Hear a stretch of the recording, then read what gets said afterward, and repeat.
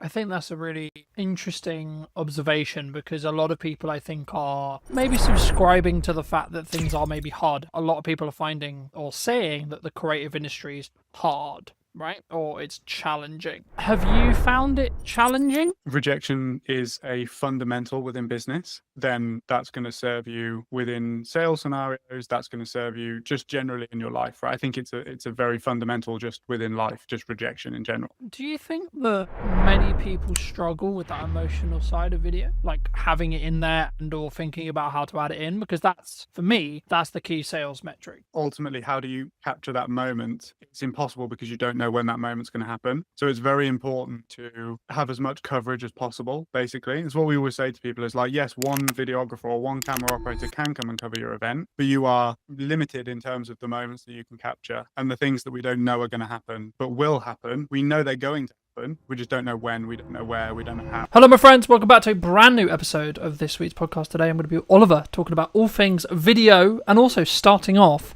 with niching because it's something that we actually both kind of do opposites, I would say. For those who don't know, Oliver, like, firstly, I guess, like, what niche do you operate in? And then secondly, why did you choose to go into that niche? Yeah, it's a great question, man. So first off, happy to be here. Thank you for inviting me on. Excited to chat to you for the next kind of hour or so about everything events and video and marketing and all of that sort of stuff. So ultimately, the question around niching, we've been doing this for nearly 5 years. We've dotted around a lot of different service offerings and niches and markets, if you want to call it that, and stuff. Really, the decision ultimately came because of the ambition that I have for the company long term.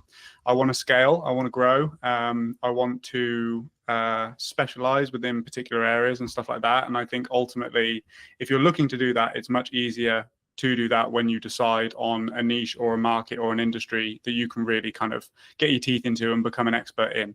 I know that it's cliche, but it's kind of that classic saying of like GP versus brain surgeon, you know, who gets paid more. And it's the person that is a specialist. I think if you had a problem with your brain, you would much rather go to a brain surgeon than a GP, and you would probably pay the money because you know that that person is going to be able to solve your problems, basically.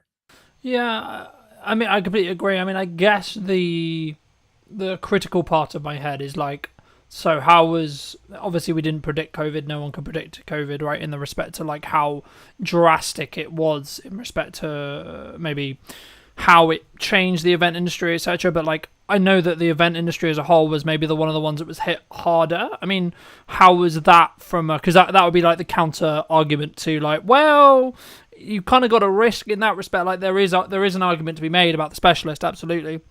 And I'm sure we'll get into that a bit more. But did you in some ways, I don't really use the term regret, but did you regret that during COVID? Well, COVID was kind of the birth of the business, right? So we were still playing around in the very early days when COVID first hit. But yeah, I do know that obviously the events industry was hit really hard. From a video perspective and a video production perspective, I do know that a lot of the agencies or production companies, shall we say, who made the pivot to hybrid production and live streaming and that sort of stuff, when they kind of had that as a string in their bow, let's say, they did really well because it was kind of a select few companies that were doing it and doing it immediately. So yes, I think you can make that argument. There is the other side of the argument that is that the events industry came back stronger probably than most industries, I would say, as well. I think that a lot of industries, let's say like high street and product and e-commerce and that sort of stuff, that was hit really hard after COVID, just because it was very much like a paradigm shift in people's minds, like they didn't need to go to the high street anymore. Whereas the events industry is ultimately built on human to human connection. And we hadn't had that for so long that I think it really bounced back quite strong. But I just wasn't involved in the industry at that point. So I couldn't really comment on kind of what I saw from a business perspective. Mm-hmm. I think that's a fair assumption. I mean, I guess I was going to bring in AI later, but I think now's a really great time. Do you see maybe an increase in demand? Because I think people are kind of going two ways with AI. Like a lot of people are utilizing it. A lot of people are using it for efficiency, sure. But maybe they're, I guess in some ways, wanting that emotional connection, wanting that human to human connection, whether that's in person or equivalent, maybe more, because things are becoming. I mean, maybe this is just a byproduct of what happened with COVID, right? Because we were all locked in our houses and talking through Zoom and this kind of thing. But for me, it was really interesting watching and relaunching this series of the podcast as a hybrid kind of approach, right? Some episodes will be like this, other episodes will be in person, etc. And I think for me, it's been very interesting to see the difference in reaction when it comes to, I guess, some people wanting to have that more human to human connection. And I'm starting to feel that there is a different energy that does actually happen when you're in person. I mean, do you think that's kind of, I guess, one of the unique selling propositions of events going stronger to stronger in respect to, like, maybe in the next couple of years, as a lot of people would say potentially the economy maybe continue to be challenging, right? I think it's something you can overcome, of course, but just to reiterate the question, do you think that more people are going to be driven towards in-person stuff, even with the advent of AI and etc.? I think so. I think that ultimately, when you have a strong trend heading in one direction, there's always a counterculture group of people that ultimately reject it. Like, think about when the internet came in. I'm sure that those people that loved reading books and kind of going to libraries and stuff like that, that had a massive boom. Ultimately, with the conversation around AI, I don't think it's worth rejecting, because it's here and it's here to stay, and it's going to revolutionize so many different industries. But ultimately, the events industry as a whole is pretty well hedged against AI, because of that human to human connection, right? I think that it will do a lot with regards to, let's say, the ticketing process, the operational, the logistics, all of that sort of stuff. I think that will really help, because there's probably a lot of human error that's made as a result of just having to check so many names and so much data, and all of that sort of stuff. However, I think that what it will do is it will weed out the events that don't really have a strong selling proposition. And I think that the events that do have a strong selling proposition, i.e. festivals, or really solid business conferences and stuff that people get a lot of value from, I think that those will be held in an even higher regard than they already are, because of the fact that it's so different to what people are used to experiencing on a day-to-day basis. I think that's a really interesting observation, because a lot of people, I think, are probably maybe subscribing to the fact that things are maybe harder, right? Like, I've been filming a handful of podcasts across the last couple of days, and a lot of the conversations I'm having in them is about a lot of people are finding or saying that the creative industry is hard, right? Or it's challenging. Have you found it challenging? And if so, how did you change, like, when it was maybe challenging? Maybe it isn't right now, but if it isn't, how have you pushed through that? And is it just because you niche specifically, do you think? I think that that's probably part of it, for sure. I wouldn't lie to myself in the sense that, well, we didn't pick events purely because it was hedged well against AI. It's just worked out really well. I think that if I was a production company, let's say, who niched into like animation or explainer videos or something that could quite easily be done by AI, I would probably have a plan B in terms of like pivoting. But I don't know. I think it's an interesting question. A couple of things that I'll say is that I think that your mindset and your perception around things can entirely dictate how hard things are for you. So if you believe it is hard, then you will unconsciously do things that affirm that belief. So I think that's something that people have to look out for. Ultimately, there is going to be, and there already is, a gap in the market for people that do things not with AI.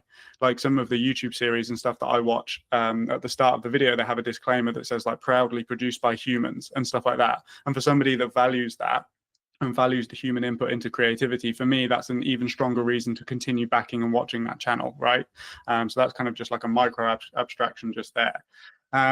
What it's definitely done and what I've seen is on the post-production side of things, we're certainly less involved than we used to be. So I feel like internal marketing teams are utilizing, let's say, like AI short form editors. But in terms of being on the ground and actually filming the events, I think until it gets to the point where there's like robots and, you know, Elon Musk Tesla bots and stuff that can kind of run around with cameras and stuff like that, I think we're pretty safe for now, to be honest. No, I agree. And I think of course, we don't know where AI is going to go, right? So it would be wrong of me to say, oh, that's never going to happen. But I think that actually, when we get to that stage, I don't believe, personally, we'll see what happens, of course, but I don't personally believe that that will be the thing that's replaced. In warehouses, yeah, absolutely. In, like, repair jobs where it's dangerous or equivalent, yeah. Soldiers, if you're going to have to fight a war, yeah, etc. Things like that, I can absolutely see. But just quickly on the event side, I mean, do you see people maybe underutilizing the concept of like a hybrid event still, because it's not, I guess, as cool, I was going to use the term, but like not as maybe ROI positive if you want to like lean into it business wise, because we're not in COVID anymore? I don't know. I think that there's still a massive use case for hybrid events. Ultimately, the main benefit being that you can attract a global audience, not just a local audience or a national audience, let's say. If you look at some of the people that are top of their game, Alex Hormozy, Tony Robbins, they always do virtual or hybrid events to a really high-end production standard, with the huge Zoom screens in the background, and you can see how many people are on the call and stuff like that. I think that ultimately, if you're going to produce a hybrid event, it can't just be 7 people sat on a Zoom call talking about stuff. I think you really have to go the extra mile with regards to like all of the energy that you would have put into the logistics and the in-person experience. If you take that energy and you put it into, okay, how can we make the hybrid experience better? I feel like you will definitely have a better event and a more engaging and valuable event for your delegates as well, for sure. I think that, yeah, I think that's the key. I think it's about like actually branching out a new audience and maybe having, from a strategic side, maybe looking at like, here's a online ticket versus here how you can be in the room, right? And having a different tier in that respect. But when we look at marketing, right now, obviously maybe we're going to talk directly at events, but like it could also, I believe, be used more generalized. What do you think event? I'll ask it in an event way, but it will probably branch out outside of that as well. What do you think people are missing in event marketing right now? What do I think they're missing? Like, what should they be doing, in your opinion, that they're maybe not doing? Well, ultimately, it's totally dependent on where the bottleneck is within your marketing system, right? This is what we say on every single discovery call with a potential client or a prospect, if you want to call them that. Like, are you getting enough eyes?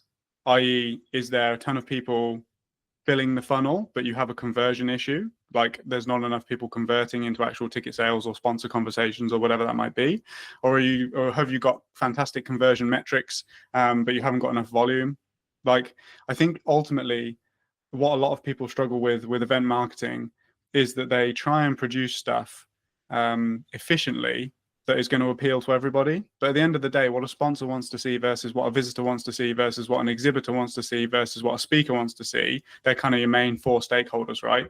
They're totally different pieces of content.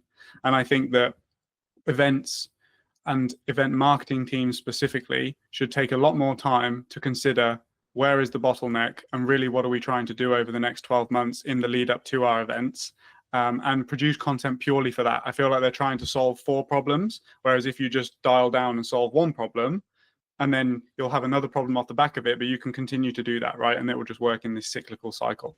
I think also one of the biggest impact factors when it comes to video specifically for events is speed to market. People are used to waiting 2 to 4 weeks to get their video back from kind of a standard videographer, but ultimately you have to like just as quick as possible, like ideally minus 10 hours, right? You need to be getting the videos out. We kind of say 48 hours is the max. If you want to capitalize on the traffic and the buzz and the selfies and the tags and everything that's happening on social media after an event, you need to be publishing that video and putting it out to your list and kind of engaging with as many people as possible to get those rebooks, because ultimately it's like somebody is so likely to rebook pretty much there and then, or like just after. If you wait like a week, the emotions have died down, the memories have faded, and you're just not going to get as good conversion, basically. Yeah. Do you think that many people struggle with that emotional side of video? Like having it in there and or thinking about how to add it in? Because that's, for me, that's the key sales metric to an extent of when you have a video. It's, can you showcase, highlight, show in a form that will then have an emotional either reaction or showing the actual emotion that took place at the event, for example. Do you think that's something that maybe some people lose, either because of the self-confidence of like, how do I capture this moment, or actually we missed the moment because we didn't predict it, perhaps? Yeah, I think it's both. Ultimately, how do you capture that moment? It's impossible because you don't know when that moment's going to happen. So it's very important to have as much coverage as possible. Basically, it's what we always say to people: is like, yes, one videographer or one camera operator can come and cover your event, but you are limited in terms of the moments that you can capture and the things that we don't know are going to happen but will happen. We know they're going to happen, we just don't know when, we don't know where, we don't know how, right? And then your second question was, That maybe it's a just struggle, remind me. like a struggling confidence, right? Because I think, like, so I'll give you an example. First time I ever filmed someone crying in an interview, I had this emotional, like, care reaction to them to be like, I should cut the camera. Now, in this context, it wasn't my set and that wasn't my call to make. So I was very, like, I need to be disciplined and not press the button. But my reaction was, this person, like, the human side of it was like, this person's clearly upset. Do you push through that? Like, do you, like, when it's more, like, emotionally charged or emotionally feel, but because I think for a content point of view, there's maybe a moral question, because yes, that footage is like really powerful to tell the story and really like useful from a marketing context. But also, I think we have an obligation, maybe as videographers or directors or whatever role you sit in production, to say, well, okay, but at what point do we say actually we should give this person 5 minutes? I'm a big advocate of forgiveness, not permission. Like, obviously, you have to ask somebody's permission in order to use a very vulnerable and emotional clip within there. I think that it's also important to explain to that person the reasons why, beyond just more ticket sales or something like that, right? If you've got like a particularly inspiring event or a particularly inspiring moment, that their vulnerability and emotion could inspire, motivate somebody else in that position who comes from a similar background and that sort of thing. But if you cut the camera, then you never have the opportunity to use that clip should you want to. So I would always say, like, I think push through it is probably the wrong term. It's more of a case of just let the moment unfold. Let whatever is going to happen, and then decide how you're going to use it later. I would much rather have it and then not use it than not be able to use it because I didn't have it. Yeah. Do you think? I mean, I know we discussed briefly when we were setting this up as well, and I'm going to get a little bit into mindset to give you some clarity. But for me, I think I've always been a very disciplined person, and I think it bridges quite nicely onto what we were discussing there about like the emotional stuff. But like, I agree with you in respect to like, if it's not, because you can get retroactive permission and with the context you're potentially going to use it for, and actually that's probably a nicer way of saying how you're potentially going to use it. But is in more generalized term, when you're looking at business, or when you're looking at maybe touching back to when things are harder, perhaps, and you need to do the extra hours, you need to do that one more rep on the sales call, or do one more sales call, one more discovery call, one more piece of content, etc. Is that just a discipline thing in your experience? What, in terms of pushing through? Yeah, just doing when it. you don't want to do something. Yeah, like doing it. So like sometimes, because for me, I have the evidence that is what will be pushing me to the point where I will be able to get the result I'm looking for, especially if my back's against the wall. And when I was like, oh, I'm motivated, that would have potentially meant I didn't do it because it's uncomfortable, right? So what in Christ, what we're talking about here is uncomfortability. And I guess, when is it appropriate to push through uncomfortability? And how does someone, if they are looking to build it, how do they build it? I think that, I mean, discipline is definitely something I can speak on because it's something that I've had to learn massively. I definitely come from a type B, go with the flow type background, and that's not particularly conducive to somebody that can sit down and work and focus for an extended period of time on things that aren't particularly exciting and aren't particularly engaging to work on. I think that what's really important if somebody's kind of getting started is to find out where your limits are. So everybody is, I think we've kind of gone through this like hustle culture. And then on the back of that, we've kind of got this, like, for want of a better word, like snowflake culture now at the moment, which is very much like, if you don't feel like doing it, don't do it. If you're, nervous, that's okay. You don't have to do things, etc., etc. There's definitely that kind of energy around at the moment. And I think that it's really useful to know where your limits are and push yourself to the edge, so that then when something like that comes up, you can ultimately kind of just look with a bit of foresight and say, okay, yes, like today I might need to work 12 hours, but that might mean that tomorrow I can only work 6. So would it be better for me to just do 8 and 8 and feel better on the back of it, right? I think that you ultimately have to go through a process of kind of understanding yourself and your energy.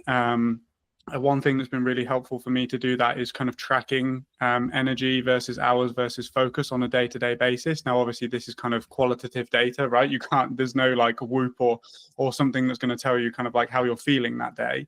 But I think if you learn to see patterns in your behavior and you learn to see patterns within the way that you go about doing things, you can kind of predict that, okay, maybe today I need to take it a bit lighter, right? Like events, to bring it back to kind of what we do, are so intense. The hours are insane. I'm lucky that I'm an extroverted person, but even I get kind of burnt out, speaking to so many, like running so many interviews in the day, asking the same questions and all of that sort of stuff. So when I come back from, let's say, like a 3 or 4 day event, I know that I need to take a couple of days, right? Just to kind of recalibrate. And I know that I need to fall back into a routine that is healthy and sustainable for me in the long run, So I think it's that push and pull, it's that balance. Ultimately, it's just a case of knowing yourself and kind of knowing where your limits are, but constantly reassessing those limits so that you are getting the most out of every hour that you put in. Does that answer your question? Yeah, absolutely. I mean, I think for me, there's different stages in your life, right? There might be, I'll use your example, like you've just come off an event, you're absolutely sort of like, this is my 4th interview out of 5 this week, right? And I'm like, okay, I'm aware that like my performance may start to like pull or start to be not as sharp as I was in the first one, so I may pull back after this 5, right?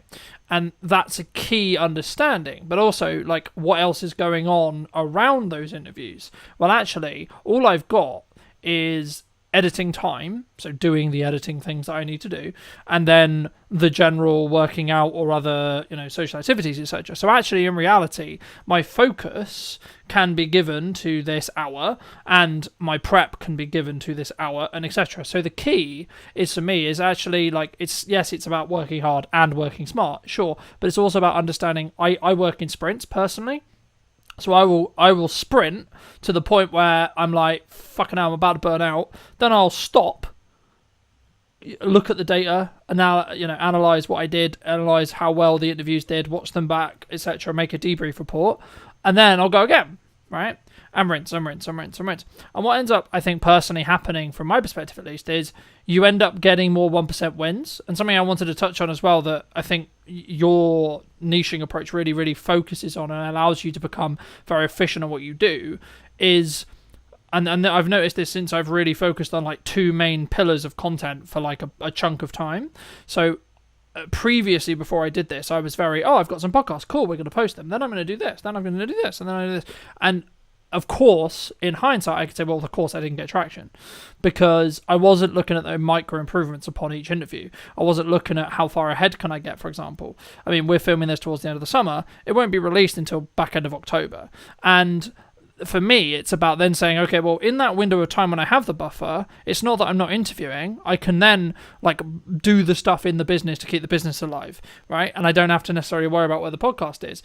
But just like looking forward specifically on ROI, because I think people will look at a podcast and maybe like think about, well, what's the ROI? And it bridges into how do you look at it from a perspective of why should a sponsor or a event provider or etc. Like, is it just a marketing budget that someone has for the event in your case normally, that's how they do the video work with you? And then if so, like, what's your ROI metrics on those? Well, it's always about value. So whenever we're in if you want to call it a sales situation, like it would be sales, right? But I'm always very keen to constantly bring the conversation back to the value that we're providing rather than the day rate, let's say, or how much or what our prices are, for example. really it's about understanding, okay, cool, how many sponsors are you looking to bring on if that is your objective? What's the standard ticket price? What's the tiers? Okay, so reasonably we can expect that if we did bring on, let's say, 3 new sponsors over the next 12 months, that contributes to X amount of revenue for you in the long run, right? So then you compare it against the value, and ultimately then the marketing budget might expand a little bit because of the potential that can come off the back of it, if that makes sense. Now, in terms of ROI, I've always found it, and it always will be, I think, relatively difficult without the advent of kind of paid ads and stuff like that to track the ROI on video content. Like, how do you do that? You just can't really, and it's always been a struggle that we've kind of faced, because ultimately there's a lot of inference that's kind of involved in those conversations. But yeah, a sponsor could want lots of different things from an event. They could want straight ROI, let's say, like if it's a bank and they just want people to come and bank with them, and they're going to put all of their money in and they're going to generate the interest, off of the fact of that being there. It could be brand alignment, right? It could be the fact that a sponsor is looking to tap into a different market, a younger market, an older market, and aligning themselves with a particular brand that carries that audience is going to do that. And then in the long run, they can expect XYZ returns for that and stuff like that as well. It could be general brand awareness as well. There's a lot of different angles, but I think that ultimately, if the event sales team dug into the sponsor conversations in the same way that we do, and actually kind of helps that sponsor understand the value that they can expect over the next kind of 12 months or 18 months if they did commit to a sponsorship package, I think that they'd have a lot more success, basically. And then you've got the video content to back it all up, right? The video content from an event is proof, ultimately, that the thing happened and it was fantastic and that it got the audience that the sales team is telling the sponsor that they got, basically. Do you think people are hesitant to pay more than, like, let's just say, for example, like, a standard videographer can do it for a price, right? And you or I might be like B price or C price, right?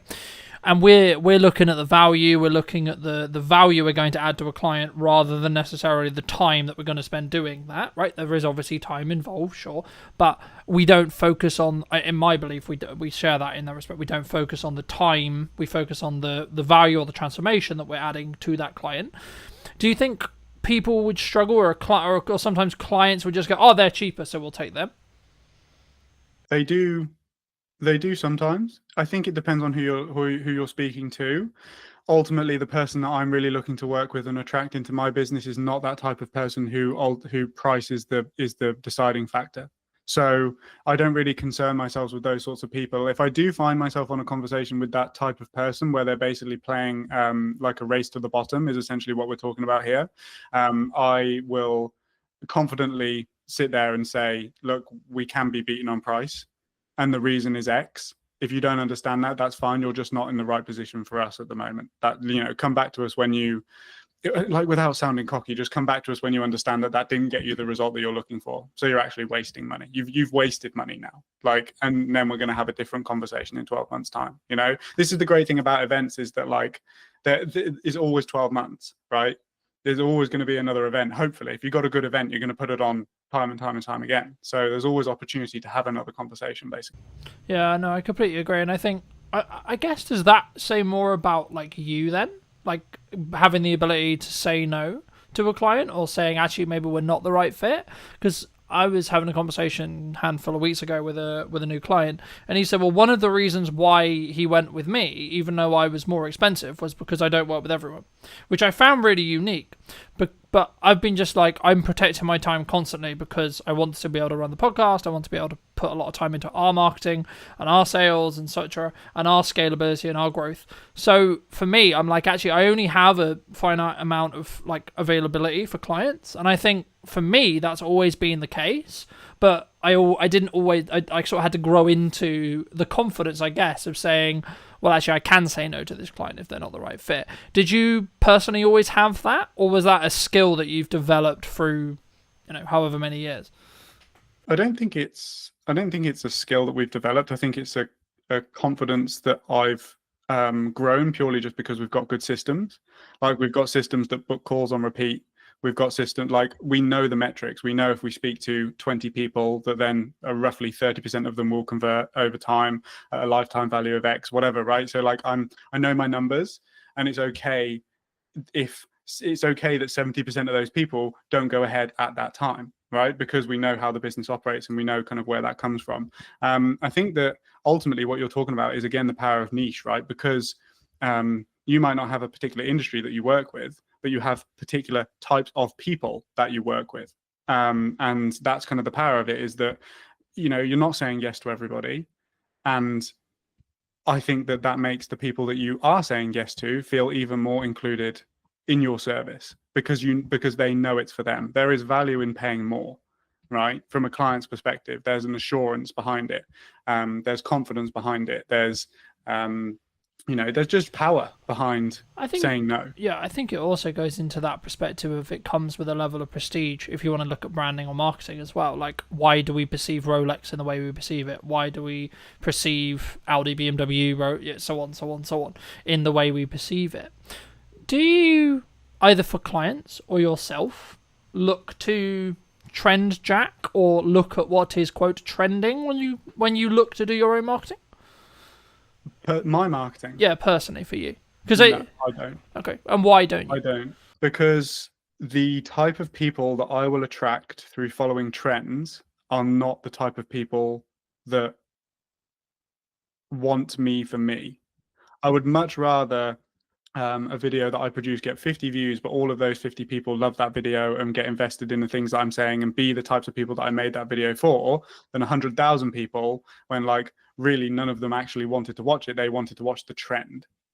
That's what they're trying to watch, the trends. They're not interested in the actual content itself, right? Now, there definitely is a place for trends. It's just such the fact that we don't have the resources, i.e. time or money, to jump on particular things. My available resource for marketing my own business is extremely limited. So I'm going to do activities that I know are going to get the biggest return. And ultimately, with a trend, I don't know whether it's going to work or not, right? Yeah, absolutely. Because I think sometimes, not us maybe, but a person, starting out videographer, starting out business, they look at the potential likelihood that they could get something to like 1 million views, let's just say, for example. And they're like, oh my God, that's going to change my business overnight. And not speaking as someone who's had a video hit 1 million, but I know people who have, and I go, how much money did you get for it? Nothing. Right? So I guess the follow-on question then, you spoke about like what's that you're only going to do the things that really work. Okay, if you don't mind sharing, what does really work for you then in marketing? Cold outbound Okay. has always worked for us, because I've always been a fan of outbound, because you go to the market doesn't come to you.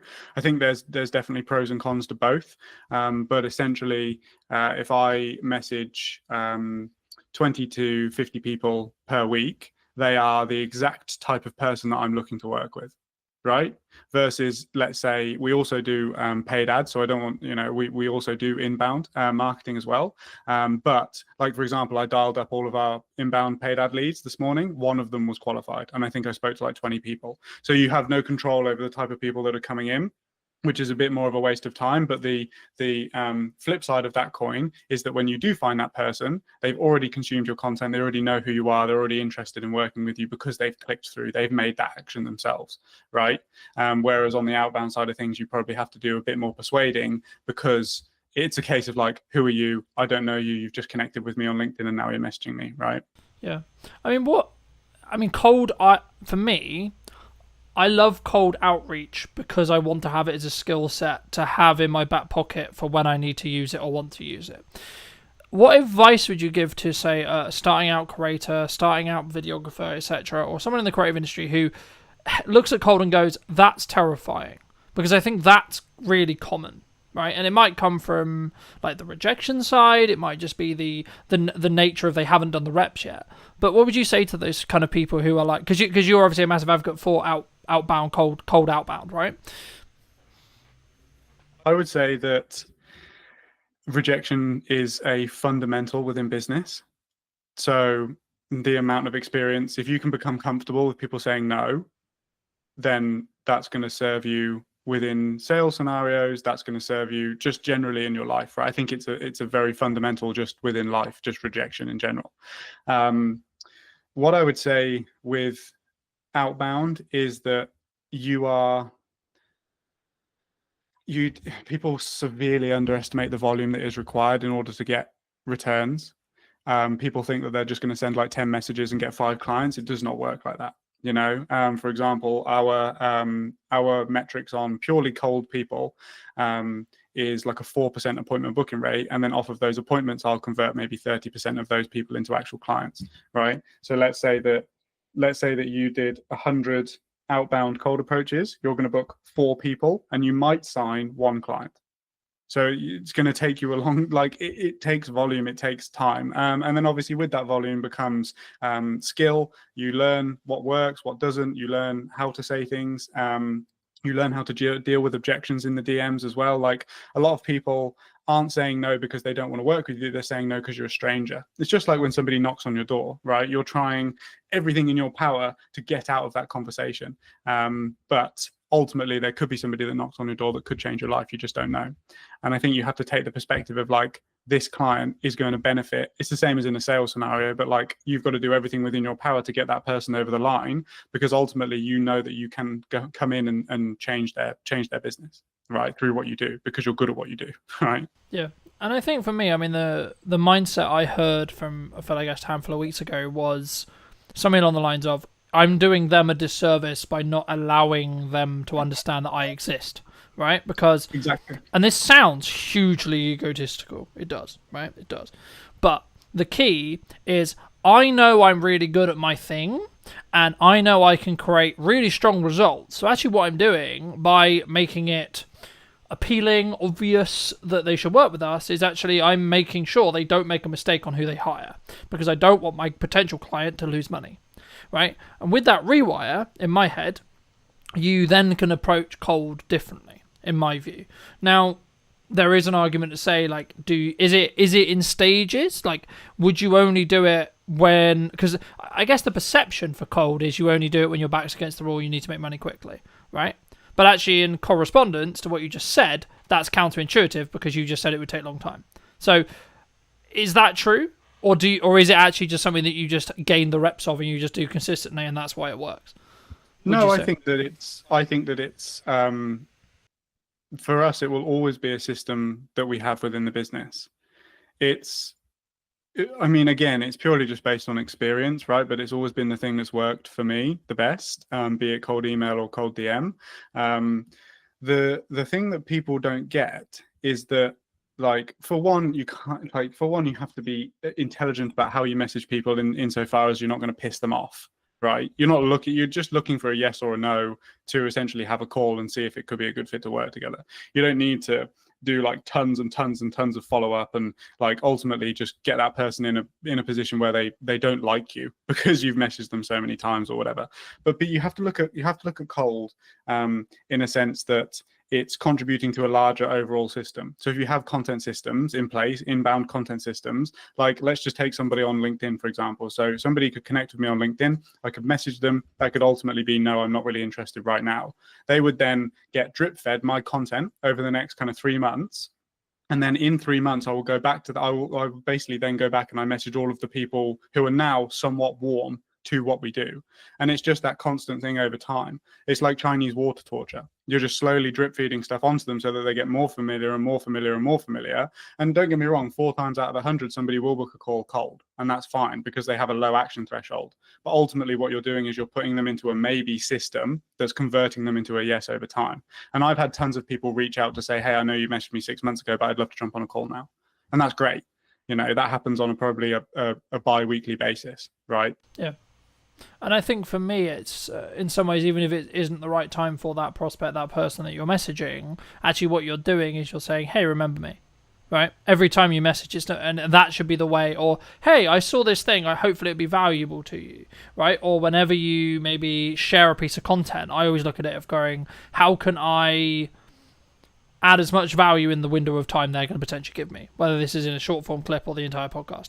And I think for me, that's what makes me maybe unique, I guess you could say, in the respect to I don't like to fluff around, and I try not to, if that makes sense. I don't like other people who do.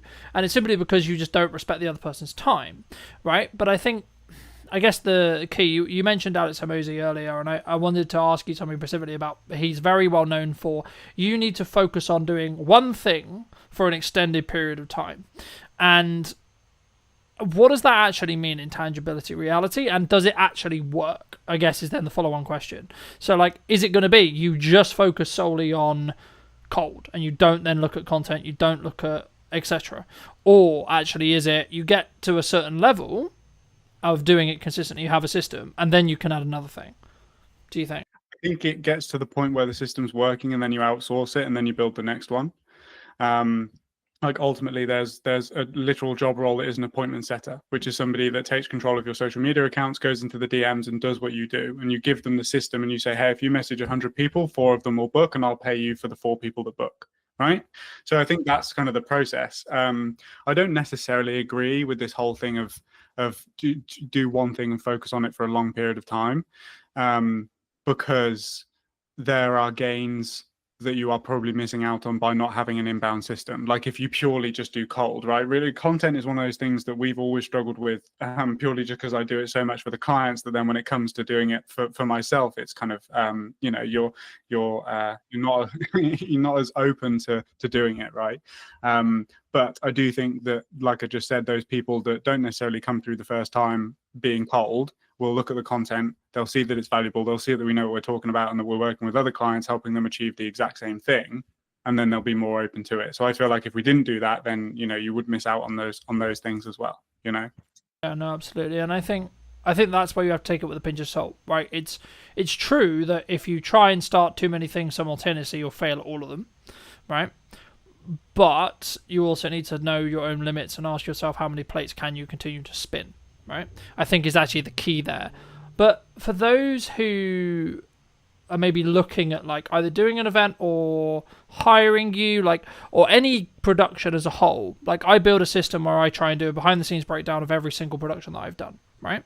And I build that very early and I build it into my sales process so the client's cool with it, the client, etc., etc.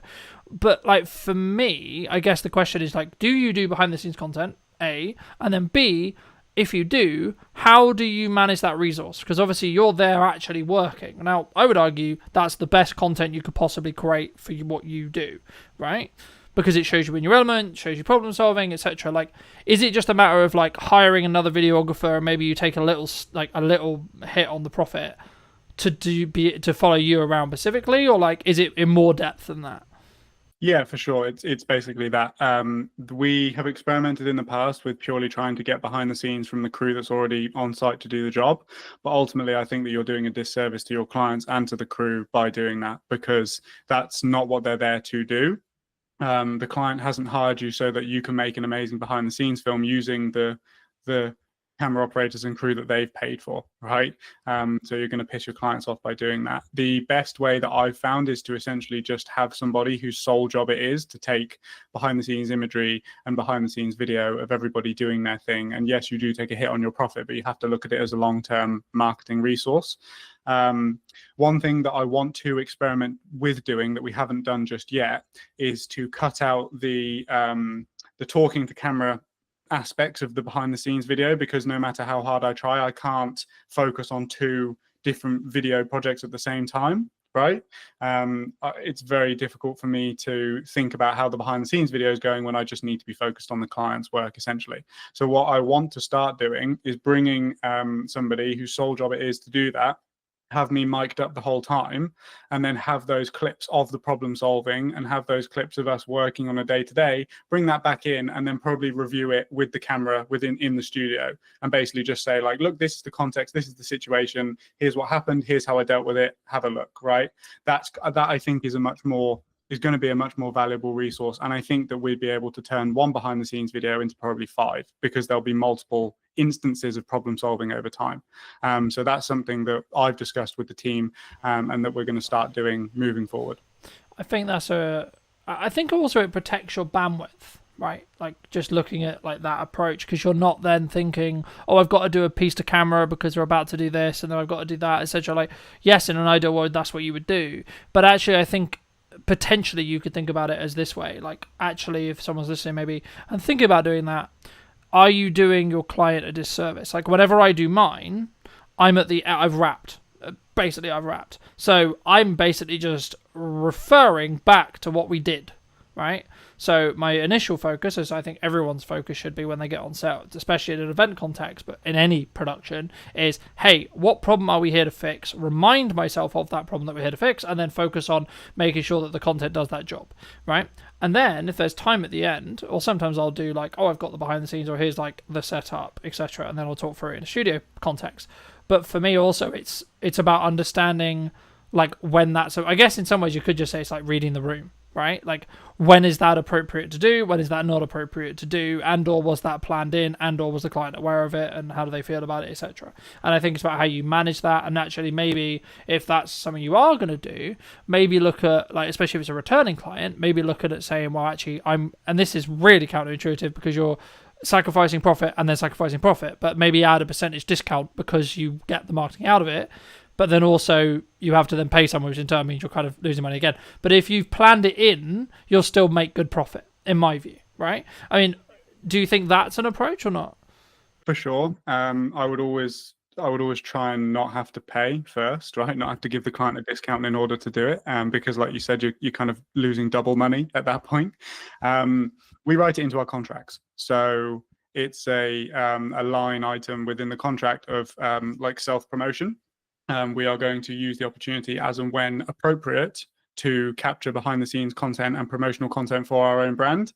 Obviously, like if people have a problem with that, I'm not going to not do a job because they won't let us do it.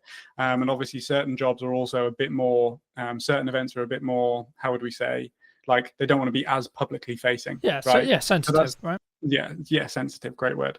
So that is that's a something that we consider as well. And it's really just like we have solid relationships with our clients. The fact that in the events industry, we have long-standing relationships, and I can just have that conversation with people.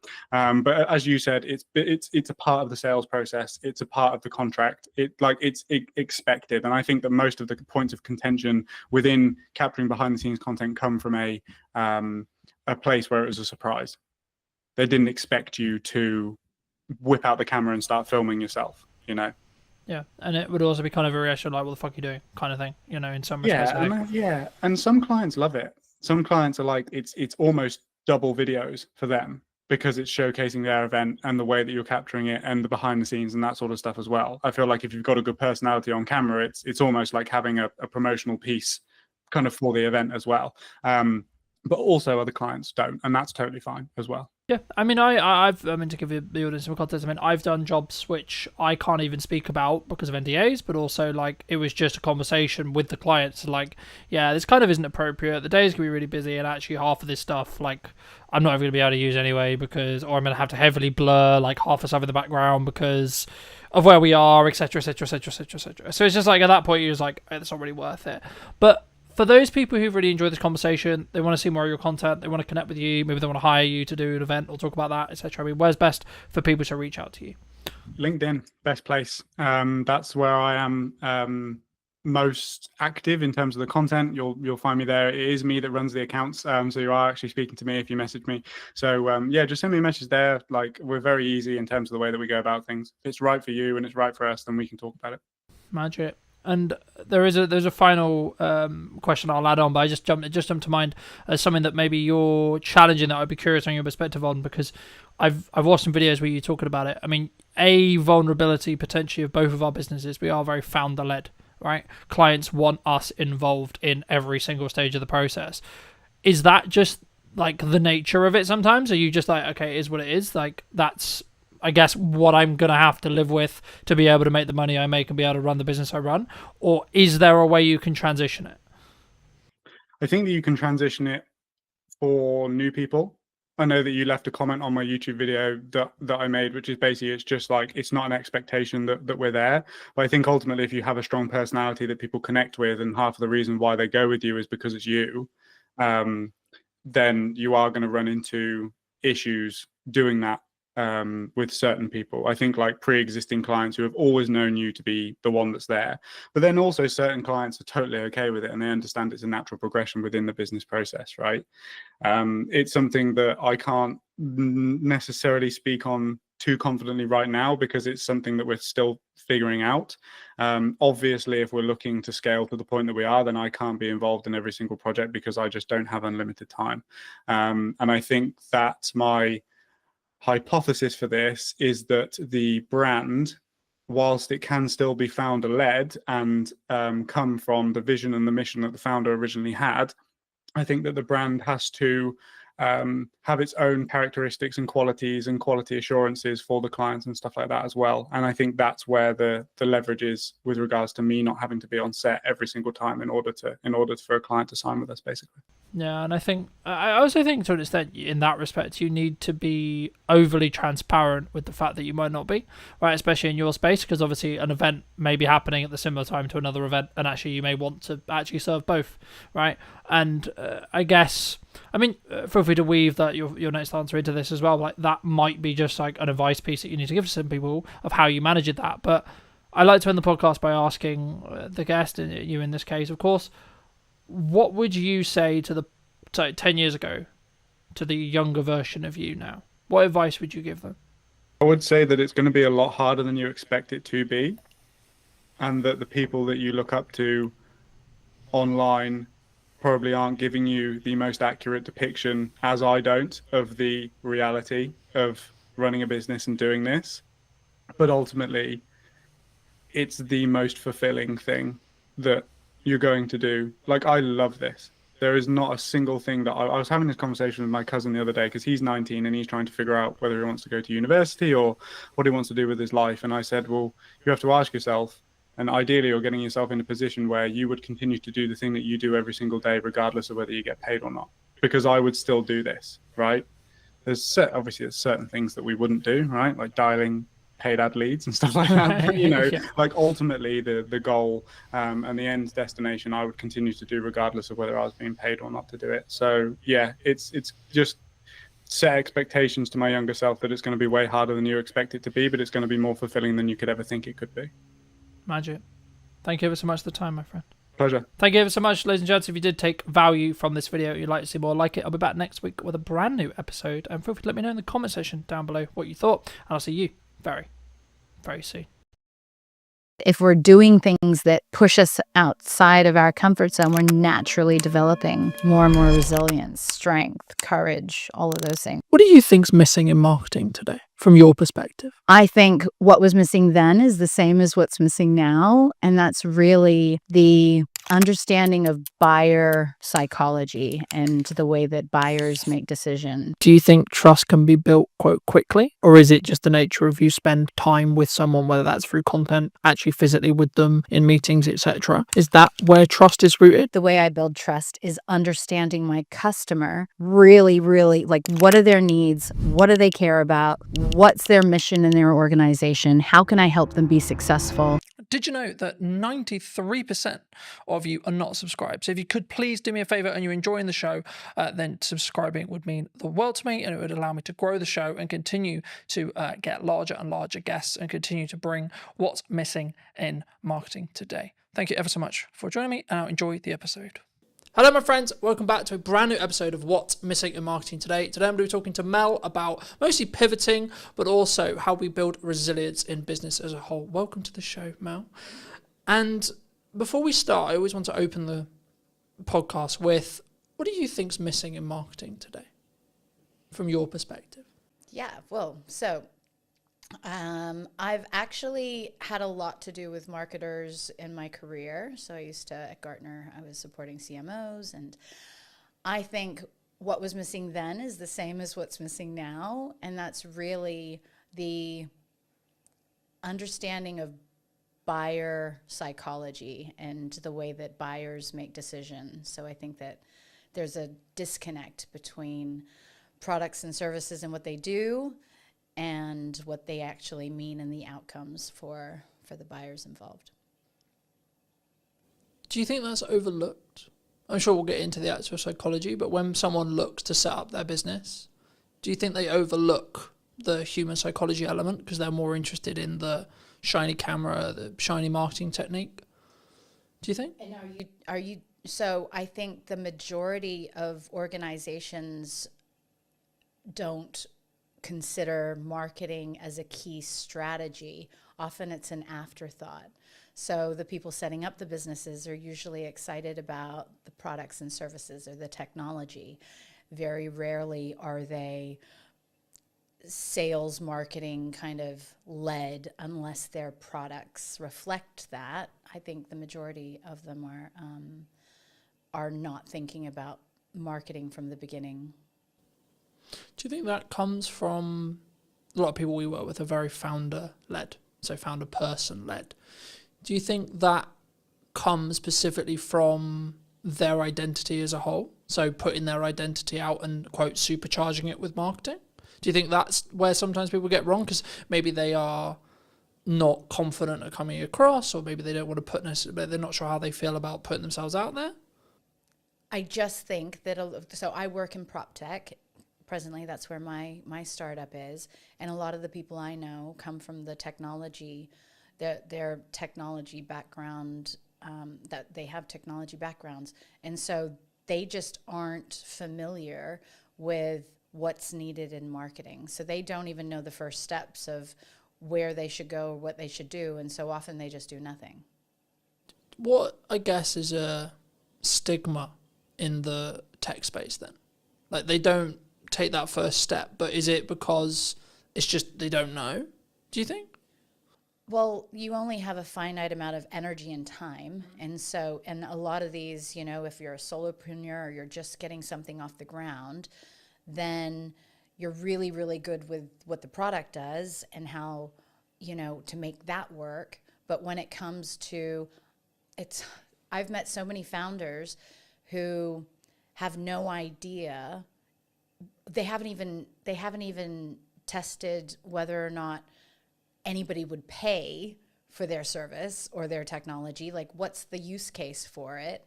And they often just jump to solution without really understanding how to get from where they are, which is the solution or the technology product, to somebody using it. And so all of those steps in between, which, you know, obviously buyer psychology and the way people make decisions and how they can change from status quo bias. So what are they doing now to where you want them to be in using your products and services?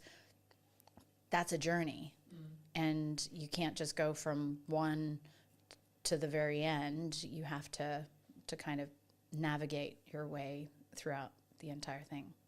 Do you think when we look at that journey that people underestimate the amount of time that someone needs to, like consume marketing or etc., or that journey as a whole they need to go on, or they need their customer to go on, etc.?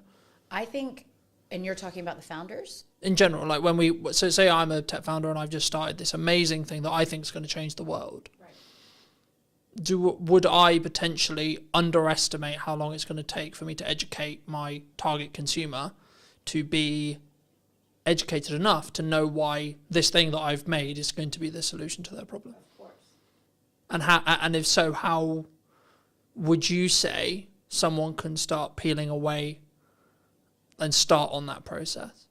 Most people don't even know the amount of different layers that they have to get through. So it's not just ensuring that you're able to deliver a message that resonates with them to pique their interest. How are you demonstrating true value? What will their lives look like once they're using your service compared to what they're doing today? How is your service going to infinitely improve their situation? All of these different things, nobody really considers them. And so I think maybe they're like, okay, we'll do Google ads, or we'll hire a marketing manager that's very tactical and maybe just looking at how they can get clicks versus really penetrating that value that they're supposed to be creating in the mind of the buyer. We talked about psychology in the opening kind of statements of this episode.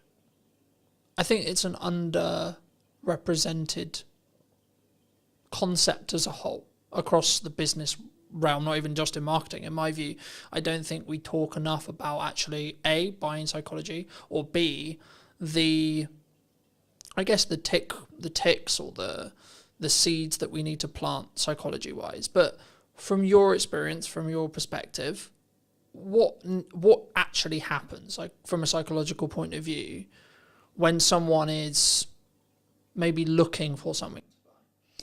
So when I was working for a consulting firm that focused purely on the psychology and neuroscience behind how people make decisions in sales and marketing, I was amazed to learn that, so we're all programmed to stay safe. And the part of our brain that keeps us safe doesn't like change. And that's just the way that we're built. So if you want to get somebody doing something new or different with your product or service, you have to disrupt that status quo bias that is designed to keep people safe. And there are several reasons why people stay with the status quo. And so if you're not being very intentional about the psychology that keeps people doing the same thing that they've always done, I mean, there's so many instances where people come out with these amazing products. This will save this amount of time. It'll save you this amount of money, da, da, da, da, da. And everybody's like, yeah, that's great. But it needs to feel so urgent and so important to them that they have no choice but to change. Otherwise, it's easier, it's cheaper, it's easier, it's safer to stay with what they're doing most of the time. Do you think we can overdo it, though, as a society at the moment? Because everyone is, like, shouting at the start of their videos, or they're making really clear statements, etc., because of that pattern interrupt bias that we're looking to break. How does someone maybe listening to this, I guess, position themselves maybe in the middle ground? Because I think if you go too far and it doesn't align with the promise maybe that you're making in sales, or the promise you're making in a video, that would then backfire potentially. For sure, but some of those people, they're not focused on buyer psychology. They're just focused on getting attention. And attention is very different from intentionally wanting to help a customer. And so if you have something and an intention to genuinely make a difference in a buyer's life world, then you're coming at it from a totally different place. The people who you're mentioning right now and capturing attention and doing all of that jazz, you may interrupt what they're doing, you may get their attention, but the trust and the rapport that you need in order for someone to buy, that's never going to be there until you go through all of those steps and demonstrate the value. And so I think that you definitely have to follow a process, and it has to be intentional and value driven. And what you're talking about just sounds like pattern interrupts that, is just more distractions that people will forget you as quickly as they stopped. I guess it comes to a longevity question. My next question was going to be, like, roughly, do you think trust can be built, quote, quickly? Or is it just the nature of you spend time with someone, whether that's through content, actually physically with them in meetings, etc.? Is that where trust is rooted, either from a psychology point of view or just your thoughts around, like, how do we build trust? Because I guess that's the next question, right? Like, you say trust is a key buying metric or key reason why someone would buy. Okay, well, then the question becomes, then how do we build trust? Well, so it just so happened that I took a different angle with this when I was doing performance coaching and sales consulting. And in the sales training for these organizations, we were actually helping sellers build trust based on personality profiles. So understanding different personality profiles and the behaviors that people would exhibit, and what they would need to see in order to feel most comfortable.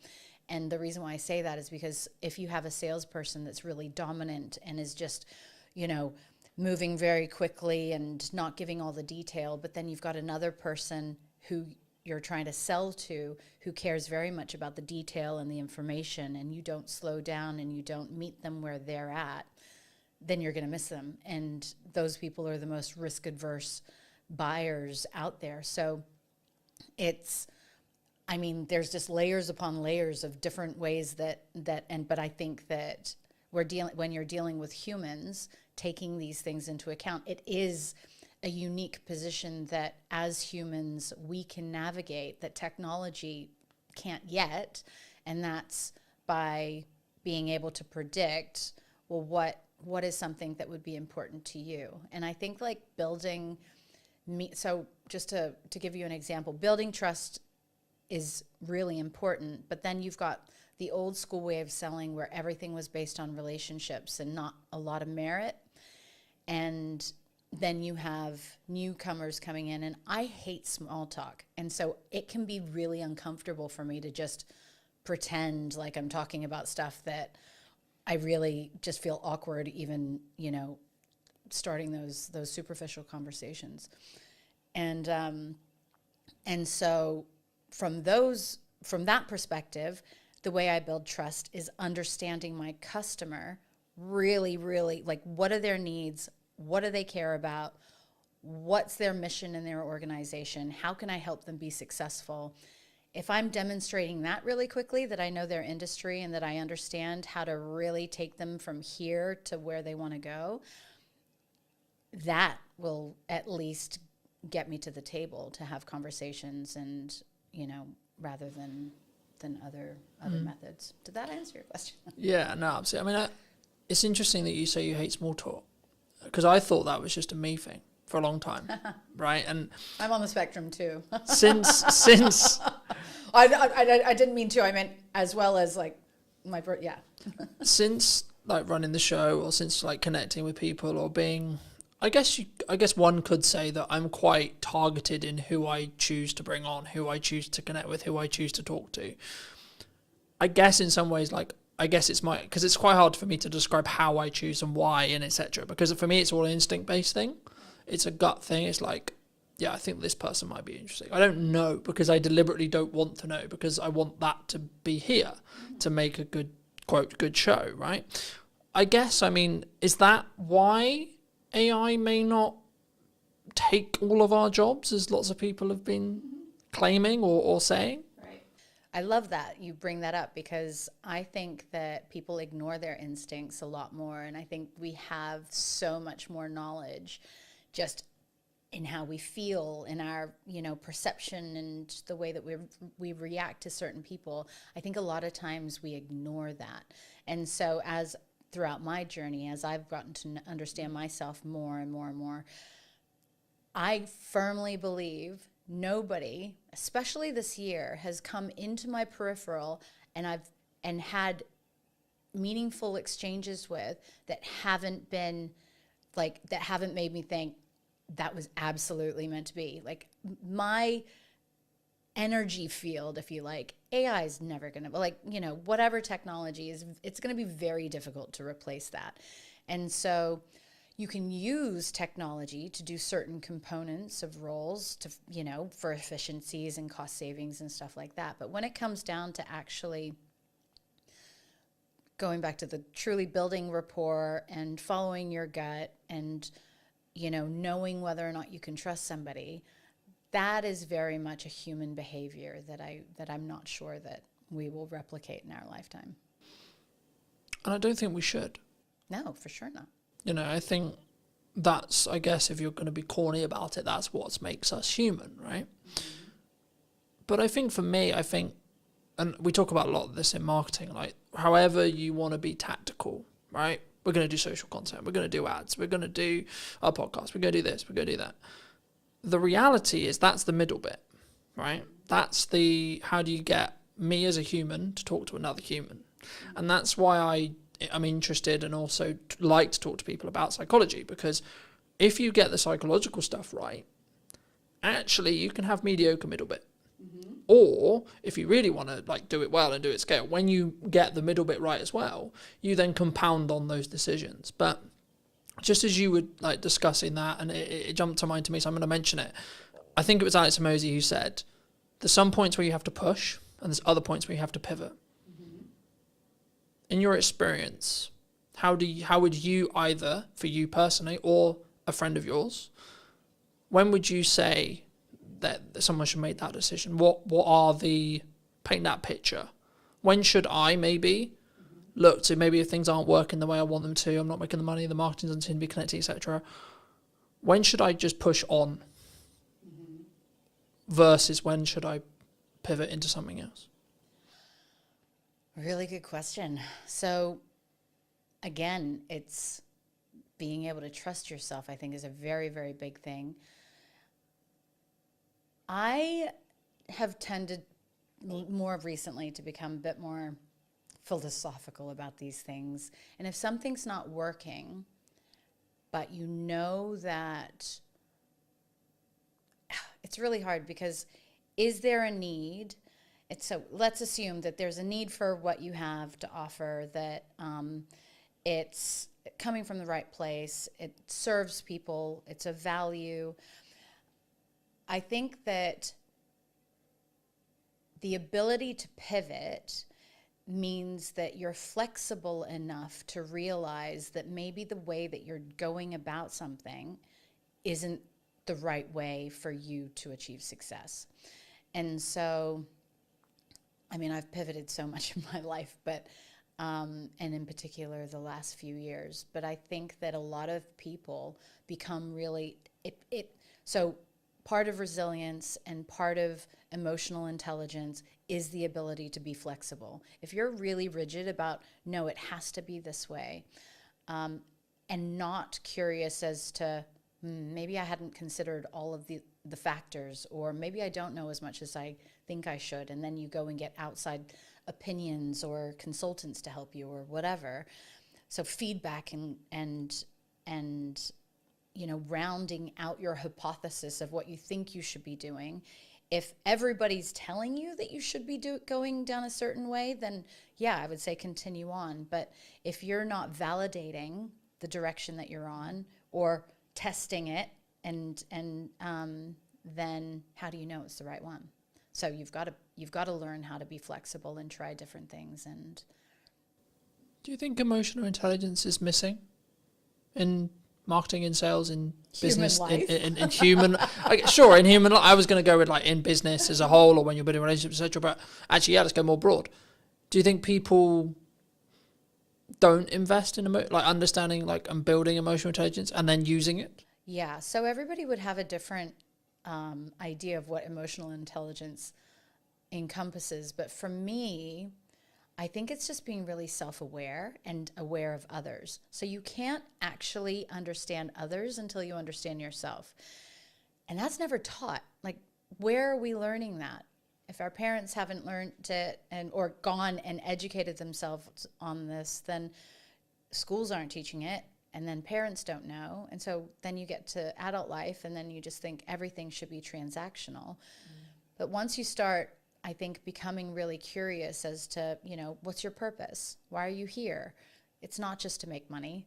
It's not just to have a house and a nice car and da-da-da-da. Like, no, the real meaning is deeper. And so I think getting to those layers means that you have to be able to sift through, I think, a bunch of junk that, you know, has kind of been piled on top of us from childhood. And then so once you've gone through a lot of that discovery, I think that builds the resilience and emotional intelligence and all of those things that make us better human beings and better marketers and better salespeople and all that stuff.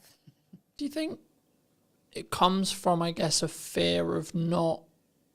Because as you were talking, I was thinking, like, does it actually come from, I'm going to make decisions because I don't want to deal with the dark stuff potentially in my head, right? The reason why I can't be emotionally intelligent is because I hire you just to do the job, right? To jump to mind from a networking thing many years ago, when mental health came up as a conversation, it was like, well, no, I'm paying you to do the job, just do the job. And obviously I don't know in this person's case whether it was they haven't done the empathy work or the inner work to be allowed to be empathetic. And I know I have some people close to me who their view is business is business. It's tangible, it's cold, right? It's transactional, regardless of how deep the meaningful relationship could be. In their view, it's just, that's cold. That is the way it is. I've always followed I'm only going to work with people who follow my values, one of which being empathy. Mm-hmm. And if you can't empathize with either the customer and or me and or the other service providers you work with, then actually I don't think you're going to show up in the best way and put your best foot forward. But also I don't think now in the market I see happening when things are, quote, harder, I think people will potentially choose the people who are maybe more soft in that respect, or more understanding, or more emotionally intelligent, you could say, than people who are solely transactional. Would you agree?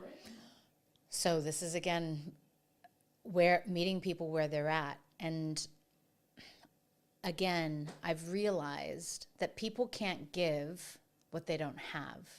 And so the people who are really unempathetic, I don't believe that that's intentional. They just haven't learned it. And so, in fact, the people who are very transactional in business and who think that it's just like money, money, money, and, you know, deals, and it's not about the people, they would be the harshest on themselves. They would probably be the least sensitive, or like they just suppress all of their emotions and whatnot. And so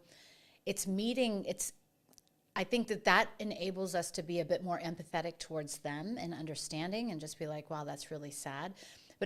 And some people have never even realized that they're going through life that way, right? So maybe they weren't allowed to express their feelings. And so seeing somebody in the workplace who's expressing their feelings is foreign to them. And so what lessons do they need to learn in order to become better leaders or better partners or whatever it is? And so I think that as we progress as humans and as we evolve, those are just, so you're a very empathetic person. That's why empathy is important to you. But the reality is a lot of people aren't taught that. You know, we're taught to hide our feelings or just get on with things, and you really never be know. Stoic. Correct. And especially in the UK. So, well, if I'm allowed to say, in England, you know, it was interesting because my family are from all over, but my father's from New Zealand, and we spent a lot of time growing up in the States. And I came up with this theory of the different mentality that you have. Because in New Zealand, actually, people in New Zealand are super laid back, and they're very, like, you could meet, and literally billionaires who you would never know that they're a billionaire. They're super kind, they're very cool, and like there's not this class system, if you like. However, they're taught to not show their emotions. And if you think about, and then I was like, okay, well, New Zealand's still a relatively new country, so's the States. And I believe that the psychology, and this is proven, that if you're around negative people, you will naturally start to become more negative. When people were leaving on the boats to New Zealand, it was, okay, yeah, we'll do this much of the same, and we'll start farms and whatever. The mentality wasn't very different. When people were going to America, it was, all of my dreams can come true. This is the land of opportunity. It was this positivity that I think you can see translate into the culture. And so it's going back to how are we teaching, and how are we teaching ourselves, and are we challenging ourselves to be more empathetic? And if that's not important, so that boss that you were talking about, or partner, the business partner, if they are at home like that, and if they're not empathetic, well, that's going to hurt them at some point, right? And then they're just going to start seeing that actually the happiest people are the people who show up exactly as they are at home, as they are at work, as they are in a coffee shop, and there's no big changes in their personality or their behavior. No, it definitely did. I mean, for me, I think that's what will allow you to stand out in a world where you can be perceived as like every videographer is technically the same. What we sell is the same. Every marketer is technically the same. We're going to sell you roughly the same thing, right? Roughly, in regards to tactics, we will. It's then, I guess, the approach and then how we do that from a customer service point of view, where maybe that's the thing that will distinguish us. The question that jumped to mind, though, for me, and this is something which I've toured with for a long time personally, but also in the people I want to work with and I work around, is should we look, or do you feel at the moment anyway, people don't have self-accountability, self-reflection on, so when something goes wrong, mostly this will be the context, like my reaction always is, what did I do? Why did it go wrong in respect to what I did? Not, oh, it went wrong and it's your fault. It's, okay, it went wrong. What can I do to make sure it didn't? Or how did I contribute to potentially that going wrong? And did I actually do my best or not?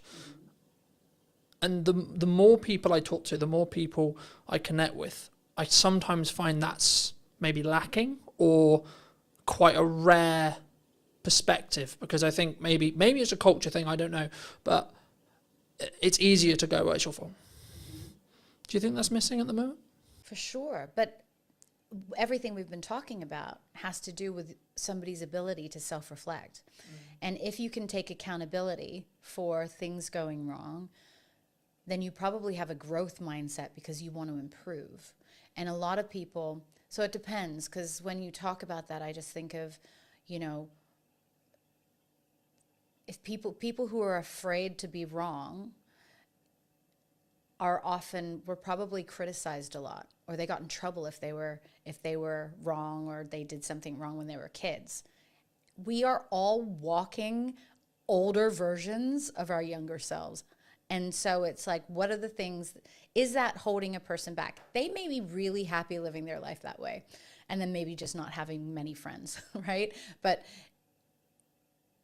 if you're really wanting to show up as your best version in work, for customers, for friends and family, then if you're not getting to some of the behavior that, if you're not questioning your behavior and how the way that you show up in the world could be a reflection of unhealed issues or traumas from your childhood, then I know it got kind of deep, but that to me is, you're only skimming the surface of what life can really be about. No, I agree. And I think, again, not taught anywhere though, mostly. I think sometimes, as I think about that, I think, well, why do I do it? Right. And I think I've been very, very fortunate to have the mother I have and have the values I have instilled in me from a very young age. And that's, I think, why I am who I am now, right? And how I show up now. But I think that's maybe, like, I'm fortunate in that respect, but I guess in some ways my assumption is, well, why shouldn't that be the case? Why isn't this taught in school, etc.? That thought process. And I guess it's a resource thing. Like, if I really sit here and think about it, like, that's why it's not. But I also don't want that to be perceived as an excuse potentially why we shouldn't. And maybe if the right people are listening to this, then I think it should be something that everyone is taught how to do, because of the stuff we obviously align on, which is, once you can do that, you can actually empathize and fully understand. And actually, to be completely honest, if you're being really selfish, you will make more money. You'll be a better marketer. You'll make more bottom line revenue. You'll be braver. You'll have more courage. You'll back yourself. There's tons of benefits. Is it a resource thing, or is it just a lack of knowledge? There are a ton of people out there that have done the work, that have invested in themselves and I guess that's one of the reasons why I built KindStay, right? So I have an incredible network of well-being experts, neuroscientists, psychologists, nutritionists, who I know with the science can help people through really, really difficult situations. And in the case of my most recent situation of being evacuated, a lot of people aren't prepared for big situations in life, you know, and or dysfunction. And so helping people with basic tools that help, whether it's using some of the performance coaching or the mindset management training or any of those things, helping people access tools so that they can learn to take better care of themselves, to prioritize their needs, to consider how a lack of sleep can have a knock-on effect of other things. Or if we're walking around with anxiety all day, what's that going to be like for the people around us, let alone the chemistry inside and all the toxins that are polluting our bodies, you know? So I think that the schooling system has a lot to learn, but I also think that the schooling system in the most basic form is totally flawed anyway, and it's kind of a structure to keep people in boxes. I think it's important, though, to, I guess in some ways, establish that if you look at traditional education, it's for the employee, right? And I guess for me, I mean, why would, I guess, a society build that? Is that because that's the odds that most people are? But like, and then I guess the follow-on question that comes from that is, for me, is it because I'm a dyslexic? Is it because of the way I'm wired? Is it because of the upbringing I had that was like, oh, actually, that's not going to be the case. That's not going to be why I potentially am going to be an employee, or why maybe I'm not best fit for an employee. Because for me, I've always understood that, yeah, sometimes I'll have to do that for a means to an end, but that's not where my quote calling is. Right. Is it natural? Is it something that we would always continue? So there are theories that, you know, the designing of schools is because it's not in the best interests of certain layers of society for everybody to be out of the box, to be creative, to be challenging the status quo, to question the teachers' That'd be easier, curriculum. wouldn't it? If you're going to go down the whole government like control thing, it's not government. I'm thinking beyond government, like much higher up. I think government's just in place for control. Now, just on the dyslexic thing, I was advised that I likely am dyslexic also, and school was very difficult for me, but I managed to BS my way through most of it. It's interesting that you say that, because I think that it's in the best interests of the haves and the have-nots to keep people ignorant. And, you know, it's until people start really digging deep into themselves and going, you know, getting curious, that we could actually break out of that. I think to an extent that's true, but I think people aren't, I also stand by that not everyone should be an entrepreneur, right? We're in a world right now where so many people potentially did think it was cool, or maybe do think it's cool to be an entrepreneur. I've always understood that, yes, it comes with its own success archetype, but actually in reality, I wouldn't describe it as cool. I would describe it as it needs to be in line with who you are, and you need to be willing to do the work.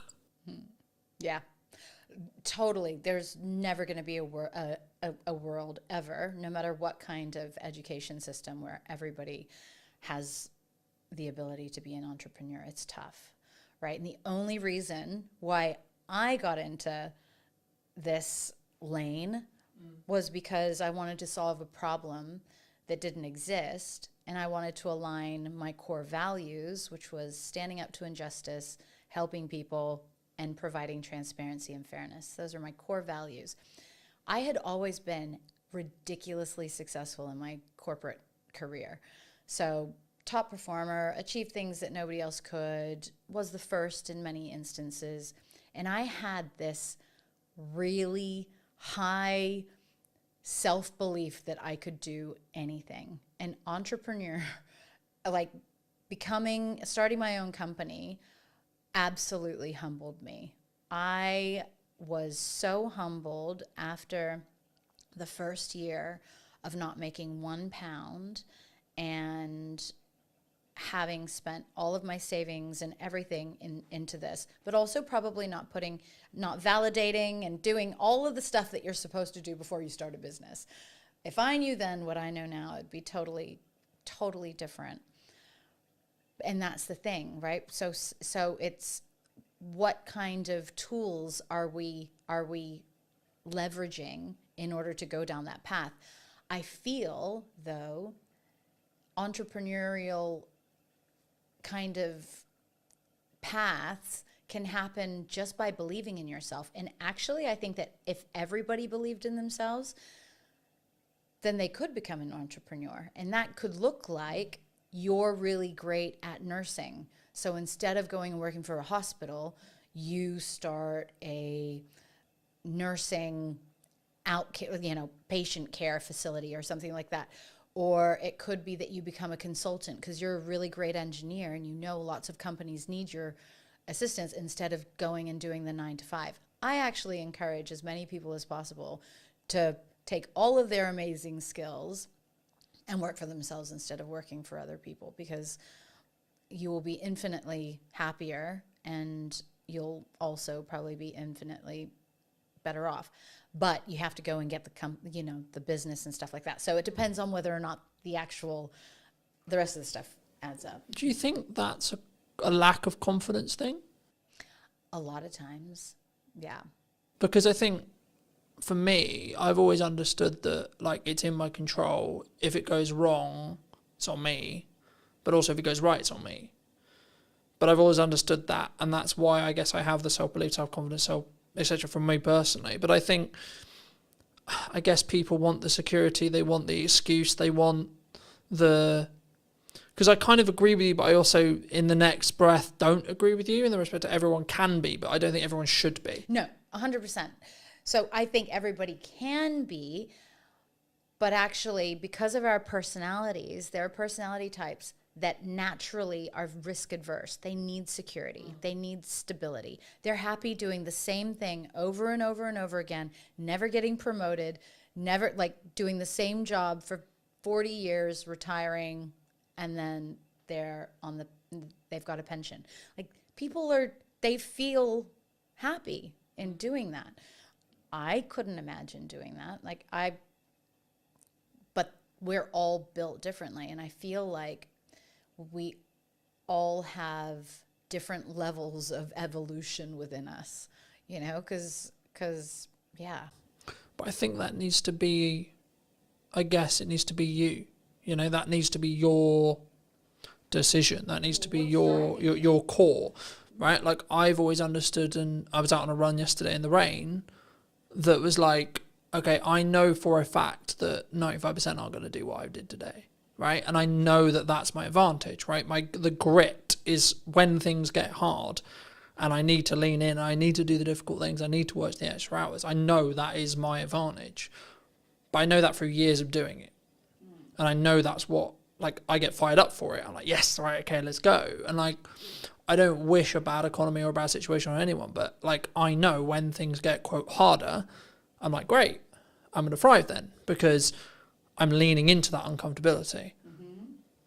Do you think naturally we pull away and we stay inside our bubble, comfort-wise? 100%. We're psychologically, we're scientifically programmed to stay safe. Now, just the exact example that you just gave, when you are pushing yourself to do things that you don't want to or that most people wouldn't, you're actually building layers of resilience and courage and strength.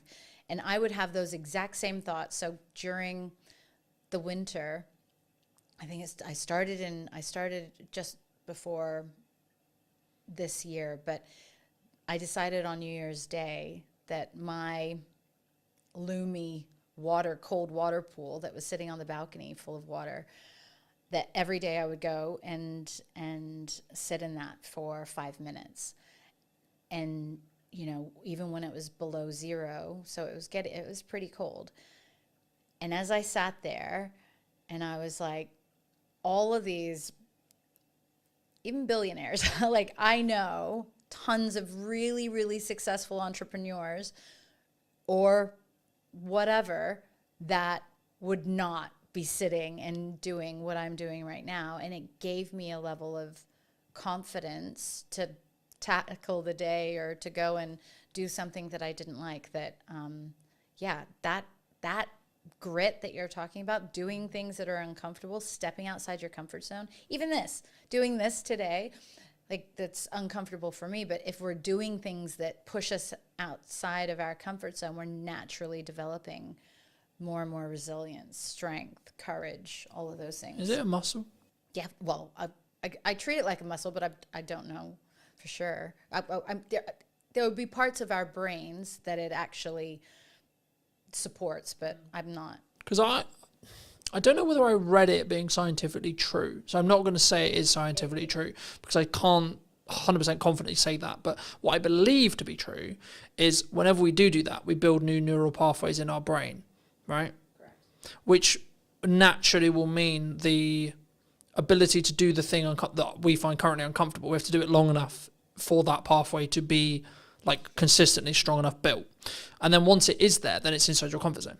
And then it will just feel like another day. I mean, we were talking about it as I was setting up, that this today, like I realized it when I was going to sleep yesterday. I was like, well, I've got a podcast day tomorrow and I'm not nervous, not nervous at all. It's literally like another day of the week for me. But I had a driving lesson yesterday morning that was really difficult mentally for me. And now people who drive every day and people who drive for years are like, well, that doesn't make any sense because driving is really comfortable with me and really works really well, but talking on a podcast or running a podcast would be a nightmare. And I think that's a really key example of someone's grit, someone's uncomfortability might be very different. And I think that's why, to circle back to emotional intelligence, that's why if you have and you can lead and you can operate with empathy, you can then go, okay, well, I might find this thing really easy, but then I can go back to when it wasn't. And then I can say, okay, well, this is how I felt when I started doing it. Maybe that will help you. Mm-hmm. And I think that will then, in some ways, make a more deeper psychological connection, I guess, is the question there. Like either in a buying journey or just in general, like a human to human point of view, like having that level of empathy, having that level of understanding, having that level of connection will then mean that you're connected on a more deeper level. Do you think? For sure. So if you're able to get in the seat of, or get into the mind of the buyer from a customer perspective and empathize with their challenges and what their frustrations would be, or some of their hesitations of why they're not immediately jumping to your amazing new service. And if you can demonstrate that you understand that, then certainly, and frame your conversation so that they know that you understand that it's not an easy decision, or then that, of course, helps people feel more comfortable. And I think authenticity is really important too. So if you're just operating at a level of you're being 100% yourself, and then you're genuinely curious and interested in the people that you're engaging with, then that'll just naturally come across. You can tell when people aren't being genuine.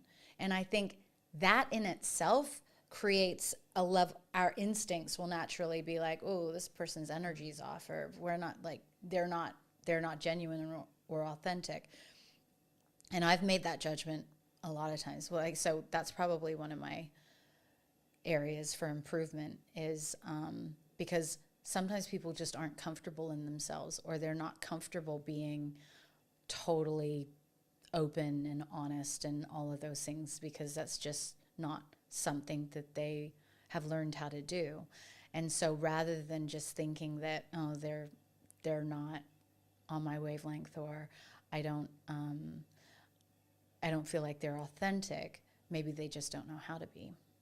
And going back to your guy who wasn't empathetic, maybe he just hasn't learned how to be yet. For those who've really enjoyed this conversation, they want to maybe hear some more from you or see some more of your content, etc. I mean, where's best for people to either see that or reach out to you if they want to? Yeah, so, well, I would say that the two things that I've did some recordings on, which was intrepid thinking around how to be bold in the way that we're thinking and challenging the way that we're doing things in order to achieve progress. So the intrepid thinking, I did put that up on YouTube, and there's some cool clips on there. And then the diversity minded podcast too, because actually being diversity, like we talk about diversity in terms of maybe more aesthetic things, but I really love being around people that don't think like me or don't behave the same way that I do, so that they can challenge my own perceptions. And I mean, not too, so if they're like really extreme in their beliefs or their views, and I don't believe that they're right, I mean, we have to have, aligned values, but I enjoy people who think differently and who show up differently, because then it helps me be more conscious in how I move and behave. And I think we never want to get too comfortable. If we're just moving through life like an autopilot, then we're missing everything. And that's definitely not a fulfilling way to live, in my opinion.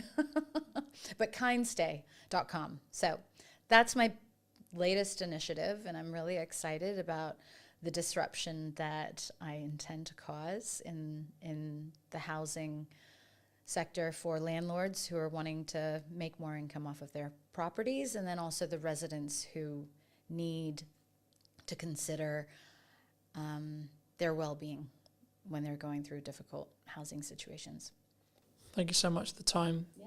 If you were going to leave or talk to the person, Mel, 10 years ago, what advice, if you were going to give advice to her, would you give? Yeah, that was probably that was the beginning of my journey of doing the hard work on myself.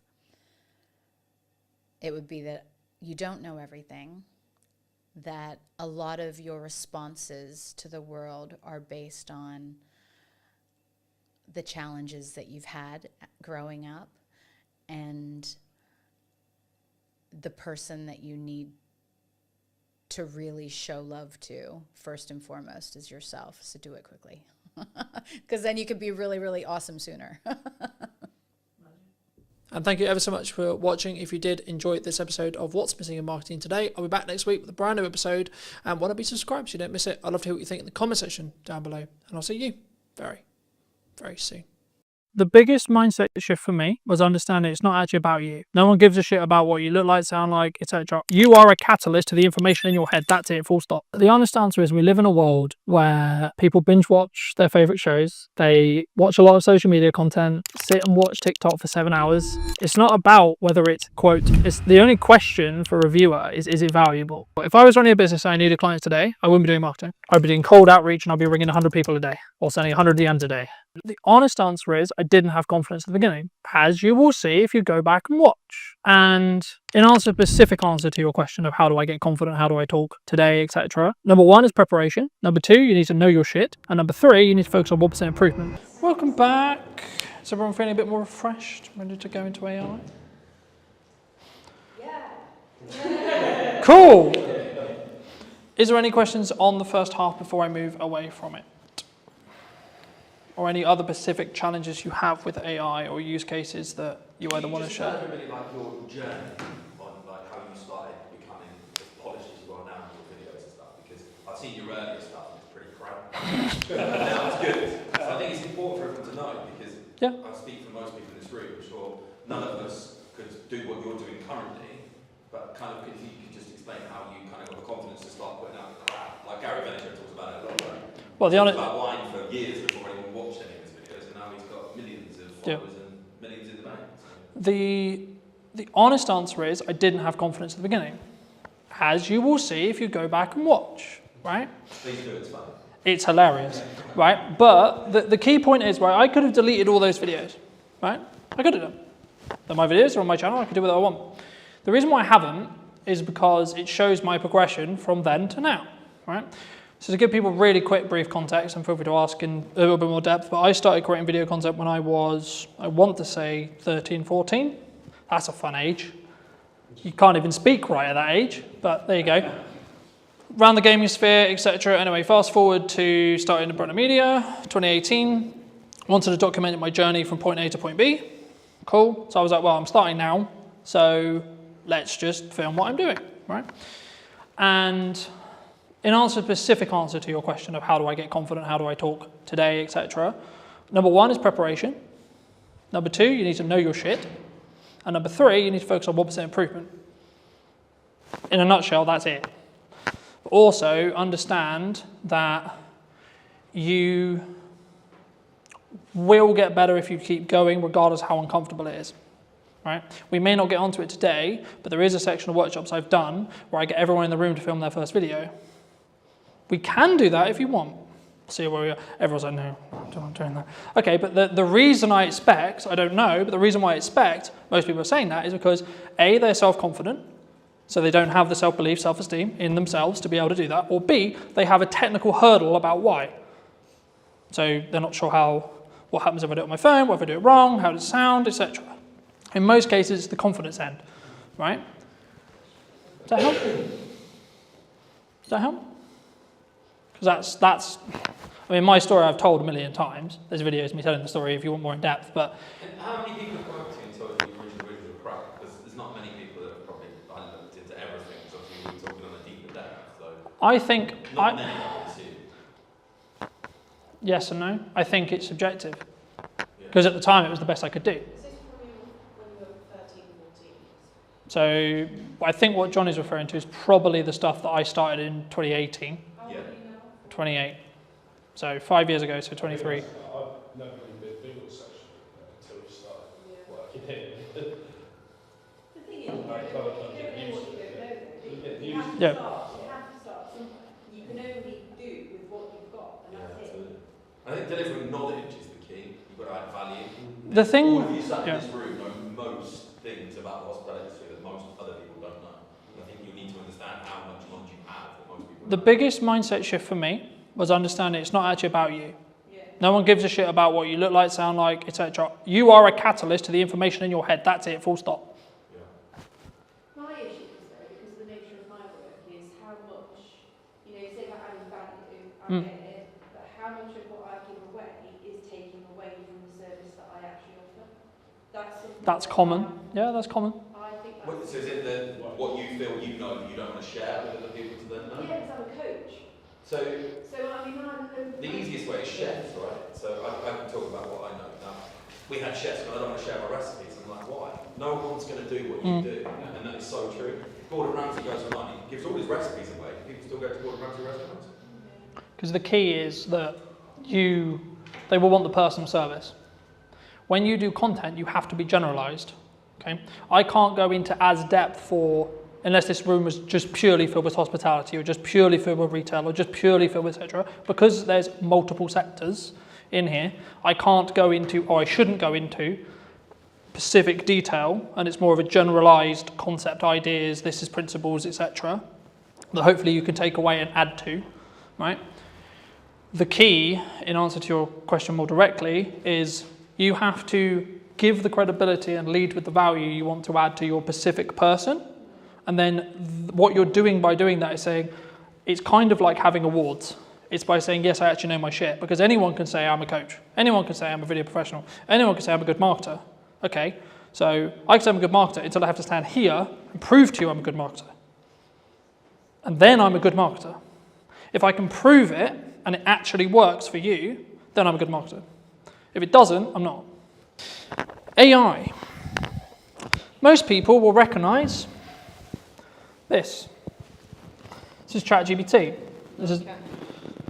It is one of many large language models, right?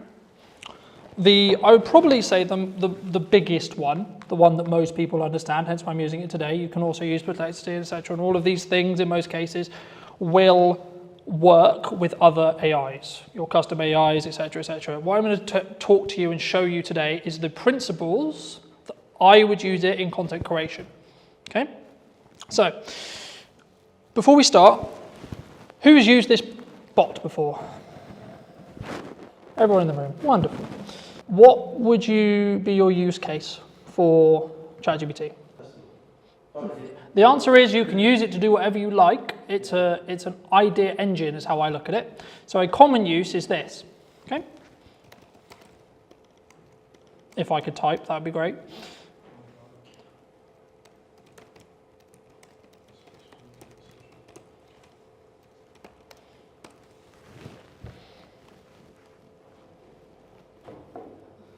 Who's typed in that prompt or something similar?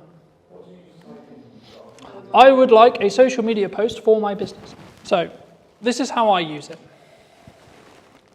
Because I'm a dyslexic, I don't like to write things because it's a nightmare unless I transcribe it. Okay? But if you have plus ChatGPT, you can talk to it. So I'll give you an example.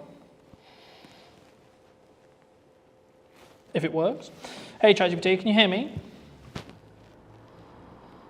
I can hear you loud and clear. Feel free to let me know what you need. Fabulous. Today I'm giving a workshop on content creation and AI use cases. Could you create me a detailed plan for a attendee to potentially use AI, things like ChatGPT, to start utilizing the tools that you can use within yourself, but also to create social media content with clear key performance indicators and pain points that they are looking to fix in their content as a whole. Absolutely, that sounds like a great workshop. So let's map out a little plan. You can start with a quick intro on what AI tools like ChatGPT can do, just to set the stage. Then dive into a section on how they can use it for brainstorming content ideas. So for example, coming up with social media posts, headlines, or even scripts for videos. Then you could move into a hands-on piece where you actually have them practice. They could bring a real piece of content they need to create and kind of workshop it using AI to help them refine it. In terms of key performance indicators, you can definitely talk about things like engagement rates on their posts, how much time they say. So then ChatGPT would list all the things I just asked, right? And that's just me talking to it. So those who are not confident and don't want to sit here and write a big article, if you're a writer, do that, right? The key when you prompt is to be as detailed as humanly possible, right? What a lot of the pain points I expect is we've written a social media post using ChatGPT and it sounds like a robot's written it, right? Yeah? Okay, so I'll do another example very quickly. Hey ChatGPT, can I please have a social media post thanking all of the attendees and everyone who attended my workshop this afternoon? Keep in mind the current tone of voice I'm speaking in and the following key points. I would like to thank the attendees for coming to my event. I would also like to summarize some of the key points that I made, such as content distribution, content styles, and algorithmic changes. Could you please draft this post so then I can share more feedback with you on this post? Absolutely. Let's keep it in that same Kind of warm and engaging tone you've got. Here's a draft for you. Hey everyone, just want to send out a huge thank you to all of you who joined the workshop today. It was fantastic having you there and I really appreciate you taking the time. We covered a lot, from how to distribute your content effectively to exploring different styles you can try out and even how to keep up with those ever-changing algorithms. So thanks for being such an interactive group and let's keep the creativity rolling. Feel free to let me know if you'd like any tweaks or changes. And if you are using multiple devices that are connected to the same Google account that you're logged in on, you can do what will hopefully now work, which is you'll be able to see the post behind me, right? So this is what ChatGPT just spoke to me. I love ChatGPT. It's like my second brain. It can be. There is things to be aware of though, and there is a cognitive question, a cognitive conversation around should you utilize ChatGPT, how should you utilize it? Because if you're getting ChatGPT to do the thinking for you, then you're not thinking. Now there is an argument, there's now some studies are coming out to say, actually, if you're using things like ChatGPT to do more advanced thinking, so that it's doing the grunt work, it's doing a lot of the smaller scale thinking, and it's opening up your brain to allow you to be able to create more, then actually your cognitive ability will be higher than you would without AI. Something to think about. When I noticed that and I was worried about my cognitive ability, I started reading physical books as a principle, because I'm constantly aware that I'm on devices all the time, right? So I know that cognitively it's going to hurt. Especially if you have specific brand guidelines or specific terminology or specific things that, like, it can get it wrong, right? It can get facts wrong, it can get stuff wrong. So it's not like this fix-all thing, it can get stuff wrong. The thing it will do though is it will be quite obvious when it gets it wrong. And it's very, especially now, it's very well known for once it gets something wrong, it will then, because it's learning from everything it does, it will then cause a trigger of getting it wrong. So unless you do what's called a negative prompt, which is saying, these are the things I don't want you to do, it will just go a bit crazy and a bit weird. Something I would like you all to do, if you have your mobile phones, laptops, etc., is either go to www.chatgpt.com or download the app ChatGPT on your phone if it's not already. And just while you're doing that, something I want you to think about is what is the specific challenge your business, your personal brand, whatever it is that you do has right now. What's the issue? What's the challenge? The thing that's stopping you from growing, the thing that's stopping you from moving forward? Is it a marketing challenge? Is it a sales challenge? Is it a communication challenge? Is it who I need to talk to, how I need to show up? Is it confident? For those who were concerned about confidence, is that the issue? Is it a confidence thing on video? And when you're ready and when you have it, all I want you to do is put that problem into ChatGPT, whatever your problem is, and then just simply ask it, can you share an action plan in as detailed as you can to fix X problem? I'm waiting for that moment people haven't used ChatGPT before, their mind just goes. So if I wanted to get a brand new chat that doesn't really know me and understand me about my business, this is the process I would follow just while you're playing with ChatGPT yourself. So the version I'm using is the Plus version that's £20 a month. But there is a free version, and the only difference will be it will change the amount of entries that you can have per month. So you'll hit the cap quite quickly, potentially. And the memory isn't as good because you don't have access to ChatGPT 5. So if you see up here, there's ChatGPT 5. If you go onto legacy models, you can use ChatGPT 4, which is their free model that isn't as shiny and as accurate than ChatGPT 5. On the paid one, if you told it something a month ago, you could say, remember that Yep. mistake a month ago, and it will remember it. It's just on the free one, it doesn't.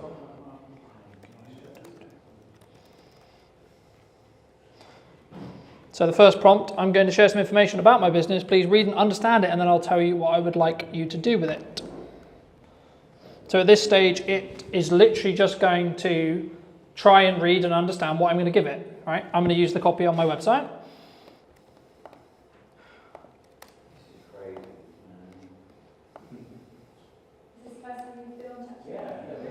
Wait till you get proper into it. It's just what you want to create.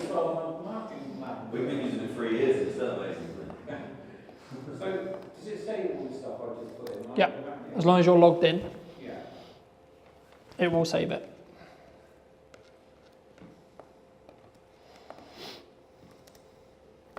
And you can manipulate is probably a strong word. If say you win an award, you can like send proof of that award to ChatGPT and say, do you not think this would be greatly recommended to people looking for X, Y, Z in this area? And it then kind of will find that on the website where, yeah, that's legit. And then say someone was looking for a coach on cognitive behaviour, it would recommend you in the area because you told it about it. It's really clever. Something else, I don't have any files on this computer because they're on at home, but something else you can do is you can click on this button here You can add files either from Google Drive or from your computer.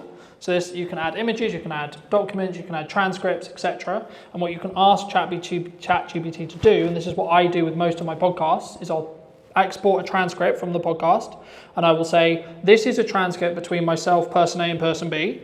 I would like you to tell me what the key takeaways are, choose 3 of them, from this entire conversation, and where the timestamps are, because in my app export, it will show at 42, etc. And then it will go through, it will analyze the entire transcript, and it will say, well, given your, especially if you have it in something which already has memory, so it already understands your context, already understands your target demographic, already understands your ideal customer, you can then get it to go, okay, cool. So I know I need to talk to these people, and I think these people are going to resonate with these 3 points. So we got 3 social media posts right there before you've even pulled any video out. You could just literally say, well, I'll give you an example of this week. I had Stuart on the podcast. We talked about AI, some of the risks of deepfakes, etc., trust in marketing and communication as a whole. So ChatGPT believes that they are the 3 key points that my audience would resonate with. Cool. Okay, so now I can pull quotes from the podcast and say, well, in this week's show, I talked about, quote, and then link out to either the full episode or use that as part of a clip that shows that quote, because I know where in the podcast it is. So when I export that clip, and as I'm talking about clips, welcome to the back end of what's called ops clips. Now, when I was talking earlier about that 1 hour conversation, 45-minute piece, this is how I create 27 or so short form pieces that are already formatted for social media. There's a couple of caveats. Up here, you'll put your full link in. So if I go to my YouTube channel, I will pull Stuart's specific episode, for example. I have already got the clips for Stuart's episode, but just for the sake of conversation. So you could do with this with any YouTube video, and the only thing I would caveat it with that you have copyright to do this with. Okay? Is it only from YouTube? Or could No, it can be from Google Drive, it can be from a Zoom recording, etc. There is certain caveats if you're a paid person or none. You can do some free stuff, and I think it's only YouTube as far as I'm aware. However, if you are on the paid plan, to get these credits up here, it will allow you to input Zoom recordings, Drive recordings, and it's called Clips. The website itself is clips.ops.pro. But if you just Google ops clips, then it will take you to the website, in most cases on first view. So just while we're there, I'll just show you what happens. So I just put Stuart's episode in. It's going to take a moment to view it. So it knows that it's a YouTube video with the thumbnail, so it shows me the thumbnail. And then if I click here, so get clips in one click, it's now going to process that video, and it's then going to take that 45-minute conversation, and it's going to extract what it believes is the best set of short form clips, and they will already be in that structure I talked about earlier. So hook, value, the only thing they may not have is a call to action, but that's where you can take that clip and either work with someone like me or yourself, add in a small call to action on the end. So AI is going to do half of the work for you, and then you can polish it. All right? How did your prompt plans go while we're waiting for this to go? Yeah. Put yourself back in, saying something like, if you love what you just listened to, like somewhere around this video, you can put that into an extra video. Depends on what do I want. So it depends on, to an extent, it does depend on what I want the video to do. If I want the video to be general awareness, I just want you to consume the content, I won't bother, right? But if you wanted to book something like this today, you would be... So then I would do, so then I would do a hybrid approach.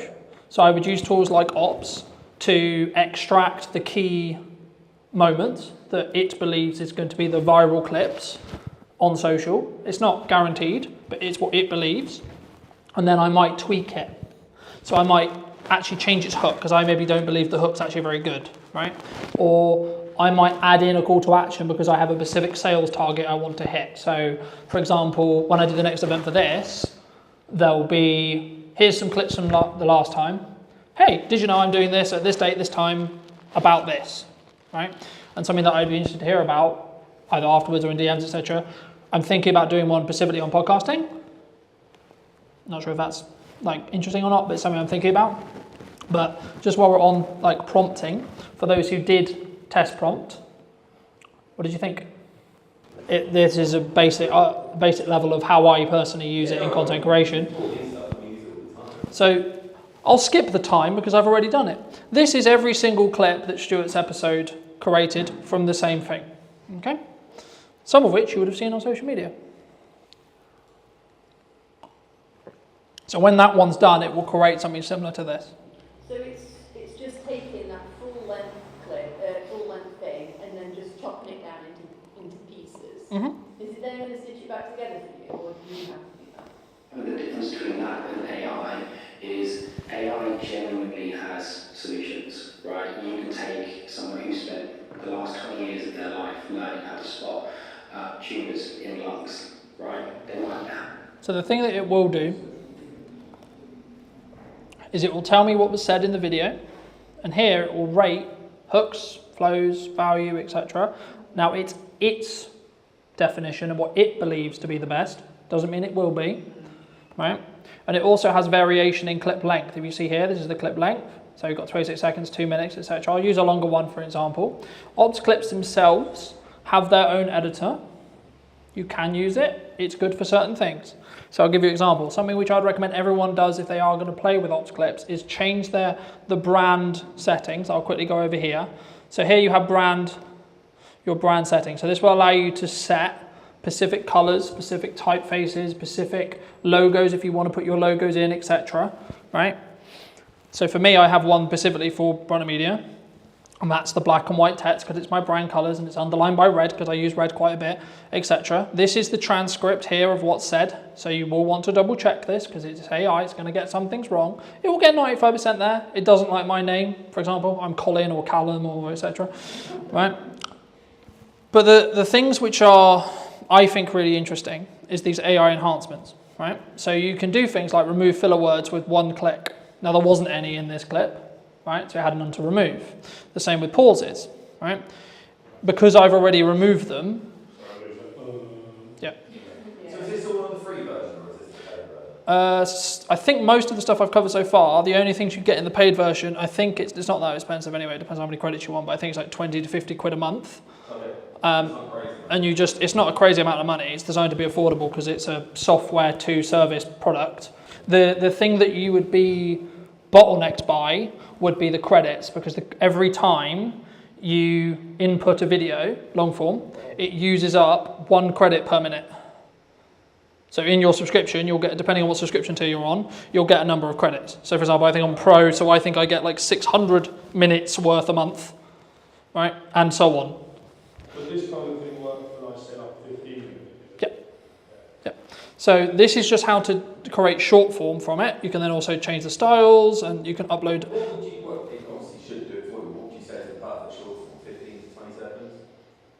As short as you can make it to get the story that you're trying to tell. With the hook, with the value, with the season, yeah. Some videos I do, some video, like this. So this is where I experiment, right? So some of the stuff for this event, the promotion stuff for this event was 6 minutes long, was the whole YouTube video reformatted for socials and then put on Instagram to see whether it would get good retention or not. In other senses, it was, here's a 20-second clip of the best highlights or the best takeaway or the etc. from today or from a podcast, etc. And let's see how that performs. So there is no like, everyone asks me, well, what's the golden time? What's the golden this?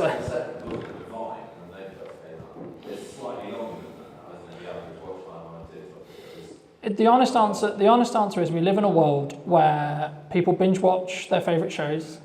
They watch a lot of social media content. They sit and watch TikTok for 7 hours, right?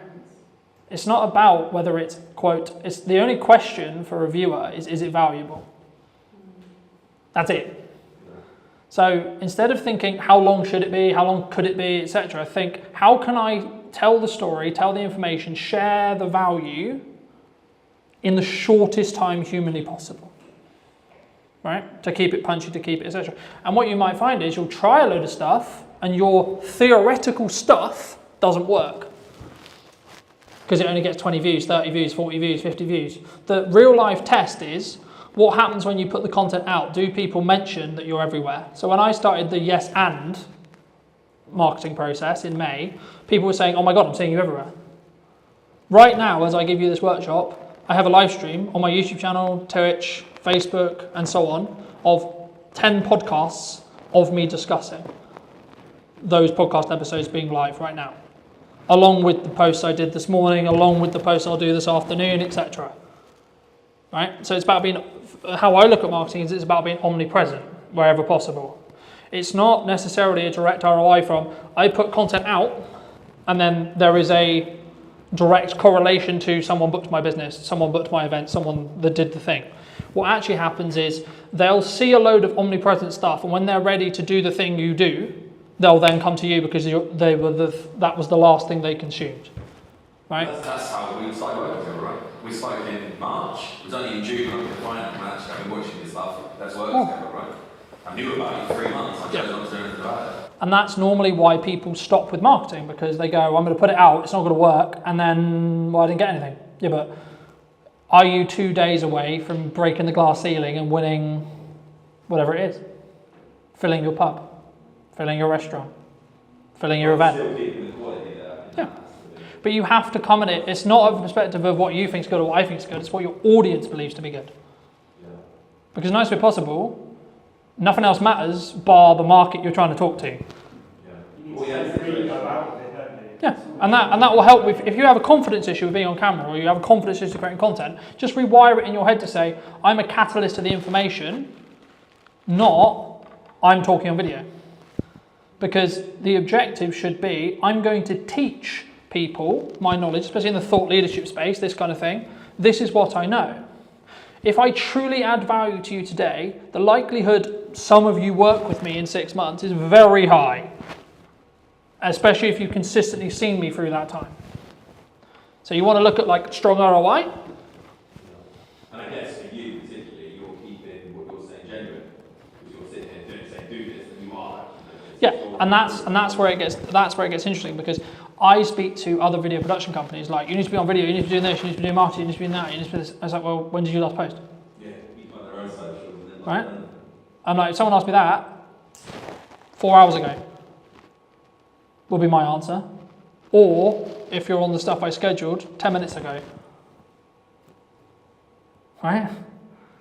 So that's when it actually then matters, because the knock-on effect, you're actually kind of saying, I don't really believe in what I'm talking about.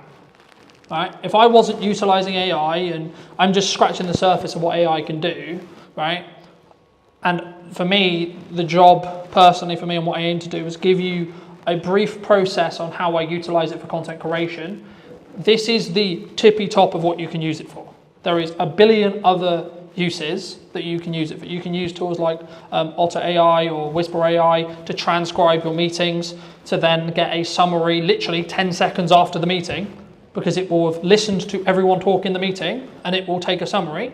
You should take it with a pinch of salt, because it might get something wrong, might misconstrue something. It's a robot, not a human, so it's not going to be able to fully empathize and fully understand. But it will take tangible data, especially if you're like, what was that number I gave? Like if you're doing a proposal, and I try to get into the habit of giving numbers, talking about the pricing in the meeting, and then reinforce it with paperwork. But if you don't remember what you said, oh, okay, you recorded it, so you can ask the transcript or look in the transcript to find what the price was. I use it all the time for that. So if I've got consent from a client that I can use a session or a piece of their session to do a blog post or something like that, then I will use Oxford in that way. It works really well. Yeah, and it's also, this is going to sound really horrible, you can fact check what someone said in the meeting, right? Of course, tell them that's what you're doing, etc. Sure, but What's the they're talking? You can't say what they said wrong. well, let's say for example, me and you have a meeting, right? A week ago, and then you come back to me 2 weeks later and say, "Oh, I'm not going." I didn't say that.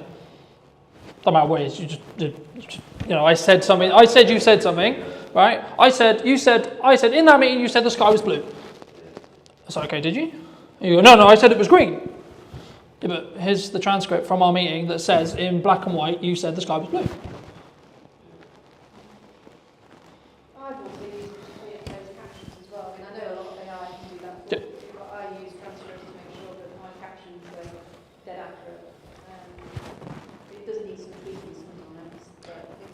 The AI ones for like ops or etc., they will get it probably 95% there, unless you have a weird name like me and it will never get it right. But you can tell it and you can tweak it. So for example, like if I wanted to change this, I can go here and I can change this, and if I don't want the percentage, it will then ask me, do I want to apply it just to this part of the video, or do I want to apply it everywhere? Now, in this case, there is no other 85%, so there isn't another section. But if my name comes up 4 times and it's got it wrong, I can change it once and it will change it in all of the transcript, right? So that's how you can speed things up. Very quickly, I don't have to do this, but I can show you. Do you want to talk about, do you know how to create an image from a text prompt? / would that be helpful? We have tried it and they don't look. Oh, it's weird. It's really weird sometimes, right? It used to like the same font. It's a bit peculiar. It's a lot better than it was 6 months ago. Yeah, some of the stuff's really good. Because they just put a camera within ChatGPT. That's what I was going to ask them about. Yep. I've not really got my head around how it works. So when AI was prominent and when it came out, there was a little trend for what I would describe as grifters who said, I'm the prompt engineer. That's my role. That's my job now. Right? Now, in reality, what actually happened was ChatGPT or an AI can prompt better than any human in this room, full stop. It can. Okay? Simple as that. So, do you need a prompt engineer? No, not really. Not especially if I can talk to it. So, I'll give you an example, right? I created the What's Missing in Marketing Today video and the what then will become the intro, but also the those who have seen it, it's a light bulb with a puzzle piece. 100% using AI. It took me 10 minutes. Okay? This was the process I went through.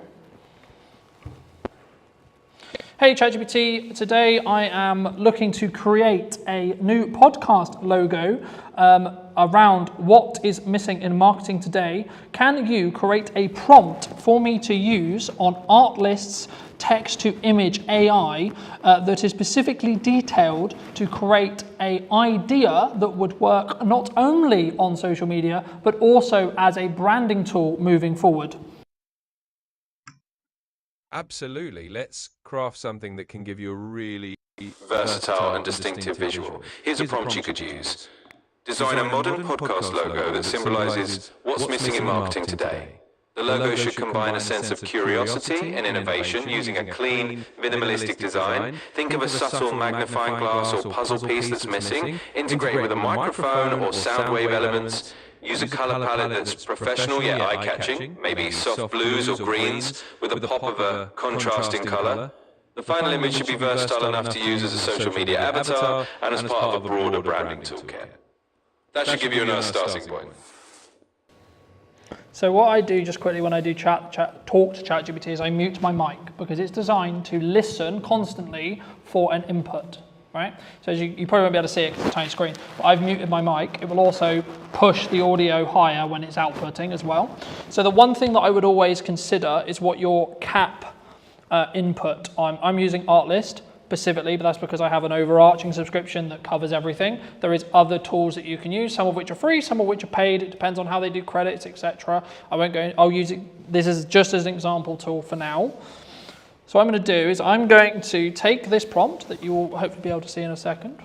And the one thing, if you are going to talk to it and you are using it on multiple devices like I am now, you have to refresh on each side because it will take some time to catch up. So it's created me a brand new chat. This is the specific input that it believes it's going to create a good image. So I'm going to copy that. I'm going to go over here. So this is the input for Artlist's text to image. This will be very similar across all of whichever editor you're using. You have specific credits down here that will show me that I've got 500 left this month. It will renew on the 23rd. Of course, you can purchase more if you need to. Right? I'm going to paste my... Yeah, so these are all different products specifically, and this is one of, I would say, the caveats or the concerns with... So at the moment, from my understanding, there isn't a specific chatbot like ChatGPT, a AI cutter, and a AI generator in one package. I think there is a gap in the market for that personally. The one thing I was going to say is the one thing you can lean into or can have an issue with is like, I've got 15,000 subscriptions to Google VO3, Artlist, ChatGPT, because if you look at the model of AI like software as a concept, it's all SMA or service as a software as service, right? So they all want your subscription, even if it's a tiny subscription, right? But just for the sake of conversation, right? You just watched me create the prompt. I'm gonna click generate. While I'm talking, it will show, if it works, what you can create. So this is a couple of examples of ones I've created in the past. So you can also use video, but it will eat your credits really, really hard because it's harder to create a video than it is an image. But these are just some examples of ones I was playing around with to see. And this is, I guess, the argument to say that, because people say, oh, what would happen in a world where AI gets so good that none of us know what's real, right? And that's where we don't really know what's going to happen. It's happening in a way. I mean, see, obviously now all of a sudden, I think you can tell a bit. You can still tell a bit. But there's so many videos you go, that can't be. At the beginning you think it is, and then something happens. Like, oh, it's fake. I didn't realise it. We are going to get to a point where AI is going to get so good, especially if you can train it on videos of yourself. For example, for me, like I've got hours and hours. Yep. Yeah. So this is a big thing for my industry. Like this is why I'm pivoting more into like marketing strategy and etc. Just genuinely because AI could actually get to the point where I can have an entire podcast where I don't even have to be there. Me and Hannah could have an entire podcast. I just write the script for, press enter, and AI does everything else. How far away do you think that is? Years? Months? How long's a piece of string? Who are you talking to? Some people I talk to say we'll be there in 2 months. Other people I say 2 years. Other people I say we'll never get there. Yeah. It depends on. The biggest thing is the fact we don't need technology change. Yeah. It's a mindset change. There's not having to. Now there is an argument to say, will we ever adopt that as a society? Separate conversation. Yeah. But just quickly on image prompting, you saw the prompt. This is what it came up with, and it took me what, 2 minutes? Right now, if I don't like this image, I can then go back to that prompt and say what I don't like about it, and I can say, okay, can you update this prompt? So, can you update this to not use the blue? Right? Let's say I hated the color blue. Right? For whatever reason, didn't think it worked, etc. It's then going to regenerate that prompt for me. I can then go back into Artlist and then I can use it again. Right? I don't think I've got enough credits necessarily. Yeah, I do. Okay. To do it. And then it will remove the blue. Okay? So it's given me some different concepts now. Now I could take these concepts, I could take it out. I could then be in a position where I pull out one of the logos I really like, tweak it in Photoshop, and if you did want to bring a graphic editor in or etc., or an actual human in, you could say, well, this is what I concepted. Cool. Can we build on that? Right? I really like, maybe I like the red, or maybe I like the fact it's a microphone, or, list what you like.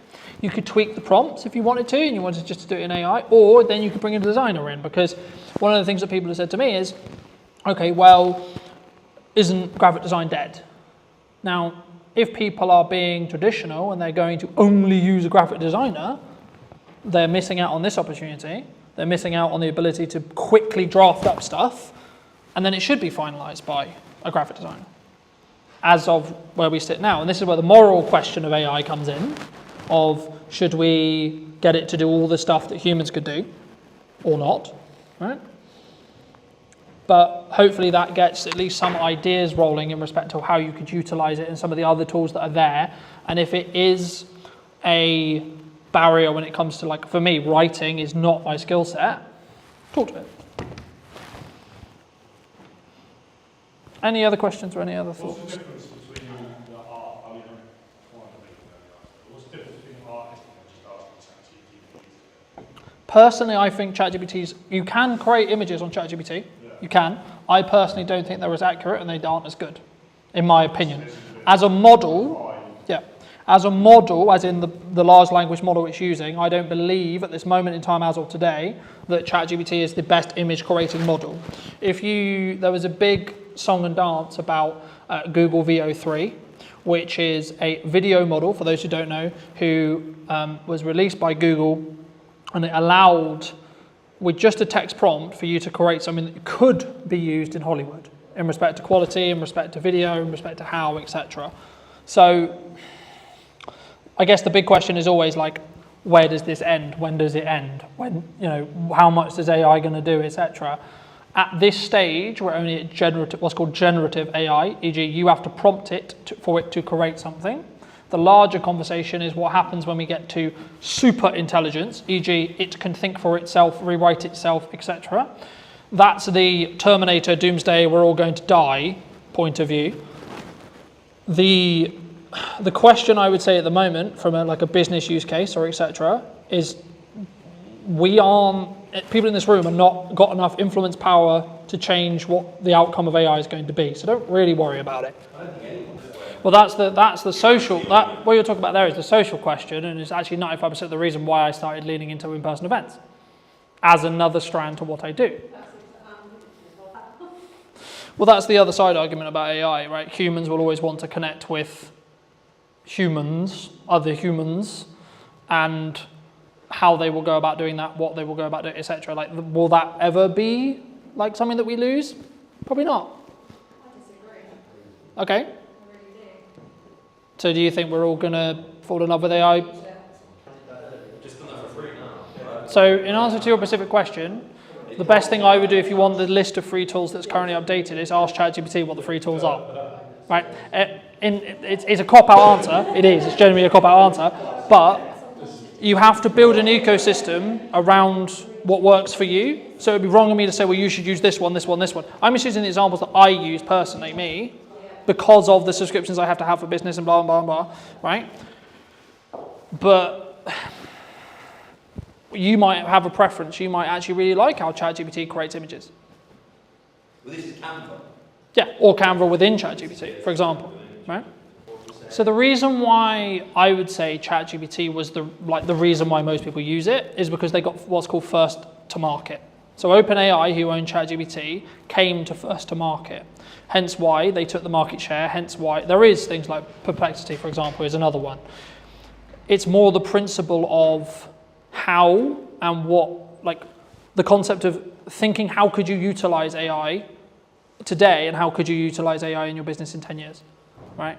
It's that process I hope I've shown you today, rather, because the problem with me doing, this is how to use ChatGPT today, this is the second we hit tomorrow, it's outdated. Because these AI is changing rapidly in regards to its capabilities, how it works, what it can do, what it can't do, what you should do, what you shouldn't do, etc. But I think just as a final point or things to potentially take away, I think for me there's kind of two questions from AI. One, how you can utilize it in its current form. Two, what it will become. And three, then the moral conversation or the human to human question around, are we all going to be replaced by human AI in that respect, or robots AI, and the conversation around, are we all going to have boyfriend, girlfriends, are just AIs, etc. I don't know, because we don't know where these AIs are going to be in 10 years.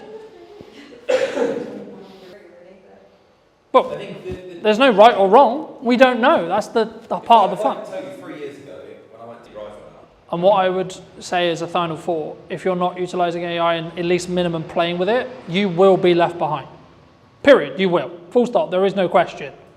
If you're not playing at minimum, I will probably say you'll be probably out of business, depending on if you're the only exception would be if you do something very, very in person, right? So if you only do events, you've probably got what we call a moat in business to be fine, right? A moat.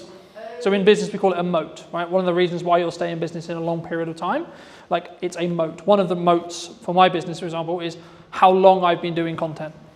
because it's what I teach. I have walked every walk there is to walk in content. When it comes to AI, the honest answer is, unless you are at the top of the tree in respect to building the large language models, we don't know where the bottleneck is. We're going to hit a bottleneck, but then the whole point of like OpenAI right now, so it's going to hit a point where it can't do something, right? So it's not able to do X or Y. We don't know what that X or Y is yet, but there will be a point where it can't do that. What OpenAI are constantly working on is moving that as far down the road as humanly possible. But they've already got 2 years in advanced AI that's not released yet. Yeah, because what we play with, that we don't know about is maths. the ChatGPT 5 I think came out about 3 months ago, which is the ChatGPT I was just showing you. They are, I believe, now working on ChatGPT 7. Well, it'll be compounding because it will A, learn from itself, and it will become more efficient about learning from itself. It depends on who you ask, because some people will. It can help to tell the platform what the post is about as long as they're relevant, but it can also skew off where it's going to send that building back onto the seed audience again. The reason why FP was used is because in the early days of TikTok For You page, it was the only way you could get your video on the For You page. Now it naturally just goes there. Right. So it's not as relevant. But so if you wanted to be shown on FYP, you had to hashtag yeah, you had to put hashtag FYP for it to be then served into the FYP, but then TikTok updated it about 1.5 years ago saying, okay, cool, we're just going to send everything to an interest-based graph in that respect. And what I would do personally is I would take a 3-month chunk of your marketing, this is what I'm doing right now, and have at maximum 3 pillars that have specific call to actions related to it. So if I wind the clock back when I was marketing this event, I was focusing on the podcast and the event and then my service. They're the only 3 things I was focusing marketing on, and I only made content around those 3 things. So I had a podcast with clips and call to actions to go to see the full episode. Then I had the event, which was, this is a summary or this is an idea of what I created, right? And this is how to create it. And then I'll be then going into more depth in this workshop of this, right? So hooking someone in, this is the problem I'm going to help solve. This is actually the solution. And then this is where you can find more if you found it interesting. And then the service stuff will either happen passively if you're only doing 2, depends on what your service is, or you can do, are you struggling with content creation? For example, in my case, here's the solution. Oh, would you like for me to work with you more? Go to the link to someone, you know. Every single thing you do in marketing should be at somewhere in a marketing funnel, right? In most cases, the content we put on social media, top, right? So you want to get awareness, then it will lead down into consideration, right? So should I work with this person? Do I like this person, etc.? And then eventually at the bottom of the funnel, this probably takes place on a landing page or a website in most cases, or through continued consumption.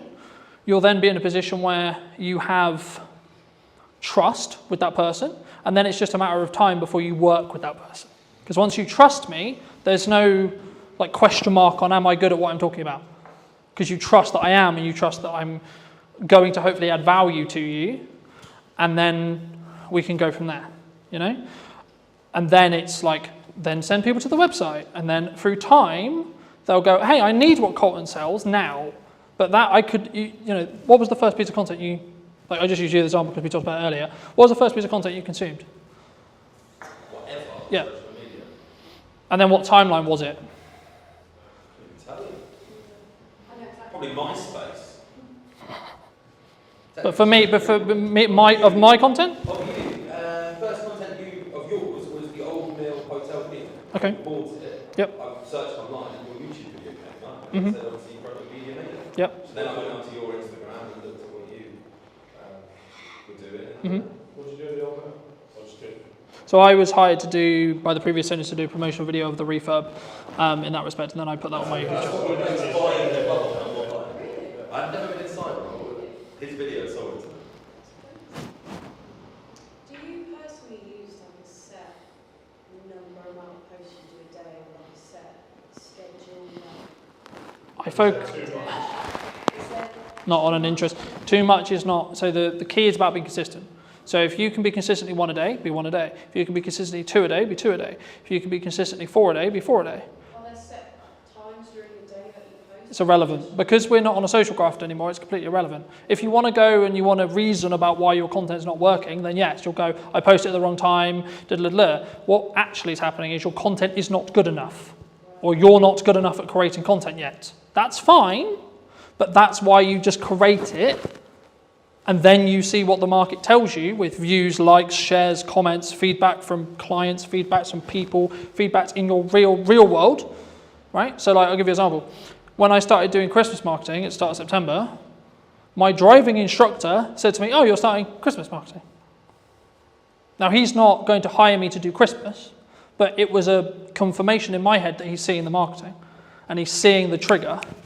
But if he's driving instructor with someone that wants Christmas marketing, they start talking about it, they go, oh, might make The whole point is to start conversations, right? Content is one part of what your word of mouth should be. Very quickly on that, your word of mouth will be amplified depending on what you do in content. You have good word of mouth, things will go really well. You've got bad word of mouth, your business will die really quickly. So one of the things that I'm thinking about now is, to me personally, how completely overwhelming all of this seems. Like, I know that you're an example of what you're doing, that's absolutely fine, but you're doing a lot of things really well, because you've got a lot of experience, and it feels so completely overwhelming, and that's what's stopping me from starting. And that's... No problem doing something. That is very common. Where do you start? How? What? Choose one thing. Just choose one thing. Our miners really well. It's like multi-millionaire, fantastic, well done. I'm not that, by the way, but... Not yet. And I'm going, right, what's next? What? Because you're everywhere at the minute. And my wife went, bloody hell, it's everywhere. I'm going to unfollow you politely. Yeah. And I thought, shit. But all that says... Because you're only getting 1,000 views, so there's only 1,000 people seeing it. That must be Salisbury based. Yeah, but it's also echo chamber based, right? Yeah, but in the nicest way possible, is your wife going to buy from me? Probably not. So me posting all the time, because it's not relevant content to what she wants to consume, she'll find it annoying. Okay, but to someone else, it's incredibly valuable, incredibly helpful. So is that reach then? But like, one of the things that I'm thinking when you say you're in all these different places, doing live streaming, to me, what that's generating is reach. Yes. And so that gives more opportunity for people to go, I need that now. Yes. But it's also a filter. So marketing, the people think we don't talk about in marketing, is the job of marketing is actually to tell to the wrong people that you don't want to work with, don't work with me. If you don't like my approach and you don't like my style, you're not going to want to work with me. But it has to be in the timeline that works. So for me to get Christmas bookings, right? So I'll give you an example. So a lot of your guys are going to think about Christmas bookings. You should be marketing that now. I've just done the agreed one because of what we've done. Right? But so for me, if I want Christmas campaigns, I need to market it in September so I can win the deals in October, so then we can execute it for the client in November, so then everyone sees the marketing in November, so then, because Christmas isn't December for buying and making decisions, it's November. Traditionally, yes, right? There's always exceptions to the rule, yes, of course, right? But in 95% of the cases, actually Christmas should be, in my case, started marketing in September. Hence why Christmas marketing is now started in September. So what you want in 3 months, you should start today. That's the thing you should be marketing today. So the commonality in most businesses is, I'm running out of money, I don't have enough work now. Well, unfortunately, that's too late for marketing to help you. You have to go into what I call into the trenches and cold sell an offer quickly, because you don't have the time for people to see the marketing, think about it, consider, and then buy from you. But if you're in a position where, actually, I'm good for 3 months, you should still be marketing now because you don't have work in 3 months. Okay, cool. Right, so where do I want to be? So I already know what Q1 and Q2 is going to be from marketing, like those 3 pillars. I already know what those pillars are. You don't know, because I haven't started it yet. Second we hit December, Q1 starts. Second Christmas is done, in regards to my marketing plan, the plan for Q1 next year will begin on my marketing. But that's because I'm always front loading it, right? So a lot of the content for this event went out over the summer because I wanted to sell it in September. My view My view personally, do one really well instead of doing 5 really badly, right? Something that I struggled with personally a couple of years ago was, I'll go to networking, I'll do content, I'll do a podcast, I'll do this, I'll do that, I'll do this, I'll jump around with a banner, I did all of them terribly, so the results didn't happen. The moment I focused on, I'm going to do content and content only, I got more deals, I made more money, I did less work on actual serving clients. What happened just before you decided you were going to do content only? I asked myself personally, what do I want to spend my time doing? Me personally, what do I enjoy? What do I enjoy doing, and how do I feel I can amplify what I'm doing? Content's incredibly good to doing a message to many people at once when it comes to scaling time. You might actually find, fucking hell, I hate the idea of content. But I'm really good at having conversations, I'm really good at talking to people, just generally, okay, go and network. You don't need social media, you don't need ads, you don't need this, just go and network. Pay you to. Yeah, and pay me to. I can't do that, but there we go. Or you might go, actually, I want to get better at content, right now I'm shit. I promise you, everyone was shit, including me. Genuinely, go and look at No, please, seriously, that's why those videos are there. They are shit. But I have a journey that I can now show you. Here's me in 2018, here's me in 2019, here's me, shit, we have a pandemic, I just went full-time, fucking hell.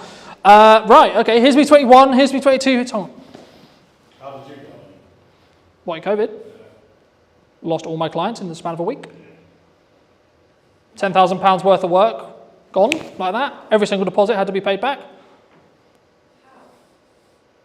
We can't do it, we don't. We're terrified the world's about to end. We all think we're going to die of an unknown virus. The one thing you're going to go and do, oh, you know what I'll carry on spending money on? The future of my business. I don't know if there's a future of the world right now, bruv. We were too busy pouring beer away. COVID was a fun time.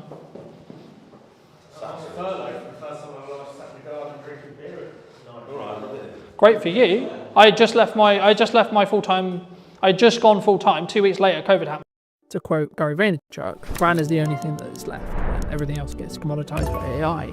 Ask yourself, do I want to or should I be doing it? Do I need to do it? Is this vital? What's the outcome? What's my why? There is a lot of questions you should be asking. When you focus on those metrics, when you focus on having a very clear vision on where I was in comparison to where I am, rather than I'm going to focus on where I am versus where you are. One of the things you can do is look to others, see in them what you want to be. Look at someone you admire, look at someone you don't, and make a checklist. For people who are concerned, right, who maybe are listening to this and going, okay, well, what do I need to do? Should they pull back? Should they not be as visible? Should they not invest? I know the feeling of this is not going to work, or this will work. What if I spend 7 days on it and then it turns into nothing? Well, at least I've done it. I've ticked that box. I'm never going to know if it works or not if I don't try.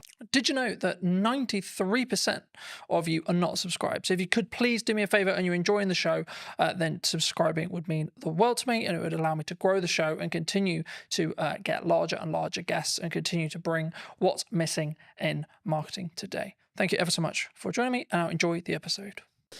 Hello, my friends. I hope you're well. I hope you had a fantastic day of your night. Today, we're back with what is missing in marketing today. And so I'm going to be talking to Sarah all about, I imagine, photography. But before we start, what do you think, Sarah, from your perspective, is missing in marketing today?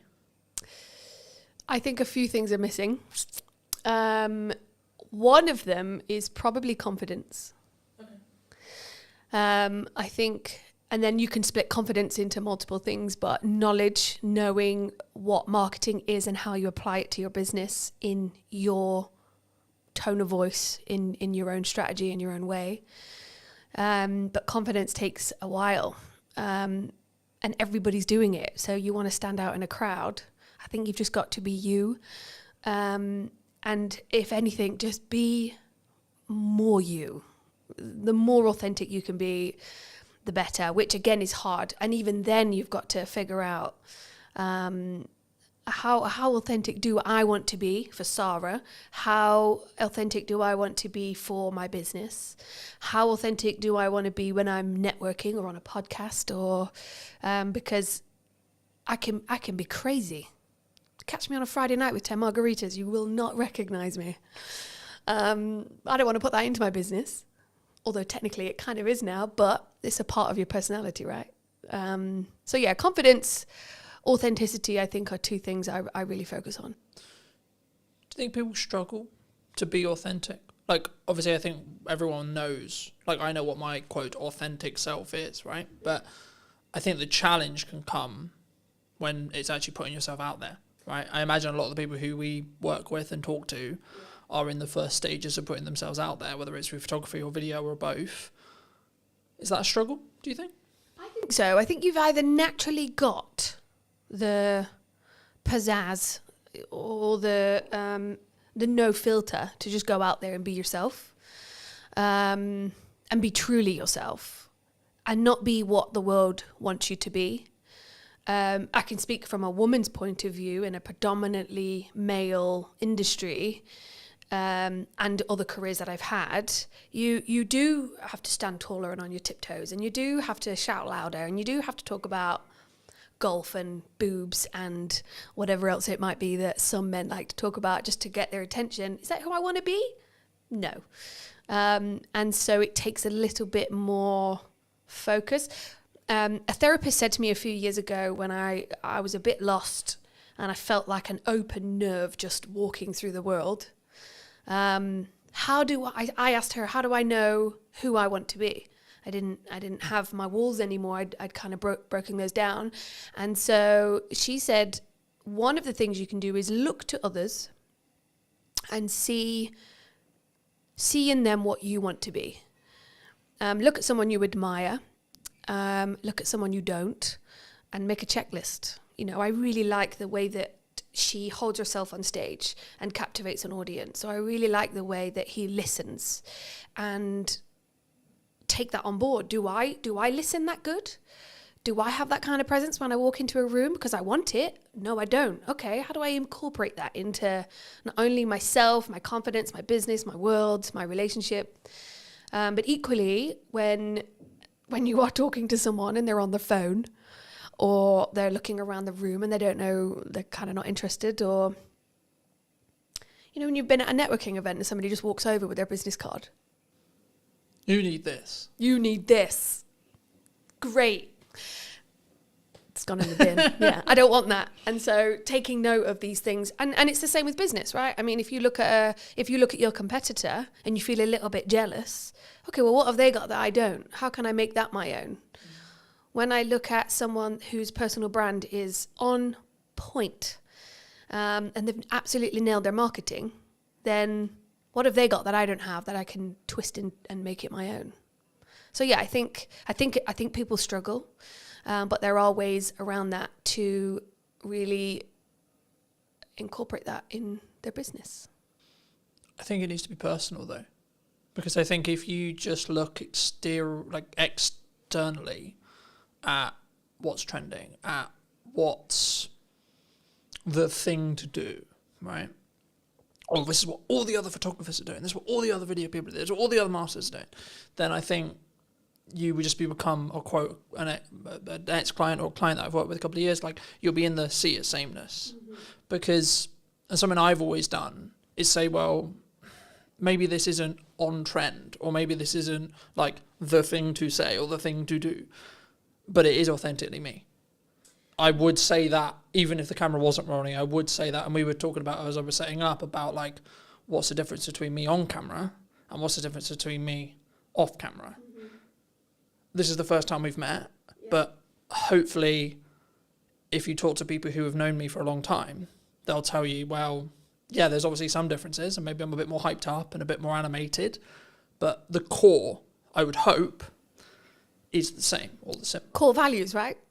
But I think that comes back to having that authentic side of yourself and not being afraid to show it. I think you could be a photographer in a room full of 100 photographers, but if you're authentic and you have a little bit of confidence to show that, to push that through into your marketing so people do get a glimpse of who you really are, that's what makes you stand out. Or at least if you're not standing out, your customers and your people around you are going to look at those 10 photographers and go, okay, well, I like what he's saying, but that's not quite my personality or my sense of humor. But what she had going on and what she wrote in her post a few weeks ago, I really connected.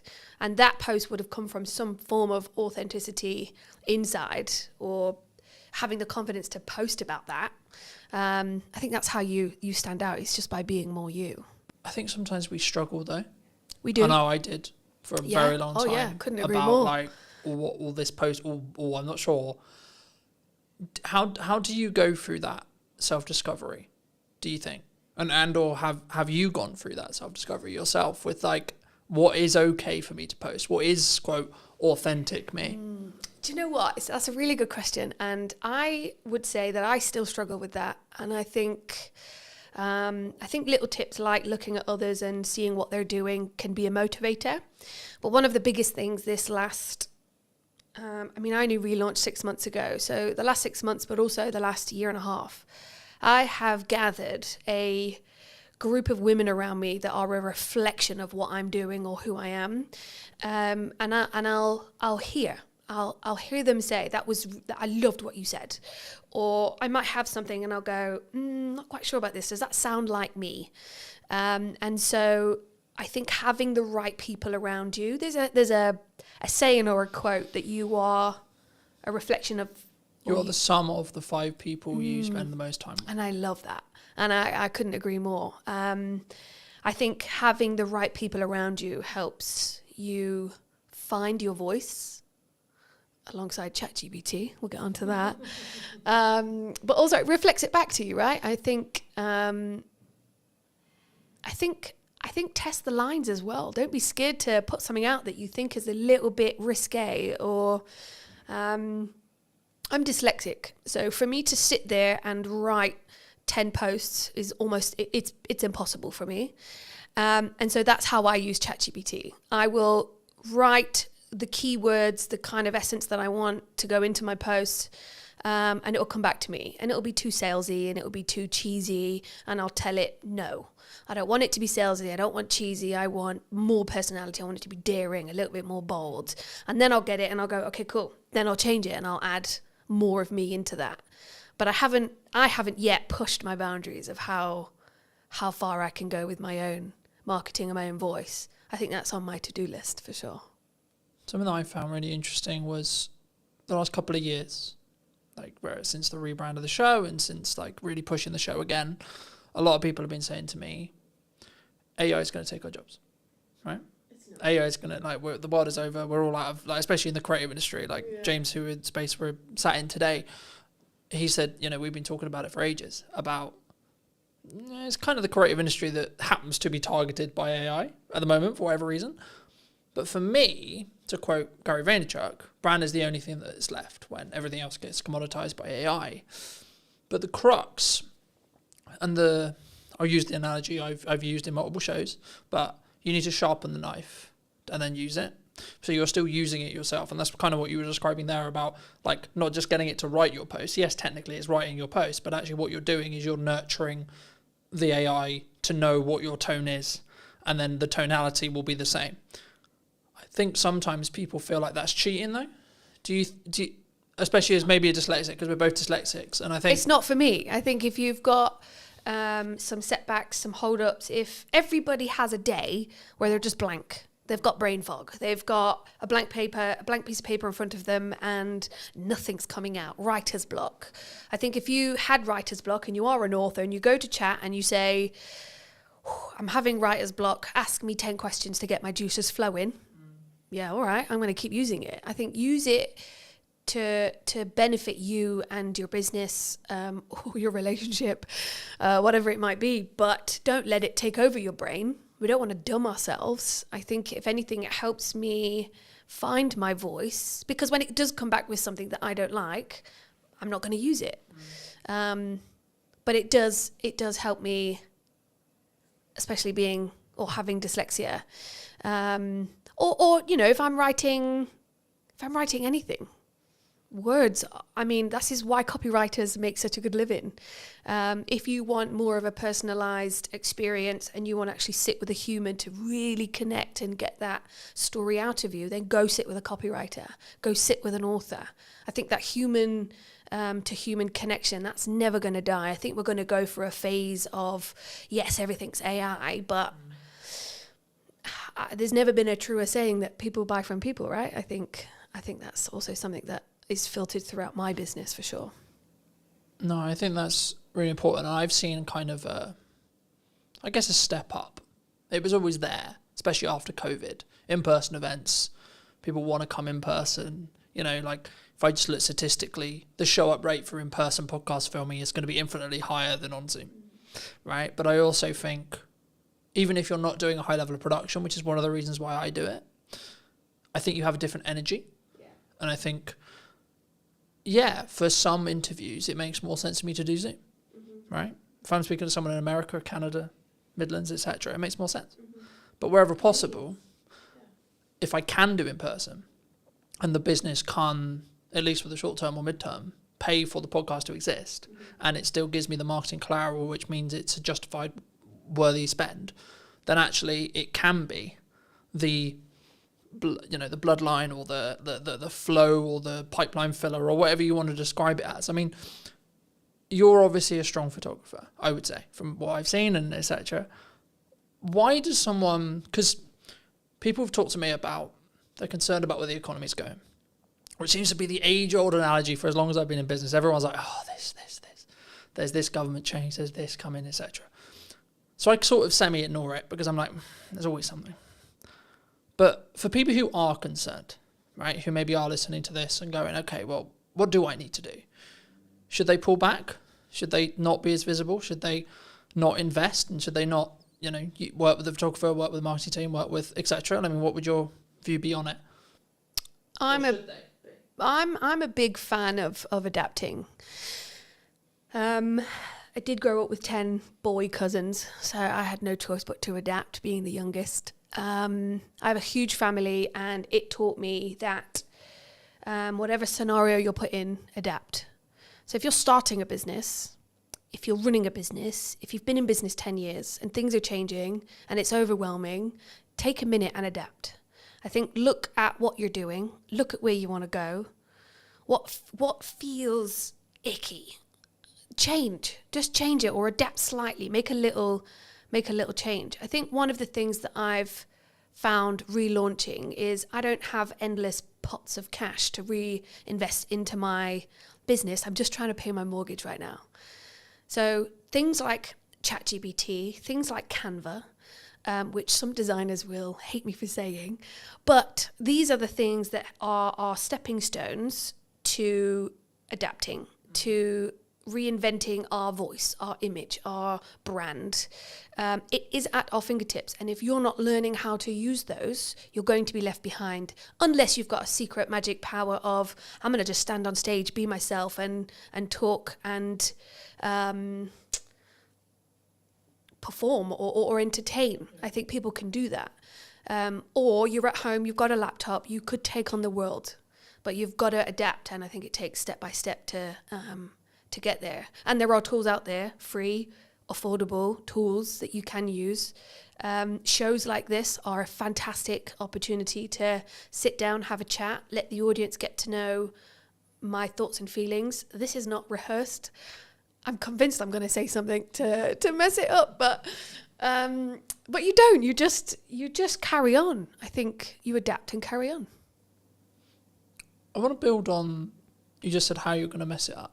Because I think that's really important in content, because people, they always think, I'm going to mess it up. Mm-hmm. What can you?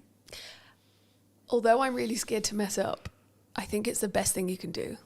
Because isn't it learning? Yeah, 100%. Or falling forward or failing forward, it could be. Yeah, I think over the last 6 months, there's been things that I've spent days and weeks on, and I've thought, and in the moment, I know the feeling of, this is not going to work, or this will work. What if I spend 7 days on it and then it turns into nothing? Well, at least I've done it. I've ticked that box. I'm never going to know if it works or not if I don't try it. So I think we're all going to make mistakes, and I think it is scary, but also know that you're going to learn from it. And that is the best way to move forward, yeah. The best example that's very current in when we sit here today. Now, keep in mind this episode will be a while before it comes out, but as we record it today, I'm a week out from my first in-person event that I've had to do on my own back. Now, that was a choice that I made about 3 months ago to say, I'm not going to partner with a networking group. I'm not going to fill the room magically. I'm going to do it. But what I'm also accepting is that it might be quite a small room for event one. And that's okay. And for me, I'm like, okay, that's actually a good thing. Like, I've gone through this interesting process the last couple of weeks going, yeah, but what if only 2 people show up? What if only 3 people show up? But actually, I'm like, hold on. That's actually a good thing, because I'm not really refined on what I want this in-person event element side of the business to actually be yet. So actually, if I only have 2 or 3 people, that's perfect feedback ground for me to go, okay, well, let's try this. Let's try this stuff and see what then happens. Of course, it's a content opportunity as well, etc. But is this your event that you're putting on? Yeah. So a friend of mine is about to have an event tomorrow, actually. Again, depending on when this podcast comes out. But she asked me the same. She said the same thing. What if there's only a few of us, or what if nobody turns up? If nobody turns up, but you're stood there with a glass of champagne waiting to welcome everybody, you now know the process of how to put on an event. You now know what you can do better.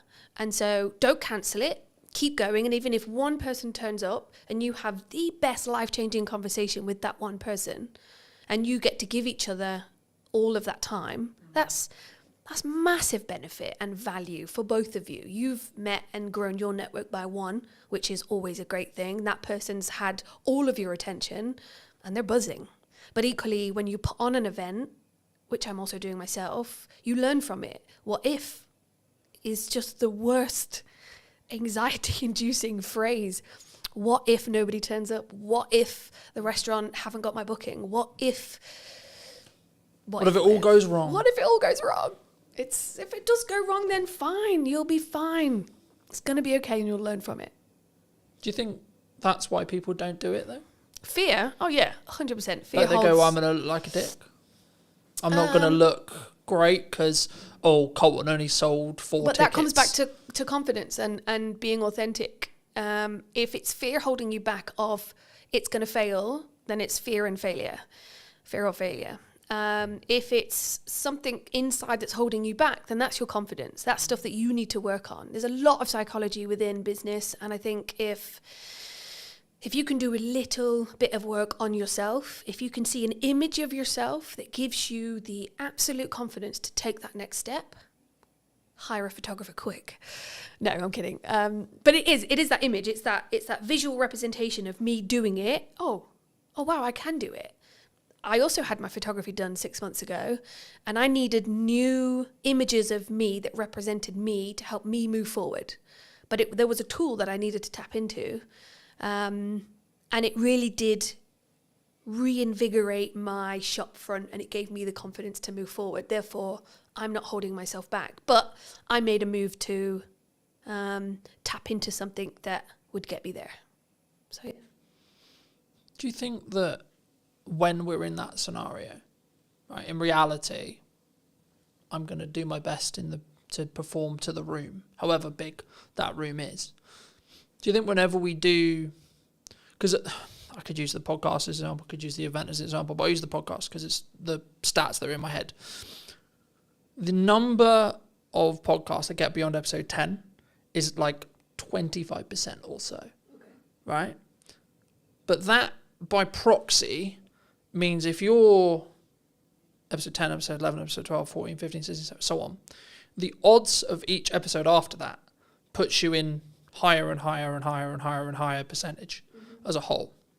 And I think we don't look at the averages, right? Like if you look at money, right, the figures that show that if someone is hit by a £300 bill unexpectedly, the majority can't pay or have to go into debt to pay that bill. And I think it's the same. And I think that can be the paralysis of well, this is why I'm not going to do the event, because if I don't do the event or I don't launch the podcast, I don't have to be okay with it's only going to go get 5 views. It's only going to be 2 people. It's only going to be in the same way. I don't have to be okay. I don't have to see myself on camera. Yeah, but then controversially, you just shouldn't be in business. I mean, if you're worried that only 2 people are going to turn up, or if you're worried that I am going to fail and you're going to let that hold you back, then you're not a business. You're not a person in business. You could be working for somebody, but you've got to have some form of gumption to just move forward and do it, no matter what the consequence or the you can't live in fear and you can't catastrophize what's going to happen. I would like to think of myself as quite an optimistic person, and so even if nobody turns up, fine. I've learned how to put on an event, what I needed, what my contacts were, how can I do better? And I think if you can switch your mindset, get a coach, talk to your 5 people around you, look in the mirror and have a conversation, read a book, look at YouTube, educate yourself. If you're running the tap and it's murky, keep running it until it's clear, and educate yourself, update your knowledge. If you are holding back because of what if and fear, then you're not ready. I would say read a book, listen to a podcast, feed yourself with stuff that's going to help you make that next step, open the door and welcome your 2 guests. Equally, welcome your 500 guests, and now you're overwhelmed, but I did a good job. But do you think it's like, I think sometimes, especially for me anyway, and the more I think about it, I'm like, I can reframe it as a perspective of, but I'm going to give so much to those 2 people. And then they're going to be maybe advocates for my brand, or potentially have work from it, or etc. Or even just like do the nice thing of like, I gave them all this time and they took a lot of value from it. People are very value centric, right? We want value from it every minute, I would say, in the culture we live in, right? But when we create content, when we show up, when we look at marketing, would you say people sometimes underestimate the value that they can actually give themselves? I think people don't know what they can give. Okay. I've created a networking group called The Huddle, and I've done a lot of networking myself. And I've been to events that were well marketed, very well marketed. And then I've gone and it wasn't that good. Great marketing, but the execution of the event, not so good. Same with anything. That deodorant was very vibrantly marketed, straight directly to me. I bought it. It's actually not that good. I think you've got to do your research. I think you've got to ask questions. I think you've got to put in systems and processes. Dare I say those 2 terms, but everybody needs a system and a process to put in place. Ask the question, what is the value? I mean, if it's a networking for the huddle, I asked a friend of mine, Chris, what would be the value? What would make this event worth shouting about? And not only did I ask questions before the event, but I also sent a questionnaire after the event. What did you think? How did it compare? What was missing? All of that kind of stuff. Because even if 2 people do show up or 500, you've got data. Data is another tool to sprinkle on your next event, to give you the confidence to go. Because another thing is direction, right? If I'm not giving value, if I'm not taking that next step, is that because you don't have direction? Is that because you don't have, what's the word I'm thinking of? I would say it's conviction. I don't want to put words in your mouth, but I would say it's conviction. So I'm convicted to the event happening regardless of who shows up. Even if it's an empty room, I'll still give the presentation because I'm filming it as if it's 2 people, 5 people, 10 people, 15 people, 100 people, I'll show up the same. So I have the conviction to be able to come forward and say, I know my shit, I'm proud of my shit, and this is what I can offer. Yeah, I think conviction definitely plays a huge part. I think the word I was looking for is something to do with seeing where you want to go and what's your why. So at the end of this campaign, at the end of this event, at the end of your marketing XYZ, what does good look like? And then work backwards. That's always a really good way to do it as well. I think conviction helps get the job done, but you've got to have a vision. You've got to have a why. Why is you've got to have a, why am I doing this? Why am I putting on this event? Why am I posting this? And that's probably another thing that's missing from marketing is your why. I think Simon Sinek, I think he puts it really well. And you know, 6 months ago I was watching his YouTube videos online. Like, why the hell am I doing this? I've got a mortgage to pay and I'm going self-employed. This is not what I had in mind. But you've got to ask yourself why, how. Yes, have the conviction. Be more you. And just have you can still be a shy person and put something on great. But have that little bit of confidence in yourself to go, I can do this. And if not, just lie to yourself for the first one and then get over it. Or tough love, I think also gets underrated, or I don't like to pussyfoot around certain friends. You're either going to do it or you're not. Sometimes you need a cuddle, and other times get over it and just get it done. And that's also but it's hard. It's hard to do the jump. Yeah, but it's what if I get it wrong? What if I fail? What if I run out of money? What if I have to go back and get a job? Everyone will be a ridicule. So then get a job. I live in a world where I think the actions I'm doing now and everything I do is to eliminate the idea of regret in 6 months. Yeah, regret is another thing. I learnt that in a theme park. I left and I wished I would have gone on more rides. And I remember thinking, regret is horrible. I really wish I'd have gone on that ride because everybody came off like pumping. And I went on the medium one, but I didn't go on the big one. And I love that one. Why didn't I? What was it? What if I fall out? What if I die? What if I have a heart attack? Nah, it's just fear that's going to hold you back, isn't it? Well, you might have done, but actually. But see, I'm an optimist. I don't live like that. No, I'm not going to catastrophize what could happen. I'm going to almost manifest, or at least try and be. Of course, I want to sit here and say that I live in a happy-go-lucky kind of life, but of course, every single day I wake up and I go, "What am I doing?" Or "What do I do next?" Or "What is my direction?" I have to remind myself of what I wrote down 6 months ago.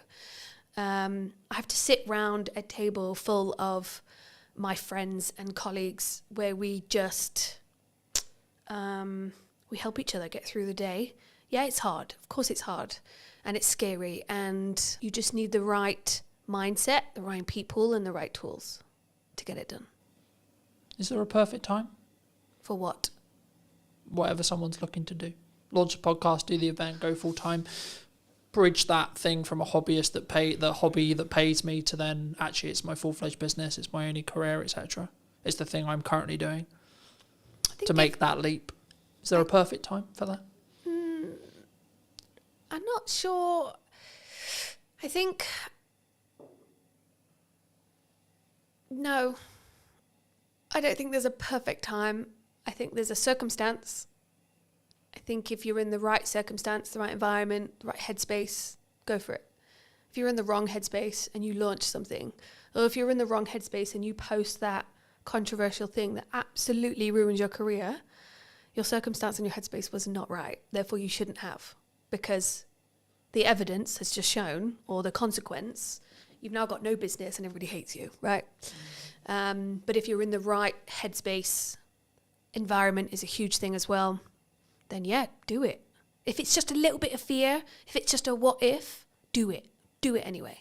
Should we lean into our emotions are on our sleeve sometimes? In public posts? Because that's what came to mind when you said this career destroying post. That's what came to mind. Emotions are interesting. I photograph emotions on a daily basis. If you're going to bitch and whine about how bad your life is, nobody wants to hear that. Equally, if that person is crying out for help and an ear, then maybe one or two people will lean into that and help that person. But we've all got our shit going on day to day. And I don't think we've always got the capacity to help mollycoddle that person. That person might need a hug. They might just need some tough love. Equally, I'm not reading that post, or I'm not clicking on that link, or whatever it might be. But I do think that another thing missing from marketing is emotion. Yes. But emotion is huge, right? I'm not saying... Because I think some people they struggle to be vulnerable. And of course it's within context, right? It's, I've healed from this thing. Like, personally, my yardstick on it is, if you're still healing from something, no, it should not be on social media. Not at all. Because you don't have the ability to rationalise it and contextualise the story properly yet. But if you have healed from it, and you're trying to tell it as a telling story that has a purpose, whether that's I want to show who I am, or this is a story and this is how I overcame it, then yes, I think you should. But also I think it should lean into the first of what we discussed, which is that authentic to you? So I've been doing some work with Serena Mann. She's a public speaking coach. She's really good at that. She's really good at sitting down with you and your story and going, well, that sounds a bit too personal. We can still touch on it. We can reword it. It's good to talk or touch on that, but let's not delve into that bit because that's crossing a line. But equally, you got to ask yourself, how much of my personal story do I want to put out there? I think sometimes it's good to touch on something, tweak it, to make it a story, to make it listenable. I think, again, it comes back to those people around you or having a coach. What is your story? What are you wanting to get out there? And soundboarding it, sound checking it with those people around you. Is it within my marketing brand guidelines, if anybody's even got those anymore? But do you think that can go too far, though? Because I think some people will maybe listen to that. Story. But I think in general, I think people will maybe say or listen to this and say, well, I had this really good post idea, had this really cool story, or I had this really cool thing I overcame last year, but it doesn't fit in the box of my brand guidelines. Who built those brand guidelines? Because if that was what you did in a moment of clarity and it doesn't fit, then assess it in that moment. I think if you're going way beyond what you're supposed to be talking about within your brand, yeah, that's when you should probably sound check it with someone you trust that also understands your brand. But equally, this is where the authenticity comes in, right? One day you're feeling like absolute crap, and the next day you're on top of the world. Which day do I talk about? I don't feel comfortable yet enough to talk about my low, down, dark days, but I have them. Equally, when I am feeling on top of the world, I kind of feel like I'm gloating a little bit. So I almost don't want to talk about those days either. So that's where you kind of balance out and go, well, what is my story? What do I want to talk about? And why do brand guidelines even exist? Or those 5 people around you? I think, again, it just comes back to your why. What are you trying to do? What do you want to get back? Are you doing it to just get a reaction or some attention? Or are you doing it to be authentic and stand out in a crowd? Then yeah, go for it. But something that jumped to mind, so I'll mention it. I, at the time of recording last week, recorded an episode with Ravi. He's a communication coach. Okay. And he talked about, in that episode, and with me privately afterwards and before, that you can have seasons, right? And you have seasons in your life. You have seasons where you have a specific focus. You have specific seasons where that's my North Star on success. And I think, building off what you were just discussing, I think that's the key. I think it's about understanding where you are and what season you're in, right? So does it involve, or the story you're trying to tell, does it add to that season, that objective of that season, or not? And if it's not, then maybe save it, or maybe don't use it in the context you were initially thinking, and say, okay, well, I may come back to that and contextualize it some other way when the timing feels right. But also don't use, in my view at least, don't use that as a crutch to say, well, that's why I'm not going to do it. No, and I think, if you're going to build yourself a box, I wouldn't necessarily stick within it. I think it's okay to push those boundaries. But equally, you've just mentioned something that I'd never thought about putting into my marketing plan of seasons. Not at all. So actually, now watching this podcast back, somebody might go, actually, I do find that I have seasons, but that's because they've gone out of their way to watch a podcast and somebody's mentioned seasons and they go, actually, last month was really good. This month's not so much. That month's about this and that and so on. So yeah, I think have your seasons, have your strategy, try to stick with it. But if you feel really strongly that I want to talk about this, or actually I've got a new idea and I know this is going to be the thing that skyrockets my visibility or my business, then yeah, run with it. I don't think there should be, I think you need healthy boundaries, but when you put things in place that stop you taking that next step, yeah, that's something to be mindful of. For me, something which completely changed my marketing as a whole was actually limiting what I'm allowing myself to market, but also doing it in 3-month chunks. So 3-month chunks. So I talked about the event earlier. The event marketing stopped about a month ago at the time of recording. The event's next week. Now, some people would say, wow, your priorities have changed. Wow, the event's going to get cancelled, etc. No, the marketing did the job I needed it to do to get me to the point where I'm doing the event. Cool. But now I'm focusing on other things. And for me, I mostly took this from Alex Emosi, but again, you can take it from other people as well. I only allow myself 2, maximum 3 things per quarter to talk about. For as long as I have a podcast in the current format, one of those things will be the podcast. At the moment, at the time of recording, it's also Christmas. Now, to give the audience some context, we're recording this at the first week of September. So people are like, why are you focusing on Christmas? Well, Q4 is when Christmas matters. But for me to be able to get the work, I need to market it before the decision makers have made the decision about Christmas. That's September. That's not October, November. That's when you do the campaigns. That's when you do the etc. And there's kind of this joke in marketing where like, oh, it's summer and 25 degrees and we're taking pictures of snow. And it's quite funny, I think, for me. But when I made that decision, I made it maybe 6 months ago, it completely changed how I look at marketing, but then also the results that I get. Not short term, not, oh, this clip went viral, but the focus I can give during that time. And it's not to say, oh, I don't have other like ideas or I don't have other concepts. It's like, no, that will come in time, right? You can give it to the next quarter. So I've already planned out what Q1 next year is going to be, but I'm not going to touch anything in Q1 yet because I'm very focused on what does Q4 look like for 2025. How did you learn all of that? By consuming and trying and getting it wrong, right? And do you think that's the right way that everybody should be working, or that just something that you found that works for you? I think it's me. Personally, I think it's me. Because I think it would be very arrogant of me to sit here and say, this is what you need to do for your marketing and your vision and your success. But what could work for everybody is go out there, get some knowledge and build something that works for you. I think we can teach the idea of consistent improvement, consistent learning. I think that's important. I think that's something that we should always look towards. Yes. But then we should stop.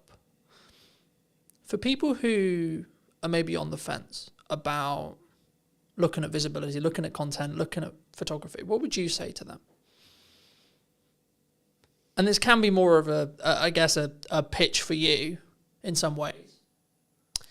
Well, it's interesting because the inquiries that I'm getting at the moment are personal branding is everything at the moment. And I think that's a really good thing to lean into, especially if it's something that is going to help you stand out in a crowd, or if there's 10 website designers, how do I choose the best one? Well, she looks like my kind of gal. Let me have a phone call with her. From that phone call, did it go well? Yes, great. Did that image get the job? Probably, because looking at that image, I related to that person. I think if you think about photography throughout history, it is what makes us make a decision. It is what makes us choose the pepperoni over the mushroom in a Domino's menu or whatever.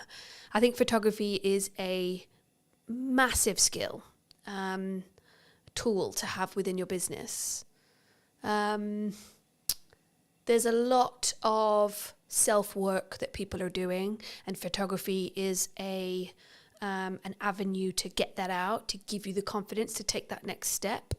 But also company culture is a huge thing. How do we know who we're talking to when we pick up the phone to the plumber or the cleaning company or the recruitment company? Who am I talking to? Because yes, AI is there, but it's still people to people. So I want to know who I'm talking to. If I'm going to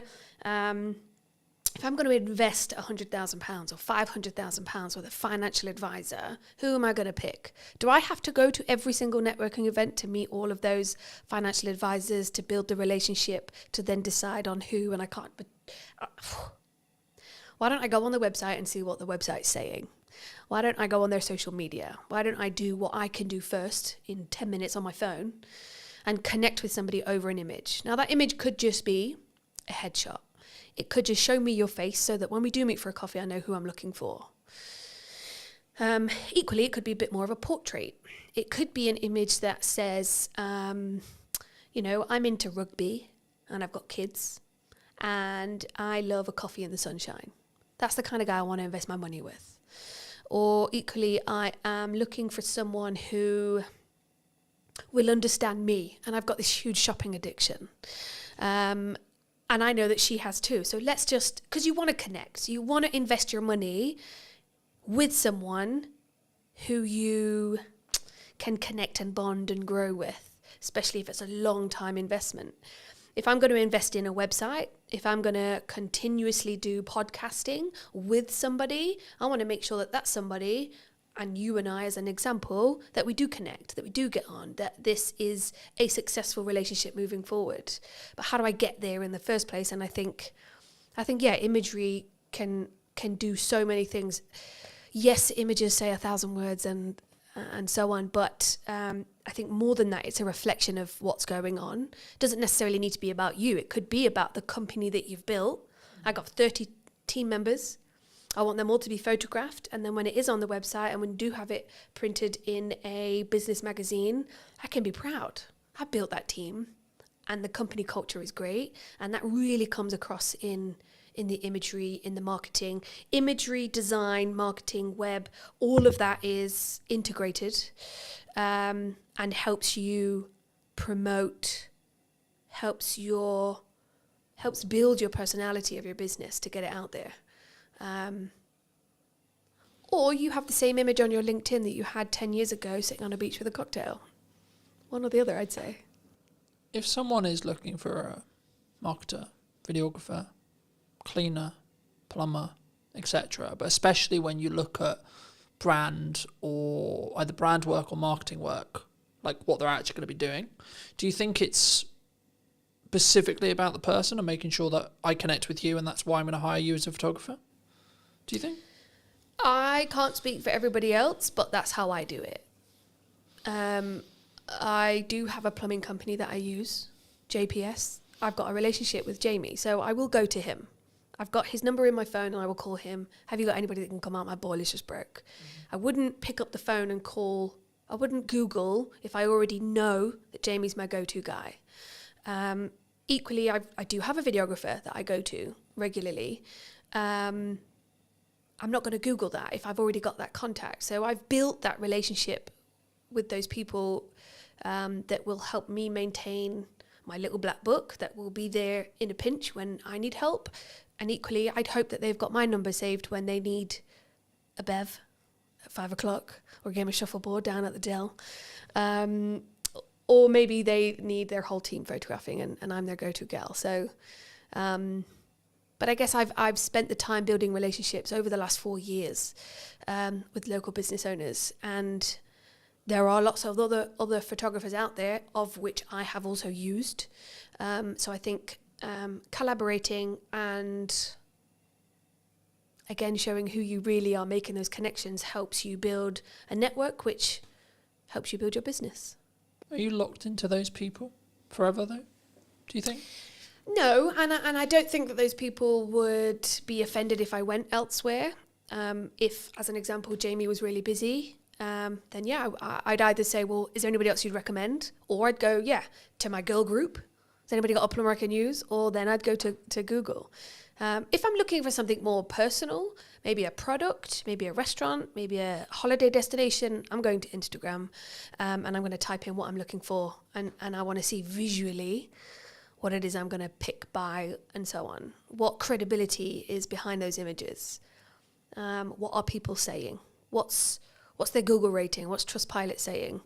On my group chats, has anybody been to this restaurant? And so it's that feedback that you get from people that helps you make that decision. So yeah, I think relationship building gets you where you want to go, helps you build you as well. Photography is a tool that helps you capture who you really are, what the product really looks like. If you can look at an image and go, my God, I can almost smell that. Is that the person that put the flowers next to the candle? Or is it the photographer directing or the creative director? Like, there's a whole team of collaboration that puts an image together that helps you portray a person. Or, I mean, straight into my head, I've just got Coca-Cola, not the can, and not a branded glass, but it is a clear glass with just Coke streaming into it and it's all fizzy. We instantly go, Coca-Cola, I'm thirsty and I want a Coke Zero. Yeah, I'm going to go get that. But it was an image that helped me salivate and want a can of Coke or a burger or whatever it might be. So yeah, I think it's powerful. Do you think that's why, like for me, whenever all I get from that feedback is like, you have to front load your marketing 3 to maybe 6 months before you want the action. And I think that's sometimes what people get wrong, especially when you're starting out. I think I know I was privy to it as well. You didn't, in my early years, I didn't financially plan well enough so that I knew I had 3 months worth of runway. So actually I can see the problem 3 months out. Or I didn't specifically focus on my marketing, so it was maybe a bit more scattergun than it should have been. And that's potentially why the marketing didn't do the job I needed it to do, whether that is sell more projects, bring in more podcast guests, get the podcast to whether it's making certain revenue, etc., whatever the objective is. But I guess that bridges into, how do you think people should, because I'm big for collaboration, right? And I'm big for let's work together, let's see how we can collaborate to create something more meaningful. Is that a unique skill set though, nowadays? To collaborate? Because I think it's very easy, because this would be a good example, because some would say, well, you're a competitor of mine. Am I? I don't think so. But some could say that. We're both in the creative space where we create visual identities. I think collaboration can be everything. And I think it comes back to a line of 10 photographers. Who am I going to choose? Which relationship do I have? What is their style? What's my style? And is that a good match? I think to be competitive and decide not to build relationships with your competitor, or, I mean, I know 2 financial advisors who wouldn't, and I know she's referred customers to this other person when she could have taken it on herself, but it wasn't quite right. It just wasn't a fit. And that was a personality relationship thing. But if she didn't have that relationship, then she wouldn't have been able to collaborate. I think some of the best things come out of collaboration. Planning ahead, it's interesting because when I walked in, I think you and James had said, it looks like everything's going really well. Because I guess, I mean, I don't know what people think looking outside in. But sometimes I'm lying in bed at 11 o'clock at night writing my morning post, and I'm going to schedule it for 7 a.m. or 8 a.m. And I might do that consistently for a few weeks. Do I wish I could be the kind of person that would plan 3 months ahead? Yes. But equally, what if something changes? And so I like to have a little bit of control over that. And that's something I'm still learning. Do I want to hire someone to do all that for me? Absolutely. But I think everybody should learn how to do it themselves first before you move on. Equally, can't afford that yet. And so, yeah, I think for now, I'm just going to be in bed, scheduling, 11 o'clock at night, lights off, tapping away, trying to get something out in the morning. I think it's important to be consistent, however you show up to be consistent. That's just who you are. And I guess one of the things I have struggled with is, well, she's doing it that way, so I should do it that way. And that puts that pressure on. But I'm just not built that way. I'm built last minute, and it makes it more exciting. And the more pressure. I used to work on cruise ships for 6 years. You don't have time. Time is not a thing. Location is not a thing. You show up and you get the job done. You live, you work, you play in the same place. And those things just need doing there and then. So I guess that's the way that I've learned. How did you learn? How did that person learn to... I've got a friend, Rel. A lot of people watching this might know Rel. She is organized. She plans. It's just built within her, you know? I'm not that person. I'm not at all, but I can walk into a room of 500 people and introduce myself. But I can't plan. It's just not my thing. And consistency, I hate that word, but it is probably one of the key elements of success within marketing, because your customers want to see consistency. Coca-Cola don't sell those cans if they aren't consistently putting on billboards, right? So yeah, there's such an array of things that we should be doing. What do you actually want to do? Because if you're shoulding yourself, then I don't think it's real. I think you need to do things to be consistent within business, within marketing, within your products and services, sure. But when you're showing up for yourself, are you shoulding yourself, or are you doing it because you want to? Because there are days when there's no post going out, and that's because I'm having a crap day and I can't think and I don't want to do it, or I'm editing and I'm just burying my head in that. But equally, do I want to do it? Today, I want to do it. Today, I wanted to do this podcast. So I showered, I straightened my hair, I put my best blazer on, and I came and I'm doing my thing. So ask yourself, do I want to, or should I be doing it? Do I need to do it? Is this vital? What's the outcome? What's my why? There is a lot of questions you should be asking. Or should yourself? There is a lot of questions you could be asking yourself to get to that next step and be consistent, or just show up for you. Be online. I think the important point for maybe someone to leave with as we finish this episode is to do you v you, right? Because I think so many times, and something I've always focused on is, where was I a year ago, and am I better in my subjective terminology of that than where I was a year ago? That could be how much I've turned over this year. That could be how many podcast episodes I've done, how many views I've got, etc., etc., etc., etc.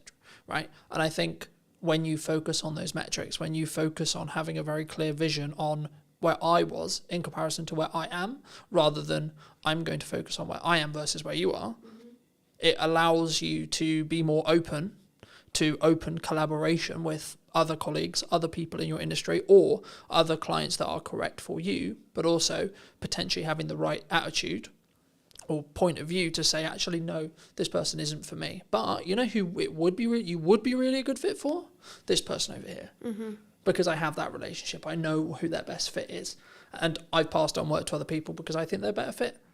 Yeah, I could have quoted the work. Yeah, I could have done the work. But would I have served that person better or as good as the person over here? Maybe not. For those people who have maybe enjoyed this conversation and want to connect with you, see some of your work, see some of your consistent content, where's best for people to reach out for you? LinkedIn is a good platform. That's my most used platform. So yeah, definitely come connect, comment, see what I'm up to on there. And I'm always happy to have a chat, a coffee, or you will catch me at the Dell on the shuffleboard. So yeah, come down and say hi. Thanks so much for the time. And if you were going to speak to you 10 years ago, what advice would you give that person? Ooh, 10 years ago, I just left ships and I thought I could do business and I couldn't. Educate myself. Surround yourself with those that you want to learn from, is what I would say. Thank you so much for the time. Thank you very much.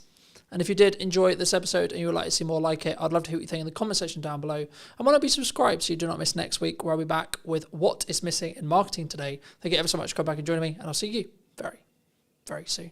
My biggest performing posts on LinkedIn are all selfies or photos of me doing something mainly not related to the business. What do you think is missing in marketing right now? What do you think people could be doing, should be doing, that they're maybe not doing? The thing they are missing in marketing is consistency, which I think can be really, really key. How consistently should someone be writing a blog on a website? So we say it's really good if you can do it once a month. as a minimum. Do people need video on their website? I really hate it when I go to a website and on the homepage I see that this person's got a video and I can see it's them, they're going to be talking to camera, it's not well scripted, or maybe not even scripted at all, not well thought through, they don't seem confident, and then you're going, why have you put this on your homepage? Because this is doing nothing for you or your business. Did you know that 93% of you are not subscribed? So if you could please do me a favour and you're enjoying the show, then subscribing would mean the world to me, and it would allow me to grow the show and continue to get larger and larger guests and continue to bring what's missing in marketing today. Thank you ever so much for joining me, and I'll enjoy the episode. Hello, my friends. I hope you're well. I hope you had a good day, evening, or night, wherever you are. Today, we're going to be talking all things websites, and I imagine some technical marketing stuff. Welcome to the show. Thank you very much. I'm good, thank you. For those who don't know you, I am. What do you do? I'm Jude Wharton. I am one half of Ready Steady Websites, and yeah, I run a web design and branding company. That is what I do. It's a very interesting space, as we were alluding to while James was helping set up. Do you think your space is going to change in the next 5 years? I'll start there. I think inevitably a lot of spaces are going to change over the next 5 years. I think we thought it might have changed more than it has done already by now. I think we saw, the rise of AI website builders, and obviously you could get a website out there just like that, absolutely free, content written for you, images put in, when you've just said, I want a website for a nutritional therapist based in Hampshire. But in reality, it hasn't happened, and I think there's a number of reasons for that. I think the first is that those small business owners who are completely outside of the tech world, they're not tech savvy, they don't want to deal with it themselves, they don't want to have to think about any of it themselves. They're not wanting to use it. They're not there. They're not ready for that yet. And so they still want people who can be there to help them and support them. And they want copy that's written specifically for them and images that are them working with their clients. And so it hasn't taken off, which I'm very glad about. But I do think that as time goes on, people are going to get more and more used to using AI in lots of different areas of their life. As we go through different generations, people are going to come out of school so much more tech savvy. I've got a 14-year-old son, my eldest son, he's doing work for us this summer, and he is insanely quick and knows what he's doing because he is taught it now, in a way that we weren't. I mean, so I came out of school and the web designers weren't a thing, so things move really quickly, obviously. So I think as time goes on, people will just be doing this stuff themselves because it will be so easy for them. But right now, not seeing it affecting us at the moment. How are you looking at that from a business point of view then? I think we are using AI. It's great for speeding up coding most of the time. Sometimes, it goes off in its own little world and you're like, I did not ask you to do that. Why have you thrown that in? But it is... I wanted to add a unicorn onto the page, okay? Exactly. So I just like unicorns. Yeah. I don't care what your prompt was. I'm going to add a unicorn. My husband, who is my business partner, he was using it to speed up some code the other day, and then it was going mad in a way that it hadn't done for him before. And he described it so brilliantly as, it's like when you've got a toddler with you and suddenly you look up and this toddler was playing calmly and happily on the floor, but they're at the top of a bookcase pouring paint everywhere, and there wasn't even a bookcase there to start off with. That is what AI is like sometimes. It will just kind of go and do that. And that's reassuring to me at the moment, because it means that Chris, being a coder, he can use it to speed up his code and he knows when it's gone wrong. Whereas you can't just have any old person using it to create code and do things, because they won't know when it's gone wrong and they won't know how to sort it out when it's not working. So that's reassuring for me that it's not there yet. It will be, because the more people who are using it to do this stuff, the more it's learning. So we are using it to speed things up. I think we'd be silly not to be keeping an eye on it, not to looking at what's possible with it. But I'm not worried at the moment. Cool. Where does it's mostly a marketing show, Where does a website sit right now in marketing, do you think? I think a website's key to sort of being the sort of centre point of where all your marketing's pointed to, really. I think it can be used as a marketing tool in its own right if you've got it working really well from a search engine optimization point of view, and it will just be bringing the traffic to you, especially if you are adding the right content to it regularly, like you're doing stuff like this, but you're putting it on your website as a blog post. You know, you've got those things attracting new people to your website, so it can be sort of part of your outreach marketing. But on the whole, I really see a website as being there as the place that you send all of your outreach stuff to, whether that's you've met people through networking, whether it is you're doing podcasts, you've got your social media content, you've got printed, actual physical marketing materials out there.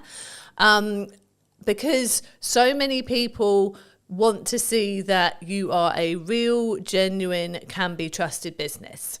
And, you know, back in the day when people had offices and shop fronts, that did that for you. Like that was, you were there on the high street and people could see that you were real and genuine.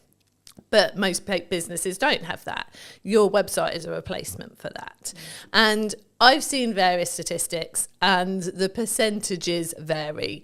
But on the whole, it looks like sort of 60 to 70% of people won't consider using a business, even if it's been recommended to them by someone else, unless they can go and actually look at their website, see that their website looks good, is professional, is really representing them very well, and then they feel confident to approach that business to consider working for them, with them.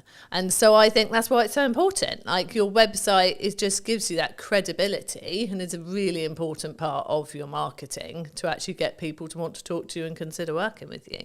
Because I think we're in a social media landscape where I think there's maybe a cohort, maybe a percentage of business owners, maybe newer business owners who just look at it as but I don't need it because I've got a social media strategy, because I'm on Instagram, because I'm on LinkedIn, because I'm on etc, etc, etc.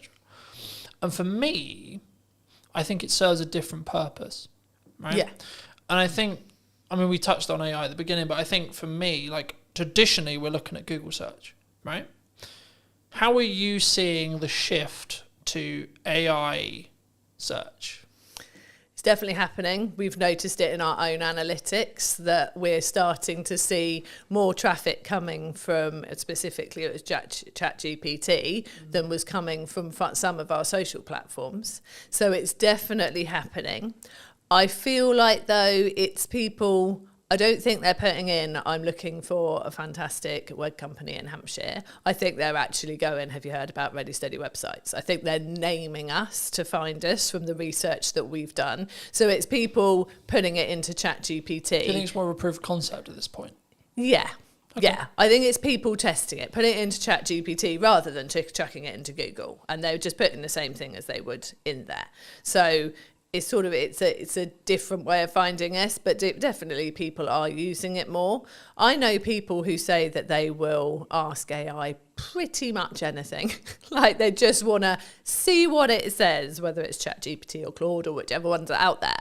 They just want to, see what it says, see if it like is sort of thinking along the same lines as them, see if it does bring up anything different. And again, it is completely based on what you've been talking to it before. Because when Chris tested it and said, ChatGPT, I'm looking for a web company that can do me a website for around this price, straight away, we recommend Ready Steady websites. They're fantastic. Got one of our business friends to do the same and didn't bring us up at all until he then went, I've heard good things about Ready Steady websites. What do you think of them? And then it came back saying, Ready Steady websites does a good reputation. It has got these reviews. This is its price point, and then did serve up the information. I think at the moment it's just a lot of people testing it, having fun with it, seeing if it brings up the right things. I'm not sure that we're seeing a lot of traffic from people who are just genuinely using it as its only way into. Because I think there's a couple of ways of looking at it. I did a video a while ago looking at the behaviour psychology from the shift from Google to ChatGPT.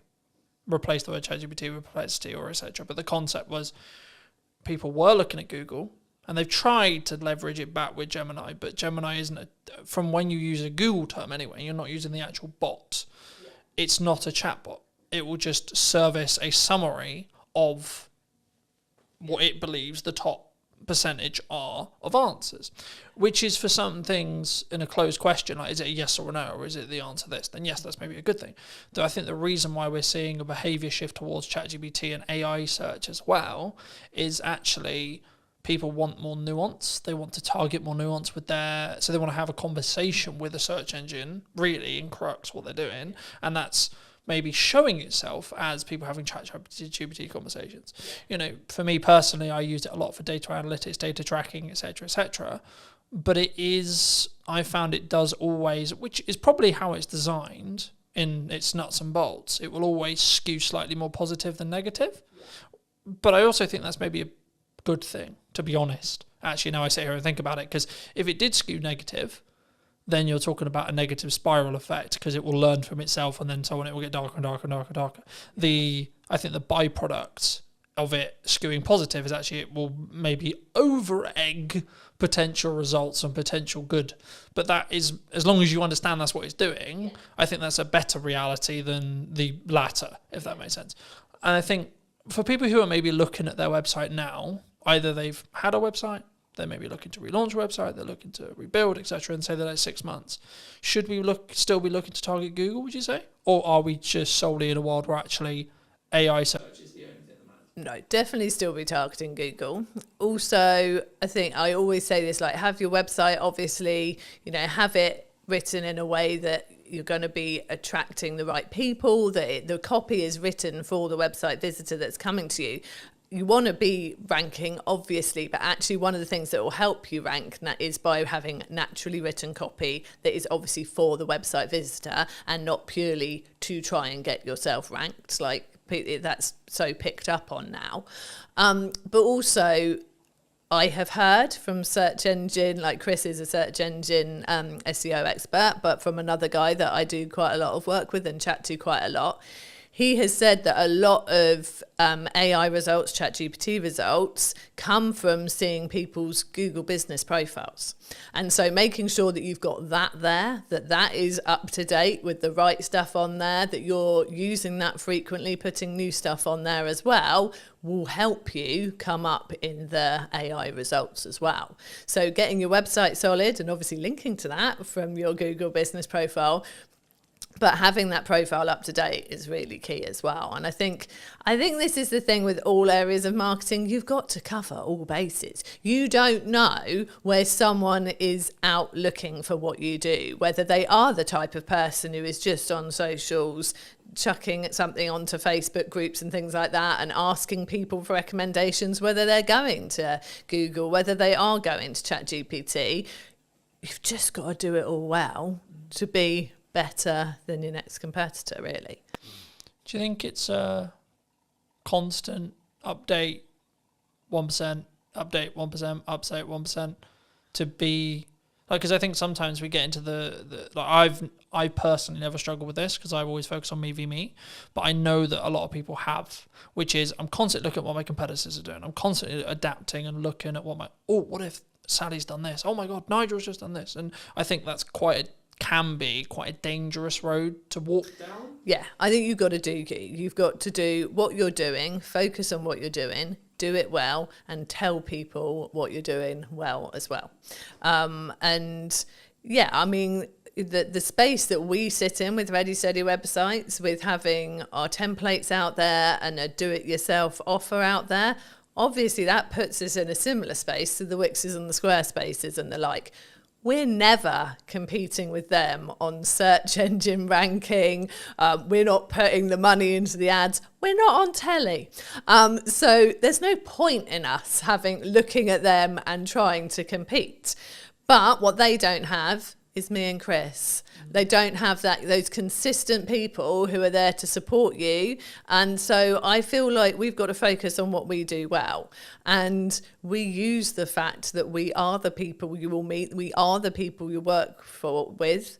that we get out there and we get to know people. And that's the way we choose to do it. We do obviously work hard on our search engine results for the things we know we can rank for. You know, we have specific templates for specific types of businesses. And so if you go and type in speaker website template, we do well for that. If you go and type in membership site website templates, we do well for that, because they're the things that we know there aren't as many people focusing in on that for their search terms, but we also know there are people looking for those things. So I think you've got to keep an eye on what's going on. You've got to look at those keywords. You've got to make sure you're putting the right content out there to rank for those. But yeah, if there are competitors out there doing things like you're seeing them doing this all the time, and you can't do that, you can't keep up with that, or that's just not your way that you would do something, no, stick in your way of doing it. If it's working and you can see you can build on it and do it more, that is the way I would always go. I think for me, it's about only, I guess to an extent, it's only adding the stuff you can stay sustainably at, 1. 2, it's also, again, focusing on that UVU. Rather than, so I always look at it as where was I a year ago, 6 months ago, 3 months ago, and am I moving in the correct trajectory? Maybe I haven't got all the results yet, maybe I haven't got everything that I want yet, or what I'm aiming for yet, but I am moving in that direction, and as long as I continue on the direction I am currently moving, then I will hit that by probability, by analysing probability result there. It'd be wrong of me not to ask you about video and where it sits on your website. Do people need video on their website? Do they not? Should they have it? I think that video can work really well on a website. But I would say use it in a way that plays to your strengths. Because I really hate it when I go to a website and on the homepage I see that this person's got a video and I can see it's them, they're going to be talking to camera. And I think, oh, cool, okay, let's watch this. And then it's not well scripted, or maybe not even scripted at all, not well thought through. They don't seem confident. And it's just all a bit waffly and a bit awkward. And then you're going, why have you put this on your homepage? Because this is doing nothing for you or your business. And you know they've put it on their homepage because someone told them that they should use video on their website. You can only use video if it's going to be right for you and it's going to work, because it could go completely the other way and make people go, I'm not sure about this, and go and look at someone else's website. We have used video on our website. We had a video on there. We've since been structured the way that some of our packages work, and so we have taken it down because it's not current now, and that's another thing. You have to make sure that you're keeping everything current and up to date. And that was more of a like animated, sort of explain your process of how to work with Ready Steady websites. And we were quite surprised actually that it didn't get as many people watching it as we thought. Like we really thought that more people would watch the video on the website than choose to read it. But actually, there wasn't as high a percentage when we went and looked at sort of the views and the people who had come to the website in the same period of time. There wasn't as high a percentage of people watched it as we thought there might be. So I think it really depends. I think it's one of those things of try it. Just try it and see if it's working. Like we use video a lot in our business. We use it a lot in our tutorials to help people with using our templates. We have welcome videos when people join Ready Steady websites. When they initially come into our back-end membership site, there's a little welcome video from us. We use video a lot with our clients, like handover videos when their website's ready. Video is so useful, and it's such a good way to really feel like you've engaged with that person. They've got to know you. It's so easy to explain things in that way. So I think with video is really valuable. Like we've got a YouTube channel, which we are not doing enough with at all at the moment. And I know that we are going to do more after the summer. And yeah, it's such a good way to showcase your knowledge, showcase the way that you work, get people to get to know you, but only if you are comfortable doing it, I think. And that's something you can practice. You can get better with it over time. And I think social media, people expect the videos to be slightly more raw. And I think you can use video to get more comfortable using it on social media. And then once you are in a position you feel more confident, can get it more polished, that's when you can stick a video on your website, I think. And until then, get an animator to do like an animated video for you with you doing a voiceover. Or even if you're not confident with that, there are fantastic voice actors out there who could do a voiceover for you. There are so many ways you can do video without putting yourself in it looking a bit like you don't want to be on video. Do you think, I mean, my next question was going to be like, when and how do you think you should spend money on production? Like upping the quality? Is it for that perception of when someone hits the website? I think, yeah, I definitely think it's worth having a professional quality video on your website. If you think about the fact that you've probably got someone to help you create your website at the least, if not got someone to create it for you. So you've paid for that. You've got a professional website. You have hopefully invested in brand photography or product photography if you've got products in your business. You know, all your photos are looking great on there. You've got your content written in a way that you're happy with, whether you've used a content writer or you've done it yourself. And then you just go and shove a video of you sort of in a dark corner of your office, bumbling away about nothing in particular for about 5 minutes. And then you're like, I'm not really sure why I watched that. That just takes away from everything else that you've invested in and that you've done. So yeah, I definitely, and especially as, I don't know if people have a perception that to get a professional looking video, they are going to have to pay thousands and thousands. There are so many places now, we are sitting in one of them, where you can go and get a video created that, you know, is filmed using good quality cameras, good quality mics, proper lighting, in a nice background. Go and just pay for an hour in a room like that and get someone who knows what they're doing to help you. And it's not a lot of money. Like, I'm sure business owners would drop the same amount of money on belonging to a networking group or something like that without even thinking about it more in a year of belonging to a networking group. And once you've got all those fantastic people you've met on networking coming to your website, it'd be good to have something decent there to make them realise you're definitely the person to work with. I think for me, it's understanding what stage you're in. Right? I still film stuff on my phone, right? But if I'm doing a production piece like this, people expect a certain level of quality, I would say, personally, for me.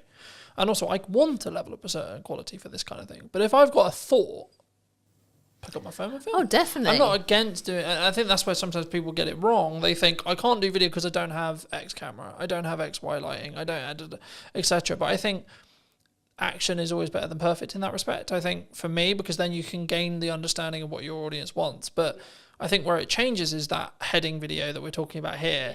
Like I was served an ad on YouTube a handful of weeks ago, and it was like, hello, I'm this person from this company, filmed on a webcam with dodgy audio. And I just clicked off straight away.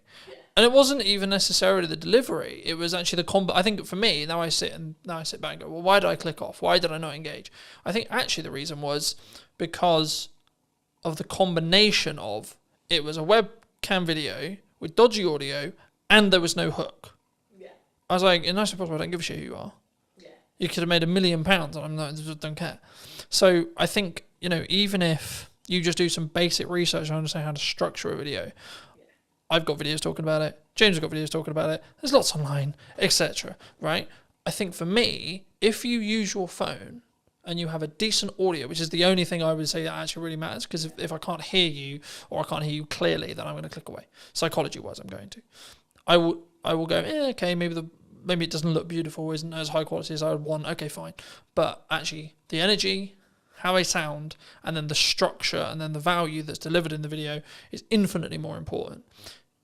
Is that the same when it comes to websites and copy? So I think... And how you structure your website as a whole? I think, yeah, structuring your website is really important. So with the whole like DIY videos, selfies, all that stuff, I am there on social media with that. And I think that is important for getting people to like you. Like, I don't think you should turn up too polished. I actually was scrolling through my LinkedIn this morning, trying to find some stuff I'd written ready for this interview to remind myself of some stuff. And my biggest performing like posts on LinkedIn are all selfies or photos of me doing something mainly not related to the business, because people go, like I resonate with that, I do that too, or like I've been there, or whatever it is, and so they like that. That works on social media. When it comes to your website, and your website is reflecting either you very much as the business person, the professional, the author, the speaker, if it is a more of a personal focused website, or it is your business website and reflecting your business, I feel that has to step up a level then. You've done the nice getting to know people, the like, I am a nice normal person bit on social media. Yeah, filming yourself with messy hair at a beach, having a chat because something's come into your head. One thing I really would say, if you're doing videos on social media, please put captions on. I'm always reading them in the evening when I've got one child in bed and I'm just having a scroll. I don't want to turn the sound up. Put captions on, people. Anyway, so yeah. But then when they get to your website, yeah, that's a different level.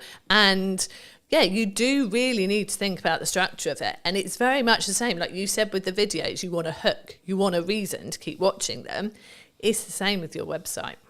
I always say in that top hero area on the homepage of your website, you want to have, I call it an engaging statement. But it's the hook. It's the thing that someone comes to your website and goes, I am in the right place. So I want to scroll down and I want to read more. In those first couple of lines and that first statement, you need to basically say, this is what I do. This is who I do it with or for. And so therefore I can help you.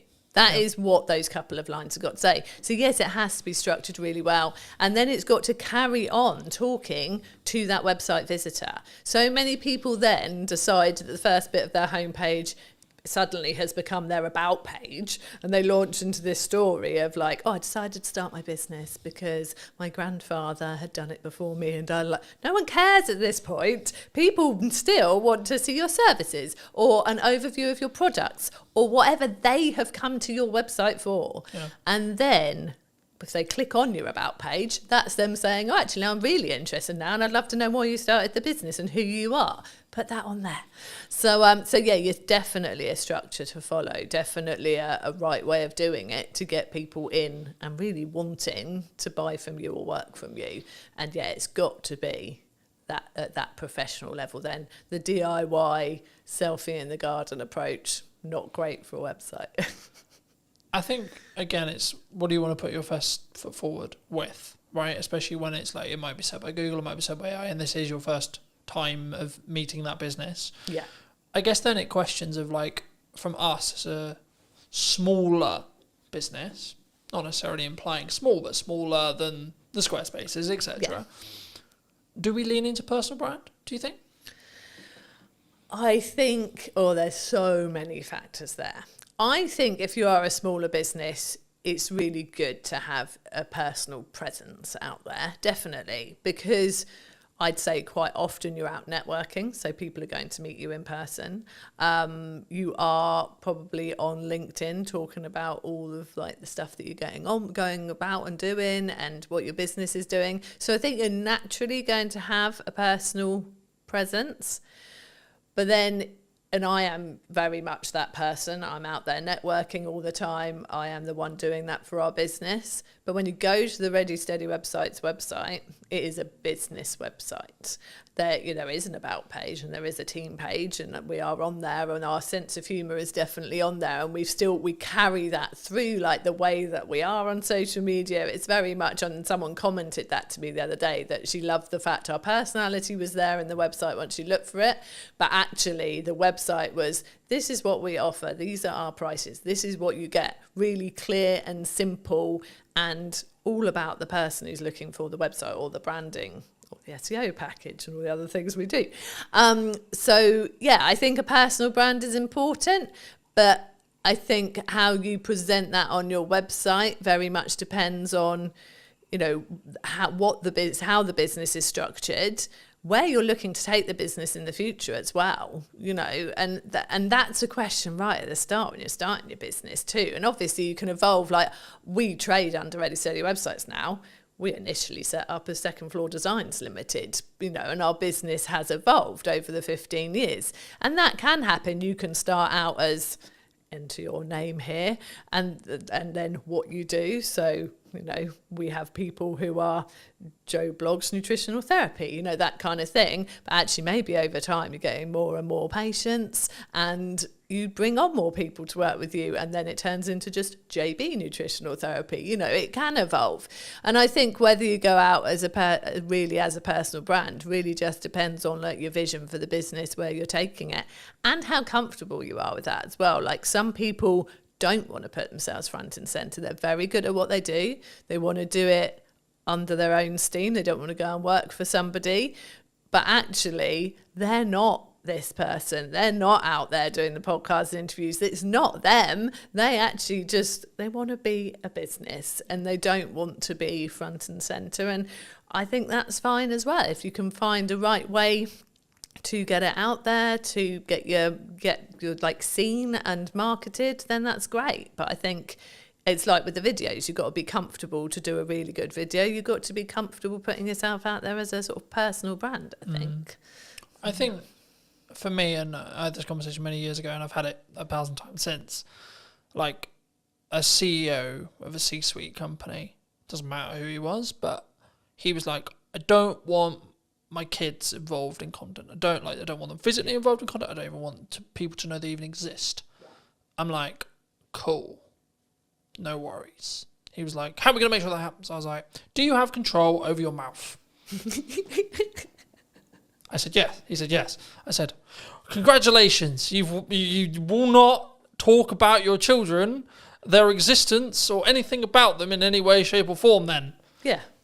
It's that simple. Exactly. Right? Yeah. And I think sometimes and that's why I always phrase it that way, because I think so many people, we sit and go, I have to be really public, and I have to be this, and I have to be that. It's like, yeah, but we forget we have control over what we say in every moment. And especially if you're post-editing it, even if we have a conversation, or the conversation ends up going into a realm that you feel is inappropriate, I feel is inappropriate, or we don't feel comfortable having out live, then you just ask, would it be impossible to remove that section? Yeah. Or I just feel, actually, that's just a tangent that's not really relevant, so I might chop it from the set, etc. But it's doing it for a place of comfort. Yeah. Because I'm like, okay, everything I talk about publicly is everything I talk about publicly.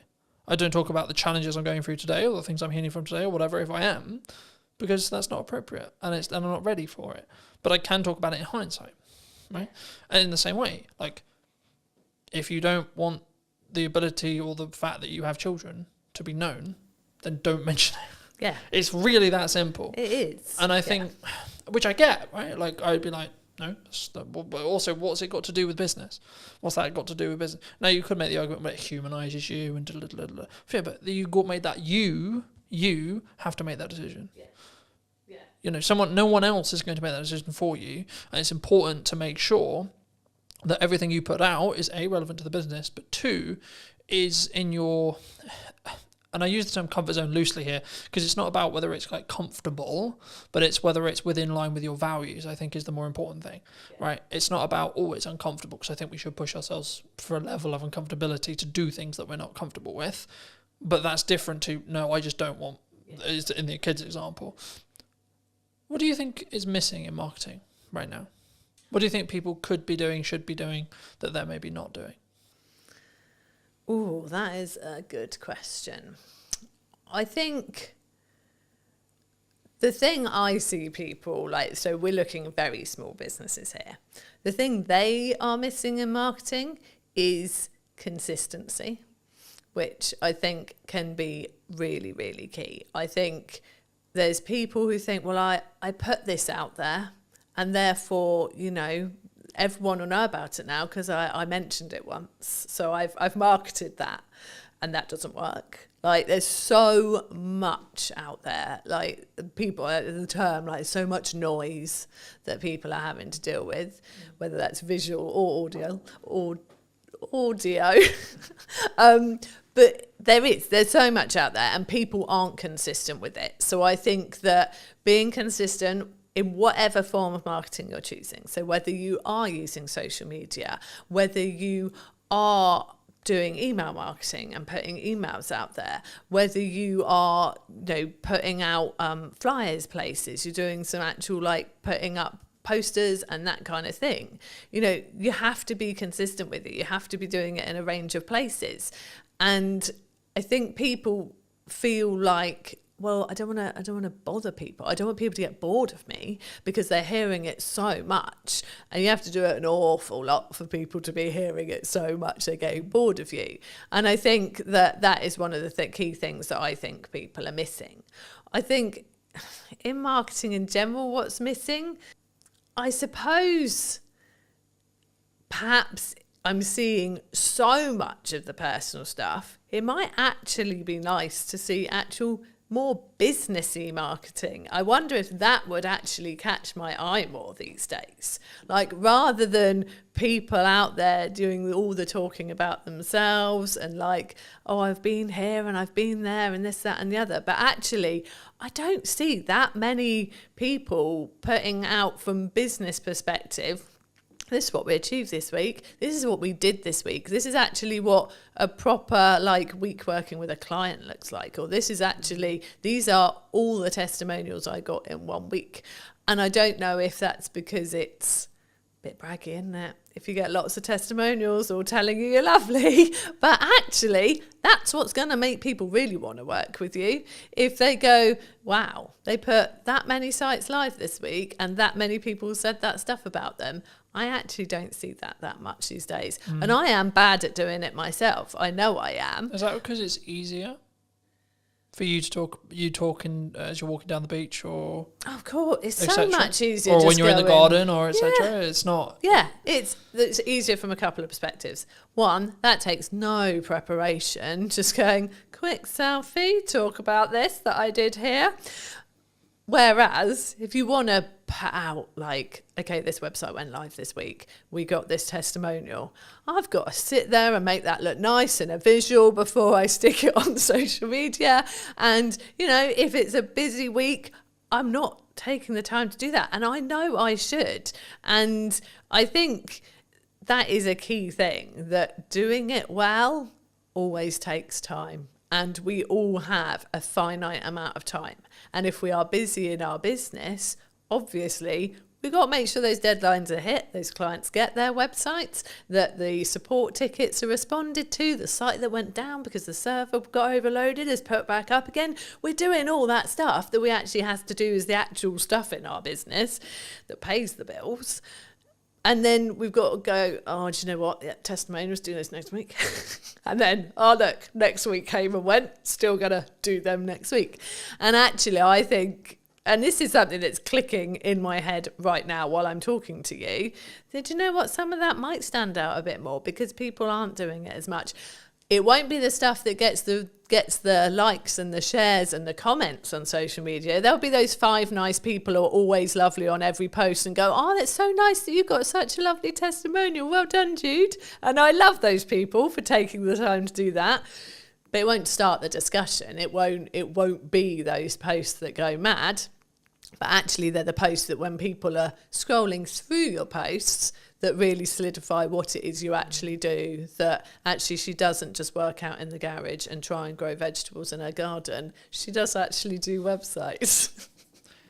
Do you think, I've just filmed Gemma's one, and we talked about the fact that some marketing agencies that I've seen in my lifetime are what I would call fall into the classic trap, in my view, that when they're busy with work, their marketing kind of shuts off, or they stop as much as they maybe should, either completely or as much as they should, or then they only turn it back on when they need work again. Yeah. Something that I've always done for as long as the business has existed is Brunton Media is the highest paying client, period. It's not the most priority, but the reason why I always frame it as the highest paying client is it means it's the amount of resource, energy and time that it consistently gets. Yeah. Because regardless of how well I do my job for clients, if I'm growing, there will be a point where we don't work together anymore. Yeah. And I need a strong pipeline to stay in business. Absolutely. Right? So I need to constantly be going. If you're just looking at project work, I've pivoted the business slightly so it's retainer-based and project work. But if you're just looking at project work, you need project. And it might feel overwhelming as you're starting to put them in. But then I'm just like, just be honest with your client and say, well, what's your delivery timeline on this? Yeah.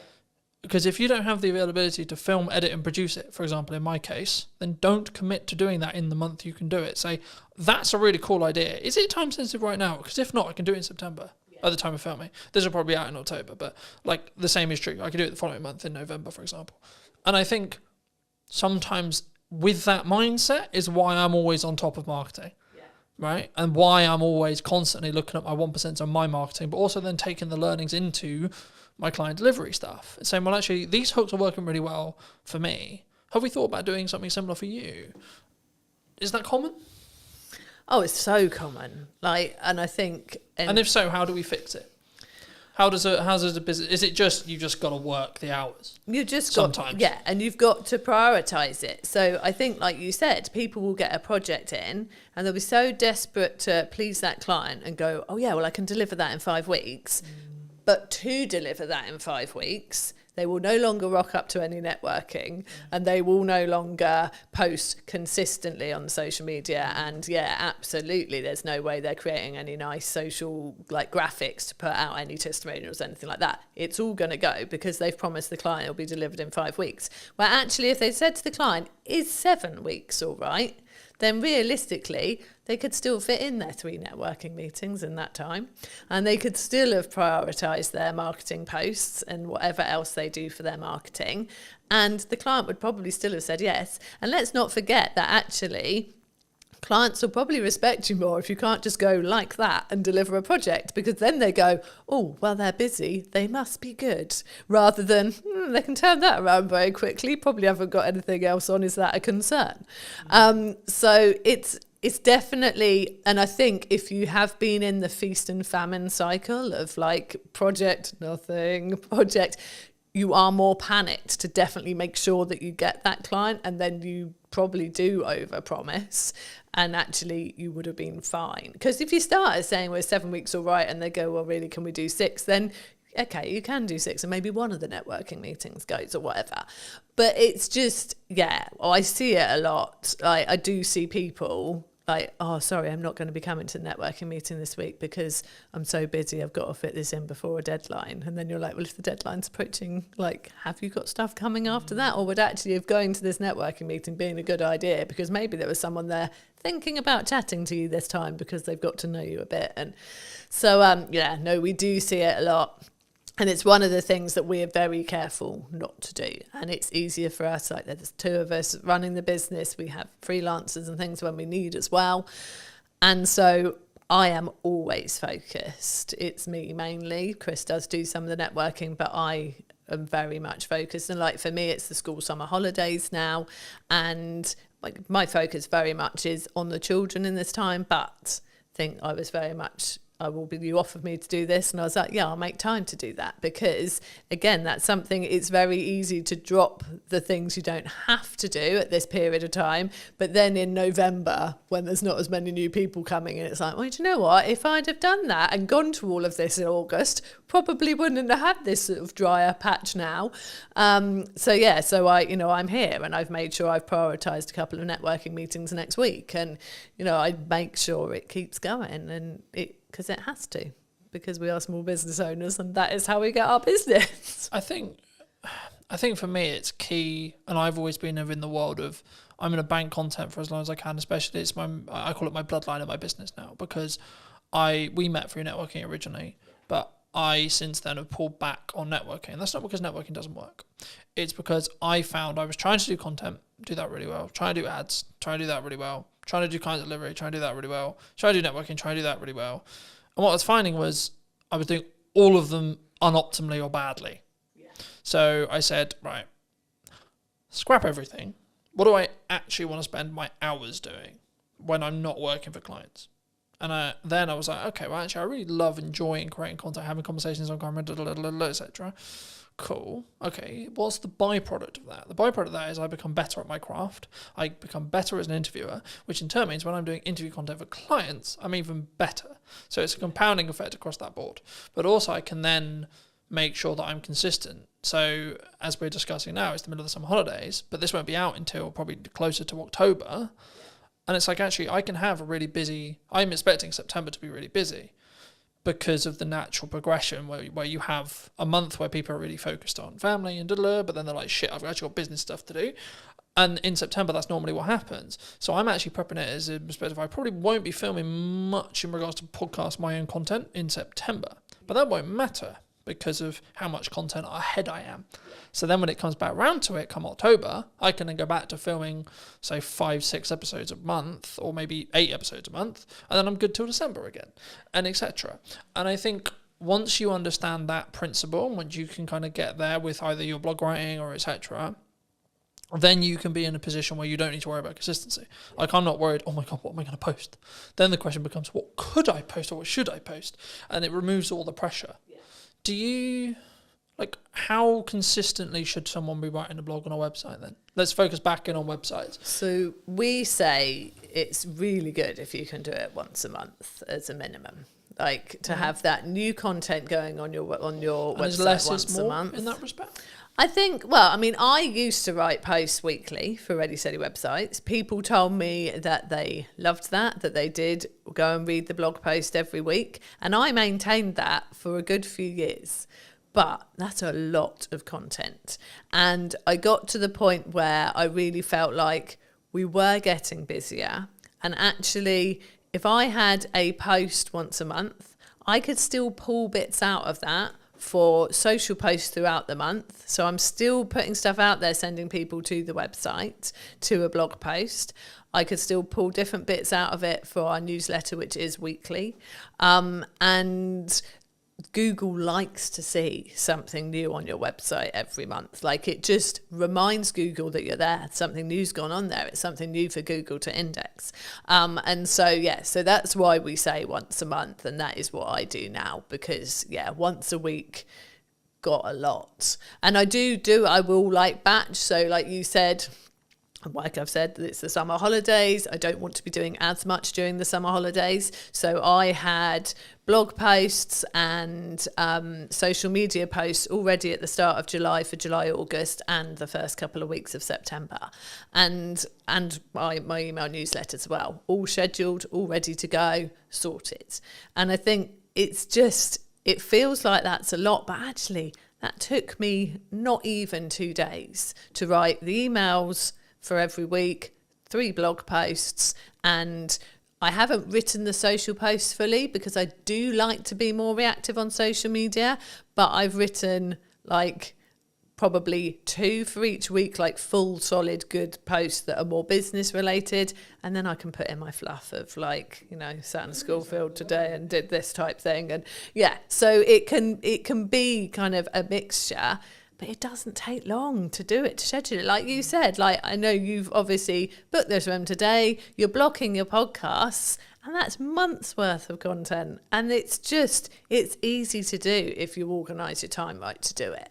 And I think it feels big for people who just aren't used to doing it. And the people who say to me, I'm not building an email list because I don't have anything to say to them. It's like, you've got so much to say. I am one for quite long emails. I talk a lot. I will write a lot as much as I talk. But actually, over the summer, they're shorter and sweeter. I've got a little thing going on of like a website tip a week.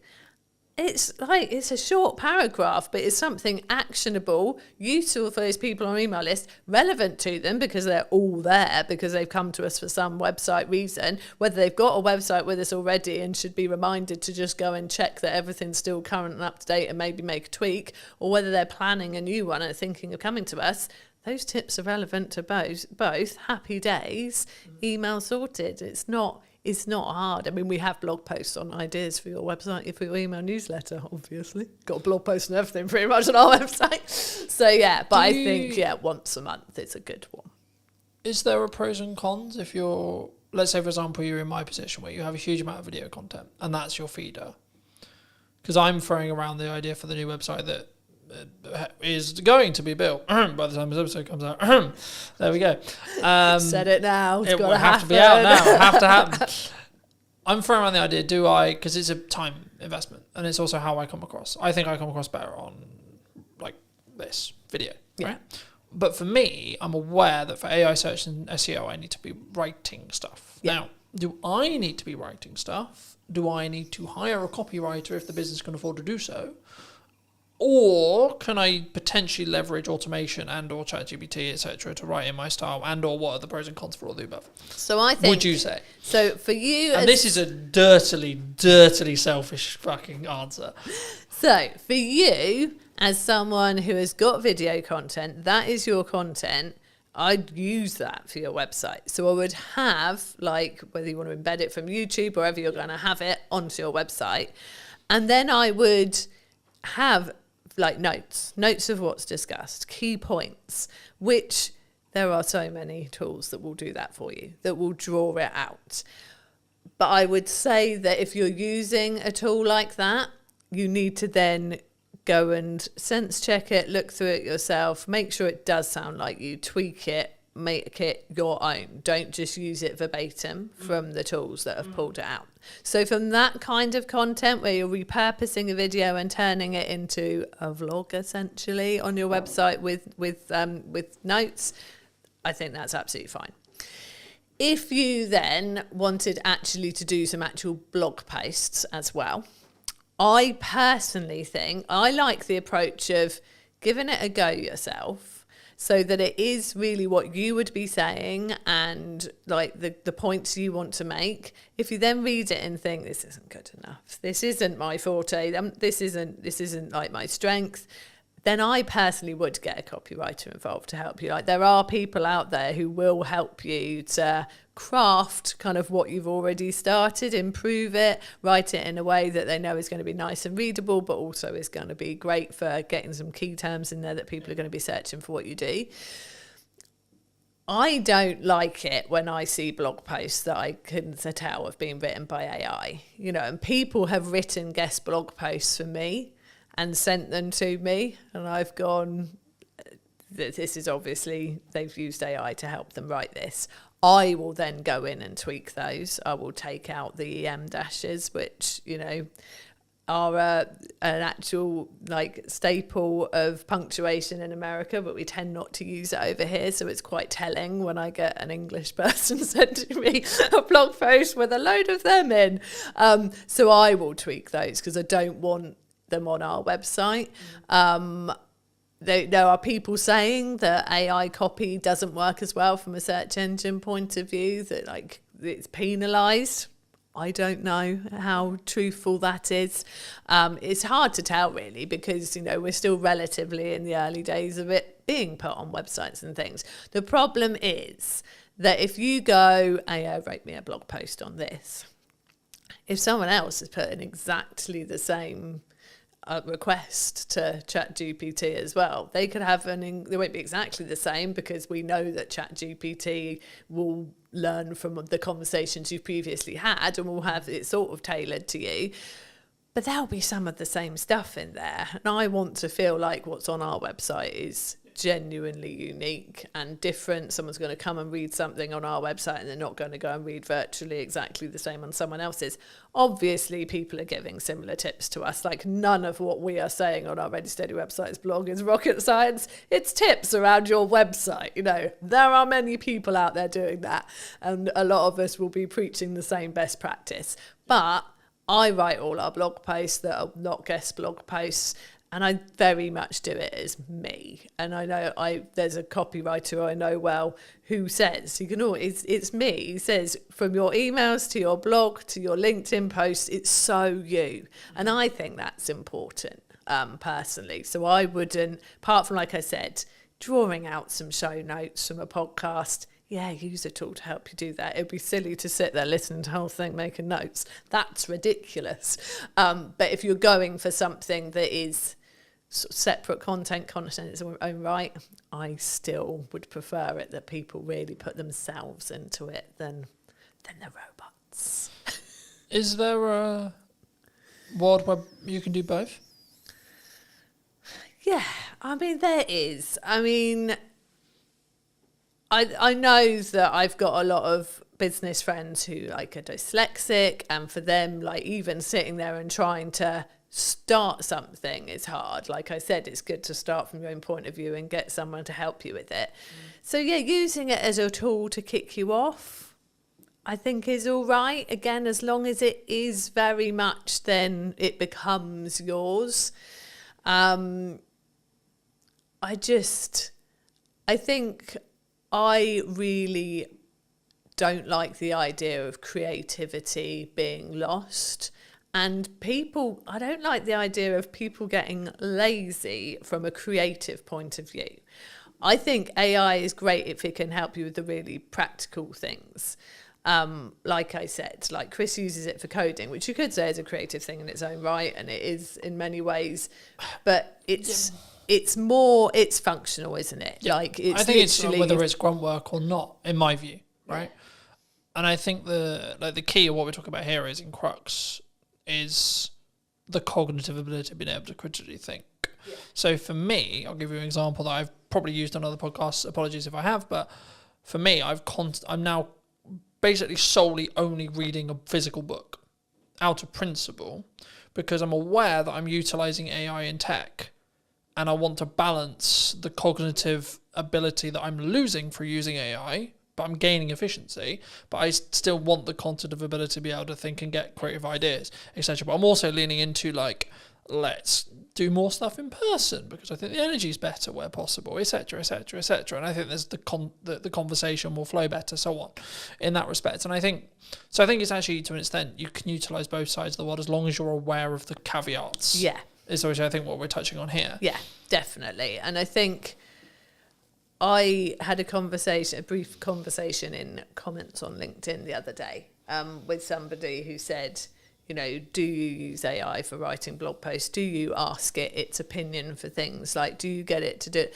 And I said, to a certain extent, but I'm really concerned that people will stop using their brains. But like you said, if you're aware of the fact that you're using AI for certain things and you go, do you know what? I do need this to keep working. I can't just let this computer think for me the whole time. Then that's great. And I think there is that balance there, and that's good. But I'm letting AI do the day-to-day stuff I wouldn't really find that hard or challenging to think for me. Yeah. So I have freed up capacity and then the ability to think longer term problem solving, larger scope problem solving, longer term business challenge, growth challenge, and so on, for clients and me. And I think for me, that's potentially where the people who are utilizing AI correct will rise to the top. Yes. Because I think, and there was this kind of AI is going to take our jobs-esque, the world's over kind of principle, I guess. I've been of the view that it's a tool. Right, and that's why I use the analogy of sharpen the knife and then use the knife yourself. So you're using AI to sharpen your knife, and then you're using it to cut up whatever you're cutting up, etc. And that allows you to then move forward. Yeah. That allows you to be more efficient, and that's kind of I'm going to work smart and hard simultaneously thing, because it's not just about. It is a level of, because I was like, in my head, whenever I look at content, I'm going quality or quantity, but actually, you need both to be able to understand data, to be able to then work out what the market thinks is valuable. Because I suppose it doesn't matter what you think is valuable. Yeah. It's what the market thinks is valuable. And the only way you're going to get there is through a level of quality at volume, in my view, at least. Because then you have, this video got 300 views, this video got 1,000. What's the difference, for example? In that respect. But for those who've maybe really connected with this conversation, really enjoyed it, or maybe they just want to check out what you guys are doing, where's best for people to reach out? Where's people to connect with you? Well, our website. It's got to be the answer I give, really. So our website, readysteadywebsites.com. If they want to have a chat, they can book a call there. But we are on socials. We are Ready Steady Websites on Instagram, on Facebook, and on YouTube. And I am Jude Wharton on LinkedIn if people want to connect. And I'd like to end the episode by asking you to give advice to your younger self. So 5 years, 10 years, 15 years ago, what advice would you give to that person? I'm going to keep it on a marketing theme. We started our business 15 years ago, and I wish right then we'd started to build an email list. We didn't start doing it for about 5 years. And once we built our email list, that was when the consistency of work coming in massively picked up because those people were there and we were talking to them every week and they were getting to know us, like us, really understand what we could do for them. And then they started coming to us consistently. So yeah, absolutely, I'd have built an email list much sooner. So that's my marketing, if I could go back and tell myself. Yeah. Thank you so much for coming on. Thank you so much for the time. And if you did enjoy this video and would like to see more like it, then I'll be back next week with a brand new interview talking about all things marketing, what you can be doing and where and what we're potentially missing as well, which I think is a really important part of what I'm doing here. So thank you ever so much for coming back and joining me once again. If you would love to hear what you think in the comment section down below, and I'll see you very, very soon. But you've still got to spend money on marketing to be visible and put yourself in front of your customers. You can't just expect it. You can't expect them to find you without you talking out there. And I think for me, the important element with marketing especially is if you're really busy, that's when you should be accelerating your marketing. Yeah, I think everyone is guilty about not marketing themselves enough. You've got to go through some pain to really learn that lesson, and then hopefully you won't make the same mistake twice. You have to have a level of volume to understand what works, because something will over-index. A video will get 1,000 views when your average is 300. Okay, why? Don't wait for the perfect conditions, because there are no perfect conditions.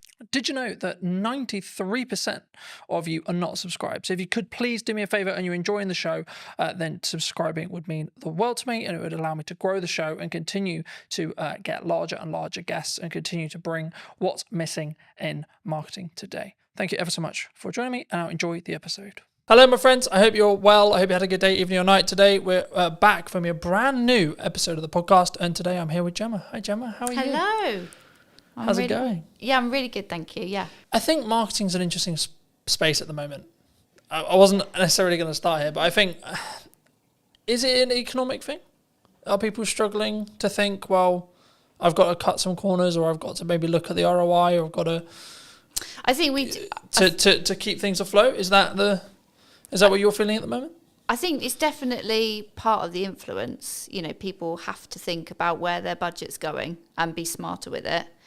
I think if businesses are still constantly searching for the hack or the quick wins, then that's where it gets really difficult, I think, for me as a marketer selling to clients. Because, yeah, if they think there is a shortcut or there is a quicker way, and especially the space that I work with being B2B, and it is that longer buyer journey, it isn't, there are no hacks or quick wins. It's not about being in a consumer space where you can use sales tactics to get the sales quicker. So yes, partly the economy is having an influence, like especially businesses where they've got lots of employees. They've had the impact of the national insurance contributions in April, so that has hit their bottom line. But it can't always be the excuse, I'd say. You know, the economy is going to go up and down. Look at all the things that have happened in the last 5 years that people did not see coming. So it can't be used as an excuse. You still got to spend money on marketing to be visible and put yourself in front of your customers. You can't just expect it. You can't expect them to find you without you talking out there. Do you think that a lot of businesses, especially conversations I'm having with some clients, retainer clients, etc., like they want really strong ROI, right? Return on investment. They want that strong return on investment. Do you think, though, when it comes to marketing, that people, because I'm seeing a world in the larger space for larger business. Now, of course, they've got more capital, they can burn it for maybe a bit longer, etc. But they're actually focusing on brand building, right? The larger space. But do you think the small business space is more driven towards strong ROI, like trackable ROI in marketing? Yes, I think ROI marketing is, people sometimes feel it's a bit of a dark art, you know, and it's difficult to be able to go, yes, I did this particular piece of marketing and it resulted in X. That it doesn't always work like that. The clients I work with, I help them with marketing across a number of channels, because ultimately activity in silos does achieve so much, but it's the bigger picture and how it all works together. That's where you gather the momentum, and that's where you start to see the results. Do you think, let's play a theoretical scenario, let's say I do 4 different things in marketing, one thing maybe the podcast is an example, and I've seen my revenue go up by 20-30% in that time, let's say, but I can't directly track it because the client hasn't said categorically, oh, it's because I watched your podcast that I've hired you. Is that still because of the podcast though? Could I look at it that way, and could I, from an analytical point of view, when a client or me or you or etc., we look at our spend and we go, okay, well, I'm outputting these things, right, and my revenue has jumped this way. I've had a change in revenue, whether it's 10%, 20%, 30%, whatever it is. And what did I do before that change? That's how I look at it personally. But is that how you look with clients? Is it you say, well, okay, well, we did these things, and then the maybe not the direct outcome, e.g. the trackable thing, but the byproduct was you're consistently, across months, not a week, etc., but like across months, you're up 10%, 20%, 30%, etc. Yeah. Do you think? Yeah, definitely. It all works together, and the thing, especially with B2B and the longer buyer journey, is that they might remember like the last engagement they had with your marketing, and then that, when you fill in the surveys online or something, how did you hear from us? You might then, you'll legitimately put the last thing you remember, but it will be because of the influence of all the other engagements that you've had. So it might be that they go, oh yeah, the most recent thing I saw was one of your podcasts. That's how I heard about you, or that's made me want to buy from you. But, whether you want to get down to the granular detail and kind of attribute 50% to the podcast because it was the last thing that they saw, but actually they were also on your email list, and maybe you give that 30% of the credit. It depends how you want to analyze it and get into the detail. But ultimately, everything will have a weighting, and it's good that you've obviously gone, right, before this point I wasn't doing this, but after this point where I've seen bigger engagement and bigger sales revenue after, because I've done this, you can kind of logically go, that's because of the podcast. I think for me, like, especially in marketing, especially in content, you have to continue to adapt, to continue to test. I'm sure we'll get into that in a minute, but for me, I would just look at it as a kind of a binary set of actions. So I do a set of things in marketing. What is then the outcome, either in my number of views, etc., tangible target there, or revenue, right, or both. And I think for me, sometimes people, especially maybe starting out businesses, or maybe, I was going to say maybe slightly older businesses, but not even necessarily older, but I think businesses as a whole, sometimes we don't understand that marketing is the journey to the sales conversation, and then the sales, when it happens, gets all the credit. Oh God, yeah. So it's like, oh, it was an amazing funnel and amazing client journey and this and this and this, but actually the salesperson who closed it is the one that gets all the hooray. Absolutely. Because they're the one that's tangibly tied to the revenue. Yeah. What would you say to businesses, people listening maybe who are in that boat? And should they just focus on the sales side of it? Like, oh, that salesperson did a really good job because they signed the X. Yeah.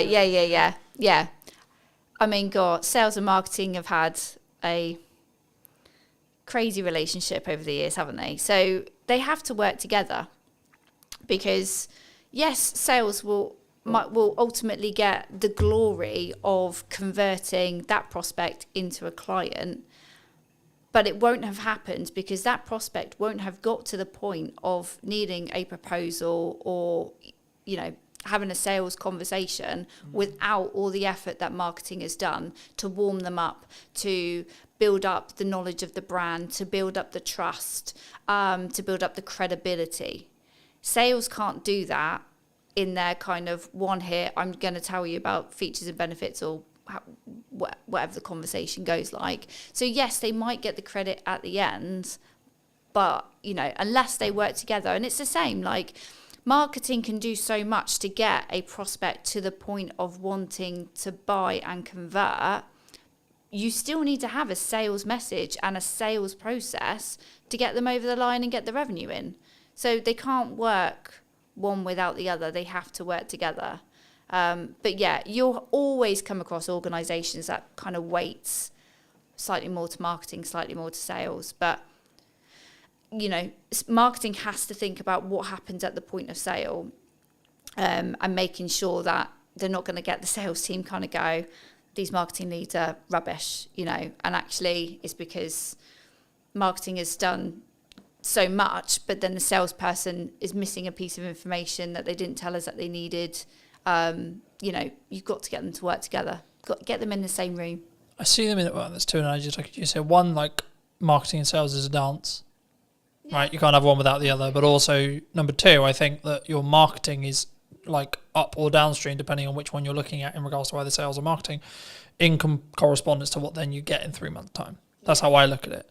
And I say, well, the actions I'm doing now, the actions I'm doing today, they won't have ROI today, but they will have ROI in 3 months, 6 months, or 12 months.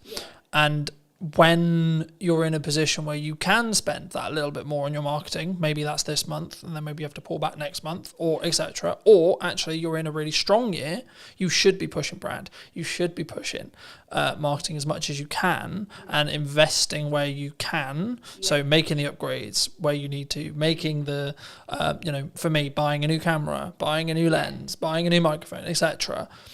That's then going to pay the rewards when things are harder, because I can lean into those changes and use them as maybe selling opportunities or selling reasons, right, in my marketing that will then trickle down into the reason why people made decisions. But have you always wanted to work in marketing? Have you always like done marketing? Like, how did you get sat in front of me today? Yeah, I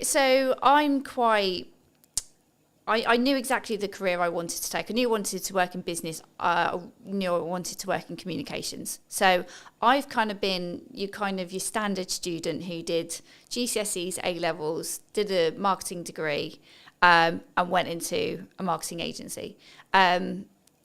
Just because that's the path I knew I've wanted to take. Never did I think I would actually run my own business. That kind of came over the last few years. I was always happy working for somebody else, working part of a marketing team. But yeah, I was always, I didn't foresee the kind of the change. Why did you go freelance? Because some people are forced into it. Right? Yeah, no, they're I like, wasn't. oh, I'm good. Yeah. I'm in an agency, and then suddenly like the dreaded redundancy call comes. Yeah, I wanted to do a bit more marketing. It was for me. So I'd had my son, and I'd sort of lost a bit of my work identity. So I started to do a bit of freelancing on the side, not in the freelancing that I do now. But then COVID actually gave me a really good opportunity, because I was at home, I could do loads of online networking, I could meet loads more people, and that just gave me the opportunity to pick up a few new clients, work with some other marketeers. I had an employer that was absolutely fine with me doing my little side hustle, no problem. And then I got to the point where actually I think I wanted to work with more different people, feel a bit more valued. So I sort of crunched the numbers, picked up a little bit more work, and then it was like, right, this is the moment. Let's go. Let's switch it over. My employer actually did become a client, so I was rather sensible with my sort of dip into freelancing. So I had a plan. I had a bank of clients kind of ready to go, and then it kind of went from there. Do you think people, maybe in the current climate, or I mean, I'm always hesitant when I say that, right? Because I've been in business nearly 10 years now, which is a really nice place to say. Yeah. But also, I'm also aware that I've now got a bank of knowledge in my head, which is like, well, there was that thing like 4 years ago, there was that thing 3 years ago, then we had COVID, so I try to be nice and try to lead with empathy when people are like, it's really hard, I'm struggling, the economy's hard, but I'm like, there's always going to be something.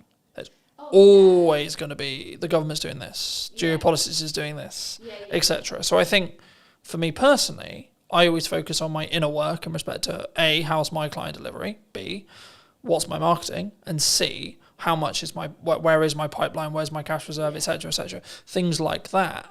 And I think for me, the yardstick I always use, and I've been thinking about this like a lot over the weekend, it's like the problems I'm now trying to fix are drastically different to where they were a year ago. So for me, that's clear growth metric. Yeah. Because I'm trying to fix larger problems. I've got more, whether that's financial problems or delivery problems, Different problems. or etc. You always have problems, I think, in my view. Yeah. To I guess to phrase it into a question, people who are maybe looking at the economy as, should I maybe pack in what I'm doing and then go get a job, or the other way and saying, actually, well, maybe I'm a little bit concerned about my job security. Maybe I'm seeing redundancy in the next 6 months, like either because their company's actually said that's going to happen, or they just have kind of a gut feeling that's like, I would feel more secure if I had something else. What would you, is now a good time? Would you say? Any time is a good, anytime. Like, don't wait for the perfect conditions, because there are no perfect conditions. Employment, some people do look at it a bit more securely. There's more, law behind, to protect employees. I don't sit there and think, I don't think either or is more safer, freelancing or employment. I saw somebody post something the other day about, maybe I think they must have gone through a redundancy, and I just sort of commented to say, like, look, don't overlook freelancing, but also don't look at freelancing if you want to get some income in your pocket quickly, because it's not the quick result, unless you've got somebody that has got a project lined up, that they're going to be good payers. But I think that happens because you did the work 3 months ago. Yeah, no, that does. But that's what I'm saying. I'm saying, like, somebody that was like literally, okay, I've just been made redundant, I'm going to jump into freelancing, and it's like, that's fine, but brace yourself. You are going to financially, you're going to just. You need to live humbly. Yeah, and I think for me, the key for me, and the thing I've learned the last couple of years, is you have to live below your means within reason, regardless of whether you want to grow or not, because. If you're growing, that requires money, but also it's in a scalable fashion where actually if money starts to get tighter and you have to make cuts, then I'd rather be cutting the stuff I'm using to push forward rather than, oh, I can't eat today. Yeah. I can't turn the heating on. It's interesting you say that, because at the end of last year, I had a couple of clients, they kind of fell out one after the other, and it was a little bit like, oh, this is getting uncomfortable. But it was a bit of a wake-up call for me, because I'd had lots of work come to me via referral, via other clients, but I could honestly say I wasn't doing enough marketing outbound to reach new audiences. So as sad as I was, and I was panicking, I knew I had enough money to pay the bills. That was fine. But I decided to invest in myself a lot more. So I invested in a bit more coaching. I invested in some other kind of support marketing communities where I was going to meet other marketeers, learn from them, possibly grow my network and find other people to work with. And it was absolutely the best thing I've done. So it's scary to spend money when you know your income is reducing, but sometimes you have got to do that. You've got to invest in new systems and technologies and new ways of doing things. Yeah, I was going to say, I think it's like, what's your response? And I'm having this like constant concern, right? When things are going well, you should make wheat. Okay, cool. But then actually, maybe I've got runway of, let's say, 3 months or maybe 2 months, right? Or maybe a month and a half. Cool, right. Do I continue to move forward, continue to say, well, this is working, this is growing, and trust in that by the time I hit my end of my runway, I'll be fine, the work will be there. Yeah. Or I'll make the money, or I'll found a way through. In that scenario where you are, like, unfortunately losing clients, the project work isn't there. We're recording this will be going out probably nearly October, but we're recording this in the middle of the summer holidays. Yeah. Where I naturally know there's going to be a lower demand for stuff happening, which is understandable to an extent, because kids are home, things are harder, people are working less, people are enjoying either holidays or time with their kids, etc., which is completely understandable. But also I'm like, okay, when I looked at my financial plan, I was like, okay, I need to kind of plan as if there's not going to be any project work Yeah. for the next 6 weeks ish. Yeah, right? yeah. I guess to phrase it into a question, I mean, what's your response? It sounds like it's like lean into growth and lean into investing, or have you always been that way, or do you sometimes feel like maybe you should have pulled back on costs and gone, actually, I can live on this for 3 months now? The interesting thing is, if you ask my husband, I am Captain Cautious, so I am not necessarily a risk taker. Like you mentioned earlier about sort of like living within your means. So I think you've got to be sensible, and it is. I guess it's a personality type, isn't it? So if you're somebody that really likes to live on the edge, and you're quite comfortable, kind of going, it'll work itself out, then you might take more risks. You might spend more initially and kind of hope for the best. Know that it's going in the right direction. You're investing in the right areas.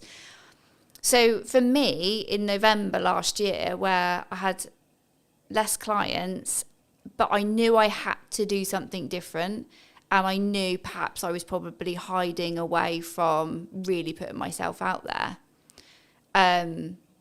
Because it is scary. It's scary to put yourself out there. I was just saying, did that come from like I've overused the word insecurity, but I can't think of another word to use lately. It's like, but is it an insecurity within yourself? It's like, what if?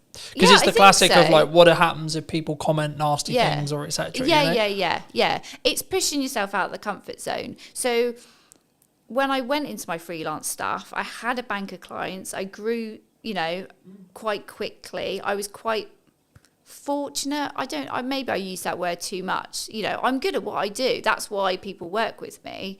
But I guess I was comfy. I had enough money coming in, but ultimately I didn't have enough of an eye on my pipeline.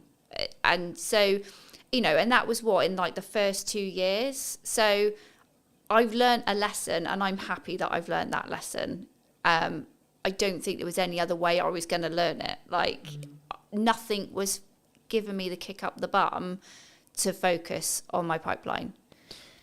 So when you say focus on your pipeline, what does that actually mean in tangible terms? What are you doing when you're focusing on your pipeline? In terms of having more conversations and lining up potential new clients, new work. So you're in sales? Yeah. So I think there's sometimes a misconception when we look at pipeline, which is like, I'm going to push marketing really hard. Because that is a approach to get more pipeline. My answer is yes and. Right? Yes, and you should be doing more marketing. Yes, and you should be doing more outreach. Yes, and you should be connecting with your clients. Yes, and you should be adding more value to your clients. Yes, and you should be trying to go above board for all of the clients you currently have. When things are good and when things are bad. Because the result is identical. But I think if you can financially plan it and or plan in such a way where actually absolute worst case scenario, you probably got close to 3 to 5 months, you're going to be fine either way. Because if you think about how long that time actually is in regards to actionable things, it's so unlikely, if you look at probability, that you're going to then not have any other work within that window of time if you're doing all the right things. Yeah. You would, it would fill you, for me, it would fill me with a sense of, okay, actually, I'm going to be fine. Yeah. But also, I think that comes back to the level of resilience you have, the level of experience you have. And this is one of the issues that I think maybe for starting out freelancers maybe have, is they don't have that evidence in their brain to go, when my back's against the wall, I need to make money. I know I can go in what I call going into the trenches, which is I'm going to have 15 cold outreach messages a day. I have stages. Like for me personally, I have seasons or stages, depending how you look at it, depending on where I see my pipeline, where I see things. When things are good, I lean into marketing as hard as I possibly can and try and add as much value in a short window of time. When I know that potentially I'm about to go into a season where I need to make sure things happen, like say like money hitting my account every month, then I'm like, okay, we're going to change gears now. Right? And I will potentially change the content a little bit, and it'll be a bit more pushy, not salesy, pushy in respect to, hey, remember me? But also what I'm doing in the background of that is sending 10 to 15, maybe 20 DMs a day. I'm calling old clients. I'm going back through my old list, etc. to go, hey, what's going on? How's it going? For people who maybe are listening to this, how could someone approach it, would you say, if they are in that position? Because it depends on where you are, I think, in business. I think you've got to make yourself as visible as possible, and just put yourself out there. Be confident, be yourself, but put yourself out there. And I would say get out from behind the screen. So it's great if, you know, you're doing all your digital marketing, you're sending your DMs, hopefully you've built your email list and you're reaching out to them and saying, hey, I've got availability right now, grab it. But also it's being seen in person as well.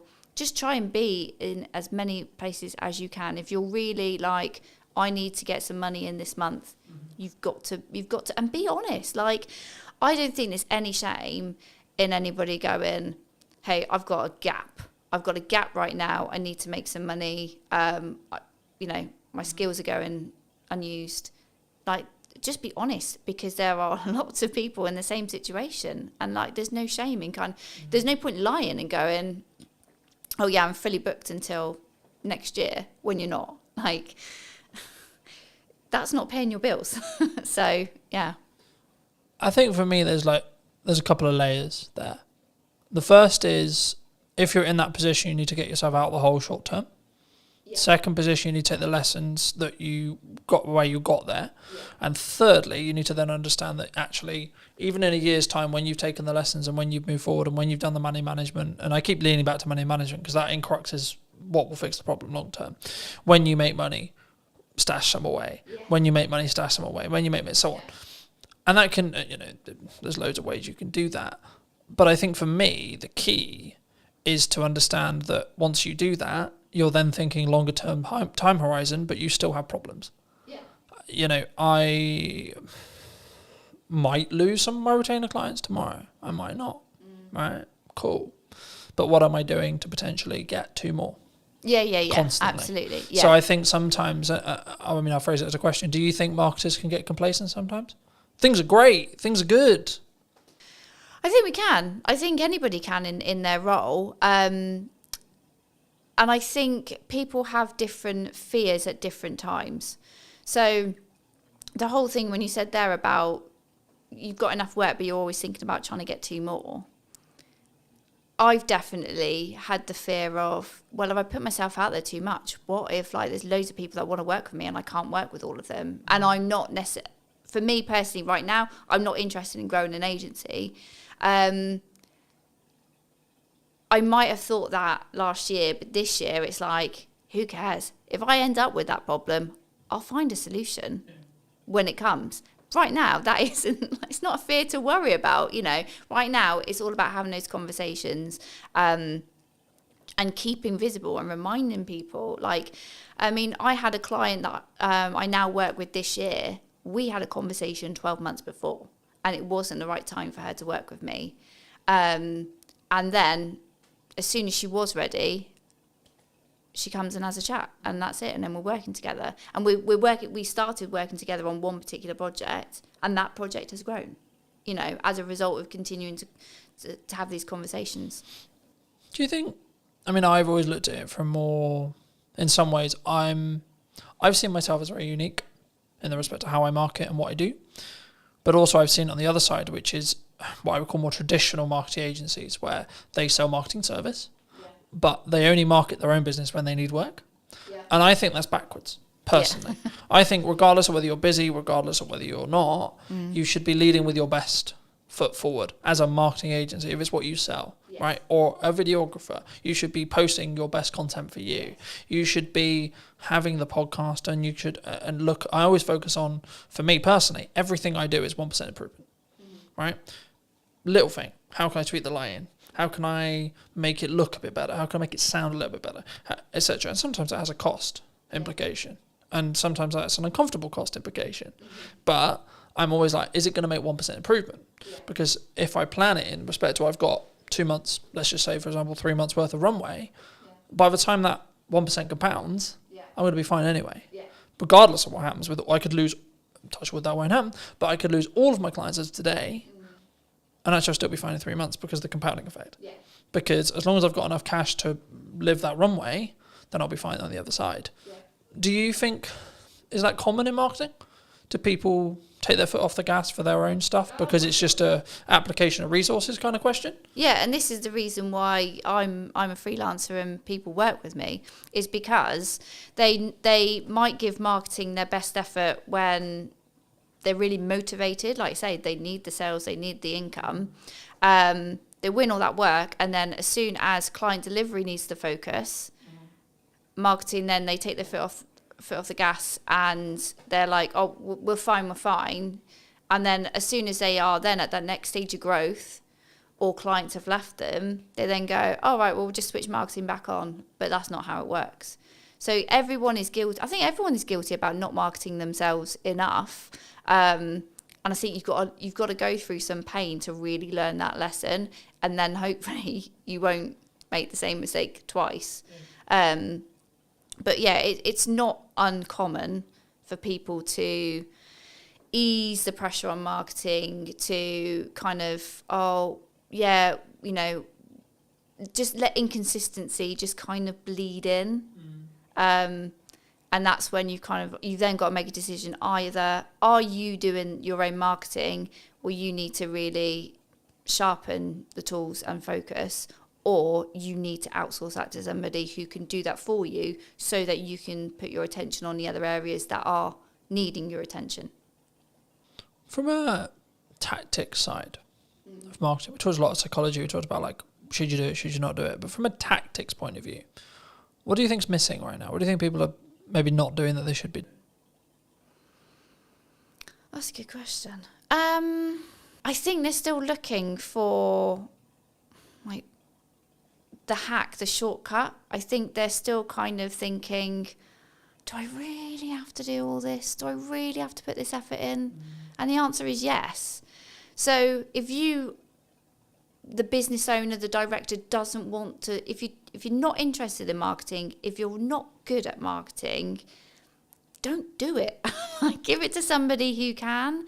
And I will always say to anybody, if they're not in a financial place to outsource, when you are marketing, think about something that you enjoy and that you're going to be able to be consistent with. Don't sit there and go, right, I'm going to post on social media every day. If one, you don't like it, two, you're not going to be there to engage afterwards, and three, you're not actually going to be able to commit to that, because it's just you make yourself feel like crap. As soon as you don't post that one day, you beat yourself up over it. Find the joy in the work that you do, and if marketing isn't where you find the joy, don't do it. I think it's also a context thing. Like some days I'll post 6 times, other days I'll only post once, right? And it's tangibly, am I in my office or on my office or on my computer? 1. Okay.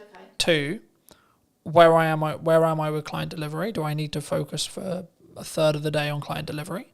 Yeah. And I can only put out 1 clip of the podcast, etc. But for me, the key is being consistent, so that if you averaged it, it would be 3 a day. Okay. Yeah. Let's say for me. And I say that and people go, 3 a day, that's insane. Yeah, but I have a system. Oh, but you've got different channels as well. This isn't like... Well, no, that's on one channel. Oh, okay. Fine. Right, so if you times that across 5, then we're talking 15 a day. Oh, okay. But the key is I've built a system. We're recording, to give you a very key example, I don't need to, at the end of the summer, record, probably for most, I could probably not record until November and still have a weekly podcast. Yeah. Because I'm so far ahead. Yeah. Now, the issue with that, of course, is if we're talking about current event stuff. Yeah. If we're not, which 95% of my podcast isn't current events, I've got other content to talk about current events, but most of the stuff I have in podcast conversations is workable and will be workable in 6 months to 12 months. So actually, by me batch recording, I'm just banking as much as humanly possible. Yeah. So then if I get really busy with client work, if I have to fix problems in the business, if I have to X, Y, Z's on, I then don't have to allocate resources and time necessarily into the podcast, or I can limit that cost on a month where it is a bit tighter because I'm so far ahead. Yeah. But the key is I'm focusing on the consistency. So, and this is where I've used the analogy of you need to make the hay while the sun shines, because if you don't, you'll just be left with sludge. Yeah. And I think for me, the important element with marketing especially is if you're really busy, that's when you should be accelerating your marketing. Yeah. Because then you're actually going to, and even if you don't have capacity, right? So let's say I don't even have capacity, I still am going to push hard on marketing because I want demand in 3 months. Yeah. And actually, I trust that by the time I finish those projects, if I've pushed with marketing, I'll have some stuff left. I'll have some people who are ready. And just being honest with clients and saying, look, I don't have the availability until September. Yeah. I don't have the ability until October, November, December, whenever it is. Yeah. And saying, cool, can we book something in? Can we get a pre-production call? Can we get a discovery call in? Yeah. Cool.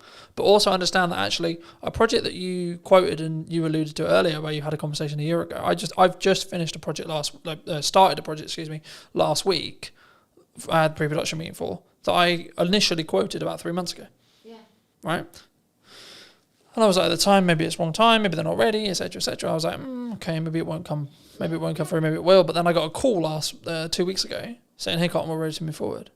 Fabulous, wonderful, right? And I think for me, if I had, perhaps, I haven't asked them yet, but perhaps if I had stopped marketing, they wouldn't have been constantly reminded that I existed. That you're around, that we've got that project there. Yeah. And the same with a handful of other clients who are like, yeah, we really want to do something, but we're not quite sure what we want to do yet.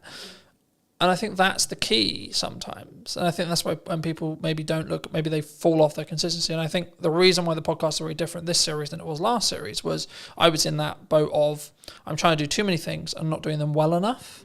So I'm very focused on 2 channels for the time being, which is podcast and my event promotion for my event in September. And by the time this come out, the event will probably have finished, and then it'll be about marketing the next event. But anyway, the crux, I guess, from a tactics point of view is what role do you see? Like, what do you value right now for your marketing or for clients? Is it written word? Is it audio? Is it podcasting? Is it video? Is it user-generated content? Like, what do you think's working? I would say I hate to start with it depends, but it does depend on the client. So let's talk about what I'm doing right now. Obviously, we're having this conversation because I invested in some video content a few months ago. So that, absolutely, I am like you championing investing in video to have another format of delivering your message to your audience. It's great and it can be used in so many places. So it's it is an investment, but it's a worthwhile. And also networking in the right places. So there's lots of different networking events out there. Some you might like, some you might not. I always say to people, like, it's about finding the right kind of event that you enjoy. It's got the right people there. Because ultimately, don't go to a networking event where it is just a cup of tea and a natter. Like, you do need to meet people and build relationships. It might not. Don't ever go into a room and think, right, who's going to buy from me today? Because that's not what it's about. It is about growing. Yeah, exactly. Yeah, but yeah. So for me, it's been and remaining consistent on LinkedIn, and not wondering what the hell the algorithm's doing, and sharing posts from 3 to 4 weeks ago. Yeah, I find it really interesting when people go, "Oh, the algorithm shadow banned me." Right, I'm a handful of chapters into Gary Vaynerchuk's new book. Well, it's not new now, but it's new for me. Day Trading Attention, and he talks a lot about your content's just not very good. Yeah, hard love, right? But the reality is actually through posting a huge amount, you know what works. And you can gain customer insights through that. And you can gain what's working for your market through that. And I think that's the key there. I think it's, my next question was going to be about volume, but like the simple takeaway I have is you have to have a level of volume to understand what works, because something will over-index. Yeah. A video will get 1,000 views when your average is 300. Okay, why? But then if you do that consistently and you keep learning, then your average will become 700. Okay, cool. But then what happens when something gets 1,600 views? Then what is it about? Then when you analyze, what was that hook? What was that this, etc. Do you think people struggle with the volume? Maybe they see someone like me who posts a lot, right? And they go, I can't possibly do that, so I'm not going to bother. I think people are overwhelmed. And I think when you're feeling overwhelmed, you then procrastinate and then you just don't do anything. Yeah. So I think that's when you've got to have a strategy. You've got to bring it back to what your goals are, what you're looking to achieve. And then utilize someone like me who can kind of say, like, look, if we can do this one thing, so let's say invest in video, these are all the things that we can do with the content from that video, not just the physical video itself. And these are all the places we can put it. And it's not about constantly thinking about new ideas and new things to say. It's taking one piece of content and repurposing it and making it relevant for the different channels. That's where you get your visibility is amplified, but your effort is, you haven't had to invest less than it could have been. Exactly. So I think people do panic and feel overwhelmed, and then that's when they just don't make a decision.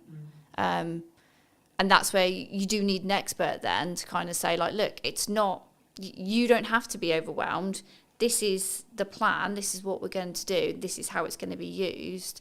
But ultimately, you just need to sit in front of me for 45 minutes and talk about what you do. Yeah. Easy. Where does AI fit into this? Because a lot of people are scared about it, right? People think they're going to take their jobs. Yeah. They're going to be out of a job. The robots are going to take over the world. Yeah. What do you think? AI is a tool. They are all tools to help you be more efficient, but ultimately they can't replace human creativity.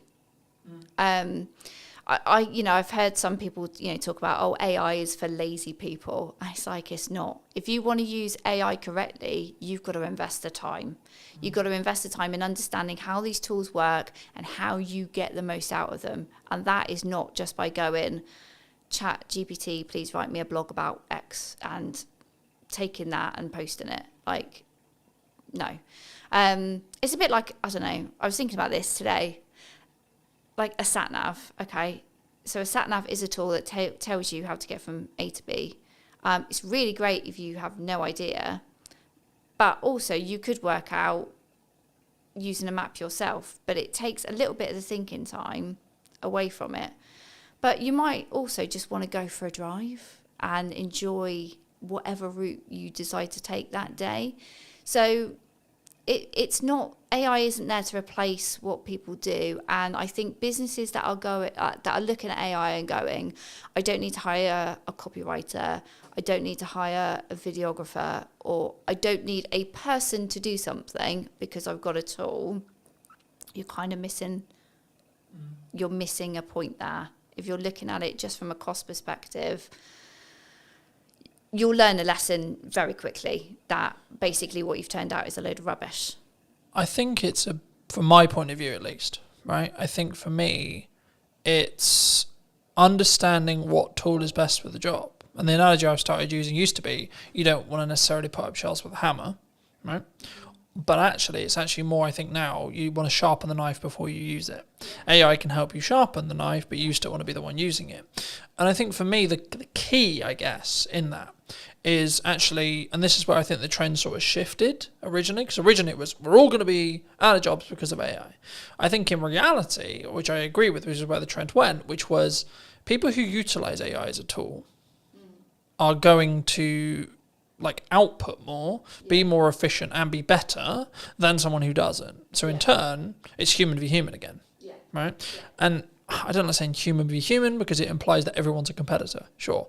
But for me, it's actually more about it's you v you and focusing on that mindset, just on a mindset shift really quick. But for me, I see AI as maybe a leveler or a tool rather than, it's going to take my work. If you're in a corporate landscape and your client's looking at you and saying, we need to cut some costs, or we're going to cut some costs and we're going to get an AI agent to do the thing you were doing. Okay.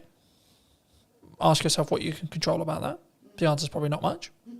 And then ask actually, well, did the client actually value what you were doing as much as they probably should have done, or actually, in the nicest way possible, are you actually that good? Are you actually better than a computer? Yeah. Right? And that's harder one to ask ourselves, I think, because we then have to be vulnerable with ourselves. We have to say, hold on, shit, I might not be. Yeah. Right? Do you think you're better than a computer? Yeah. Yeah, because the computer. And if so, why? Well, the computer hasn't got all that experience that I have picked up and all those situations and scenarios I have been in where I've had to think, what we're going to do about this problem, what we're going to do for this campaign, and pivot and react. It's not, that's not what AI is built to do. But AI is built to do what you tell it to do. So, like you, I use it as an assistant, and it's an opportunity, really, because if AI can do some of the heavy lifting in your job, in the work that you create, if it can do some of the stuff and save you time, you then go, I've got more time, what can I do with it? And whether that is, I can take on a new client, great, more income, or I can upskill in something else. I can use my brain in a different way. And I think that's the way I'm sort of looking at it. I think for me, there's a couple of ways that you can think about it in general, right? And I think you can tell a lot about how someone looks at their business when that you ask them about what happens and how they feel about losing a client. My perspective personally, as someone who's been in business for a while, long enough to, I would hope, know what I'm doing, I would say there's a couple of ways you can look at it.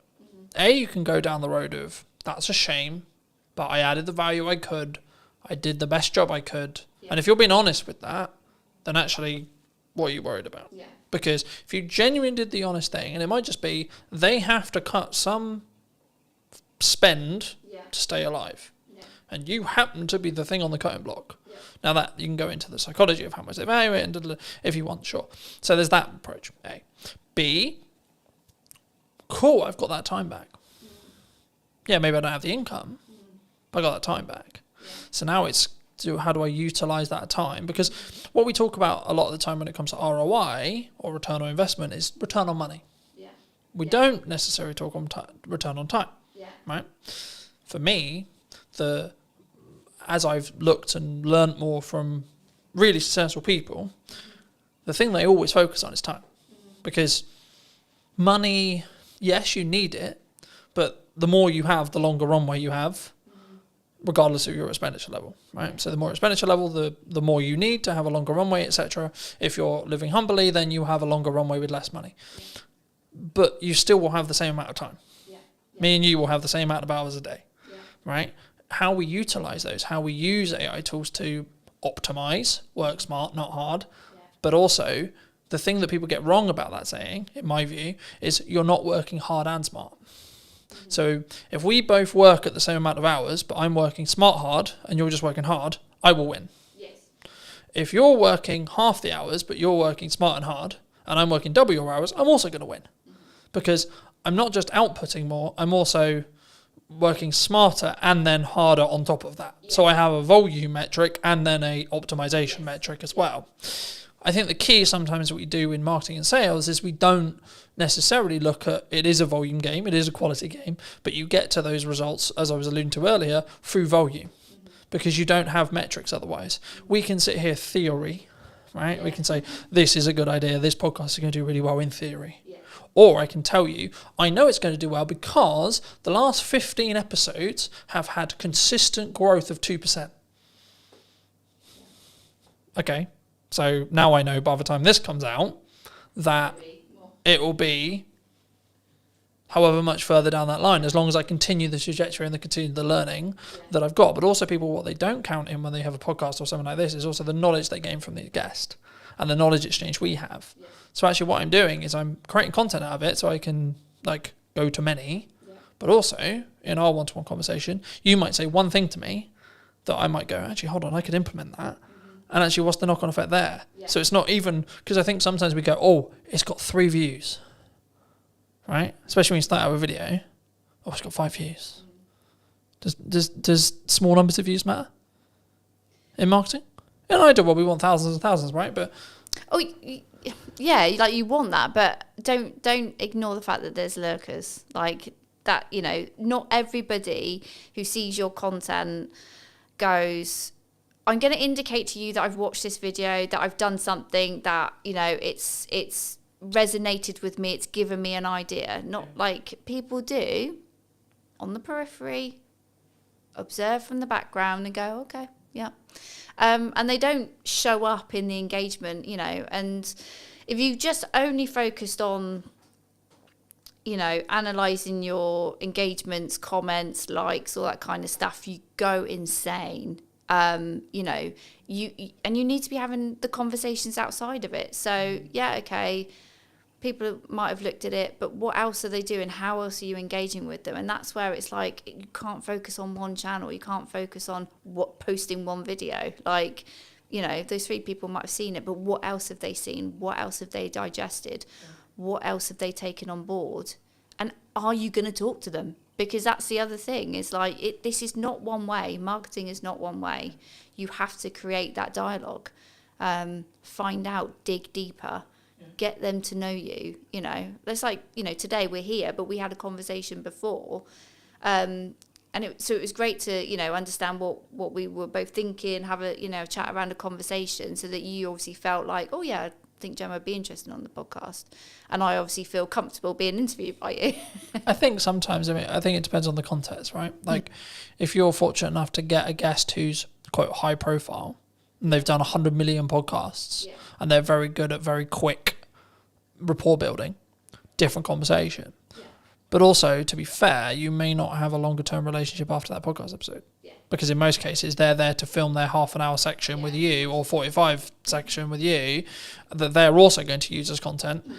And then that's it. That's the transaction. Cool, I'll come on your show, but I'm going to film it so I can cut it up for my socials. Cool, sick.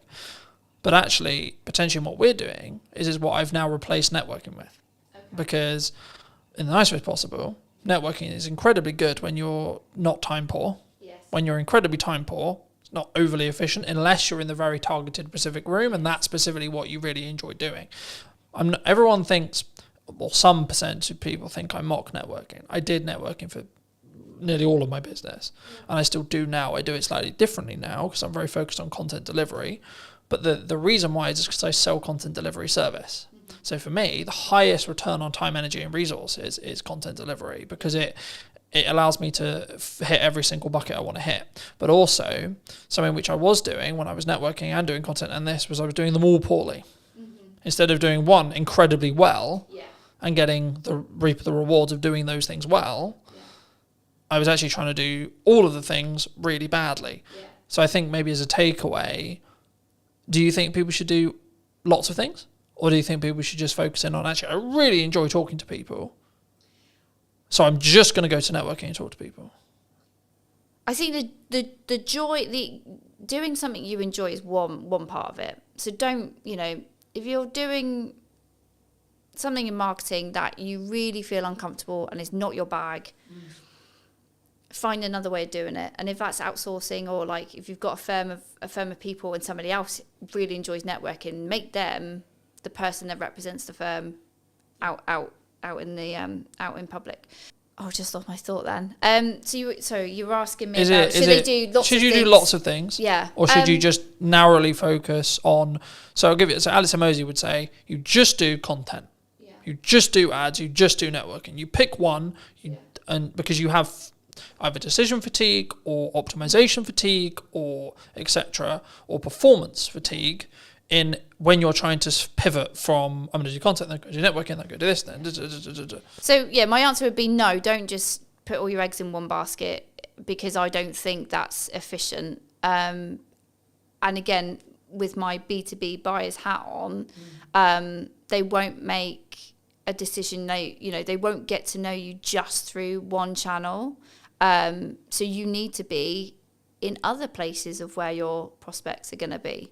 You need to, because they need to hear from you directly, but also they need to hear from other people that have worked with you to kind of, you get that stronger credibility, and it's built up quicker when they can hear from a third party who might be a client or might be an advocate, to hear what it's like to work with you And then to really kind of think, yeah, okay, this is a company I think I want to engage with a bit further. So I would always say, like, no, you can't just focus on one area and ignore everything else. But if you've got limited time, budget, resources, you've really got to go back to, well, why are you doing this? What are your goals? What are you looking to achieve? And you've got to be really critical and say, okay, I want to grow the brand. Okay, I'm going to focus on these activities. But if it comes back down to a goal, then you've got to focus, and then you've got a reason to help you make a decision. Like, decision fatigue happens when you probably don't really know what you're trying to achieve. I also think we don't give ourselves the time window. So I was alluding to it earlier. For the next 3-ish months, but just under 3 months, I've got 2 focuses. Podcast, event. That's it. Yeah. Nothing else. Everything I do is in one of those 2 buckets. Yeah. The byproduct of me doing that is I'll probably win more production work, I'll probably win more marketing work. Cool. But the main 2 content focuses is those 2 areas. Yeah. Now, after the event, when there's a bit of downtime between the event, I might add another one for 3 months. Yeah. But the thing I did potentially poorly in the past, and why my marketing didn't reap the rewards I wanted it to, was because I was constantly pivoting and adapting and changing what I was doing all the time, so I didn't commit to anything, which showed a sign to the market, if I'm really looking into it, that I didn't necessarily believe in what I was doing necessarily, but also I wasn't getting good enough at it through that 1% improvement consistently, right? So I think, to be honest, if we have another conversation in a year, I would hope that one of the channels I'm still consistently focusing on is podcast, because it's something I've committed to doing for the long term, not for the short term, because of the way I'm investing in it, because of the way I'm utilizing it, because of the way I'm testing it. It will reap the rewards in a window of time, either 6 months or 12, but I don't need it to reap the rewards now either, all right? But for those who maybe enjoyed this conversation, who want to connect with you, see some of your content, see some of the video content you alluded to, etc., where's best for people to connect with you? Find me on LinkedIn. That's where I am in my professional self. That's my main channel. And you can also obviously go onto my website. I do have a newsletter, so I don't bombard people. I send a semi-frequent newsletter, sharing tips and advice, and explaining to people how they can work with me. Fab. And I always like to end the show by asking, if you were going to talk to yourself 10 years ago, 5 years ago or 15 years ago, what advice would you give to that, Gemma? Oh God, if we went 10 years ago, my life was totally different, and I would tell myself, be more confident and value yourself more, because I think it was like one of the other questions you sort of mentioned before about like what have I sort of like learned, and it's like I've learned that initially at the start of my freelancing journey I was massively undervaluing what I do, so it is definitely confidence and just fucking go for it. Thank you so much for the time, Gemma. Thank you. It's been good. And if you did enjoy this episode and would like to see more like it, then I'll be back next week with a brand new episode. So why not be subscribed and let me know what your thoughts are in the comment section down below. And I'll see you very, very soon. Hook. This is stopping the scroll. I'll use TikTok as an example because it's probably the commonality in the room. Scroll, scroll, scroll, scroll. Oh, what pattern interrupt? What thing, either visually or audibly or on screen, is going to stop me from infinitely scrolling on Instagram or Facebook or TikTok or etc. I redistributed it on short form. One without captions, one with captions. The one without captions got 100 views. The one with captions got 1,100 views. It's the same video. Done is better than perfect, and posting a lot is powerful because you can work out what happens. To quote Gary Vaynerchuk from his new book, you should market to get better at marketing. It's the market will tell me in views, reactions, shares, sales, etc. what's working. No one really cares who you are. That's why I didn't start this conversation with, hello, my name's Colton. I wanted to get the basics, or help you understand the basics of marketing before we start. So can I just get a show of hands? Has anyone read, listened, or watched something on social media or the internet today? This is an opportunity for you to have either marketed what you do, how you do it, why you do it, or been marketed to. By the fact that you've all consumed content at least once today, means you're in that marketing system. Now, this is quite basic, but then the question becomes, well, what do we create? How do we create it? The commonalities for me, in 95% of cases, whenever I have a one-to-one conversation, I work with businesses, etc., their hurdles are, in most cases, not knowing what to create, not having the time to create it, or not knowing specifically what to create it about as a whole, right? So the first part of this workshop has been designed in such a way for you guys to really troubleshoot what you feel is your hurdles.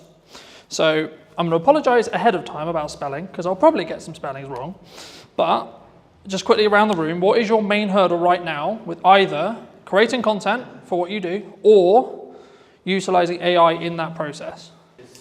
So standing out. Okay, yeah. So it has that feel of AI, yeah? Okay. How to use AI. Anything else? Confidence is a really common one, but it doesn't sound like that's really the issue for the room necessarily. So that would be content pillars. So what you're talking about there is content pillars. So what are your specific pillars that you're looking to build? So I'll use myself as an example. For this moment right now, I have two main pillars. Podcast, what's missing in marketing today, and Christmas promotions or service-based stuff. So it's kind of three in some ways. This would be counted under service, right? Because I sell knowledge, I sell teaching, but also I sell the application of that teaching if you don't have enough time to do it yourself. The key whenever you do any marketing, before you start, is firstly have an overarching strategy that will help your bottom line. So that's why everyone does marketing, right? We want to sell more. That's the honest truth. No one's going to be here and go, yeah, I would love to spend £1,000 and then get nothing back, right? But the reason why in most cases, in my experience, why people don't have that is, I would probably say this. So they're semi-inconsistent. So they do that example that Johnny gave, which was, we're going to post really good when we're not busy, because we've got loads of time and nothing else to do. So we're going to post 5 to 10 times one day, then nothing for 2 weeks, then 10 times again because I went, shit, I forgot. Or life got in the way, etc. Right? But I think the biggest thing for us is the standard. Yeah. Okay. Standing out is, I'll do that next actually. That's quite simple once you understand how that works. So very quickly, this is mostly video, but the same is true of written content, etc. Whenever you format your content, it should follow this structure, right? You've got 3 chunks, okay?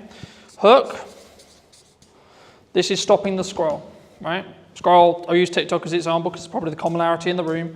Scroll, scroll, scroll, scroll. Oh, what pattern interrupt, what thing, either visually or audibly or on screen, is going to stop me from infinitely scrolling on Instagram or Facebook or TikTok or etc. Right? This in most cases is roughly 3 to 5 seconds of your, again, video. If it was a blog post or something like that, it would be your headline and then your top 2 lines.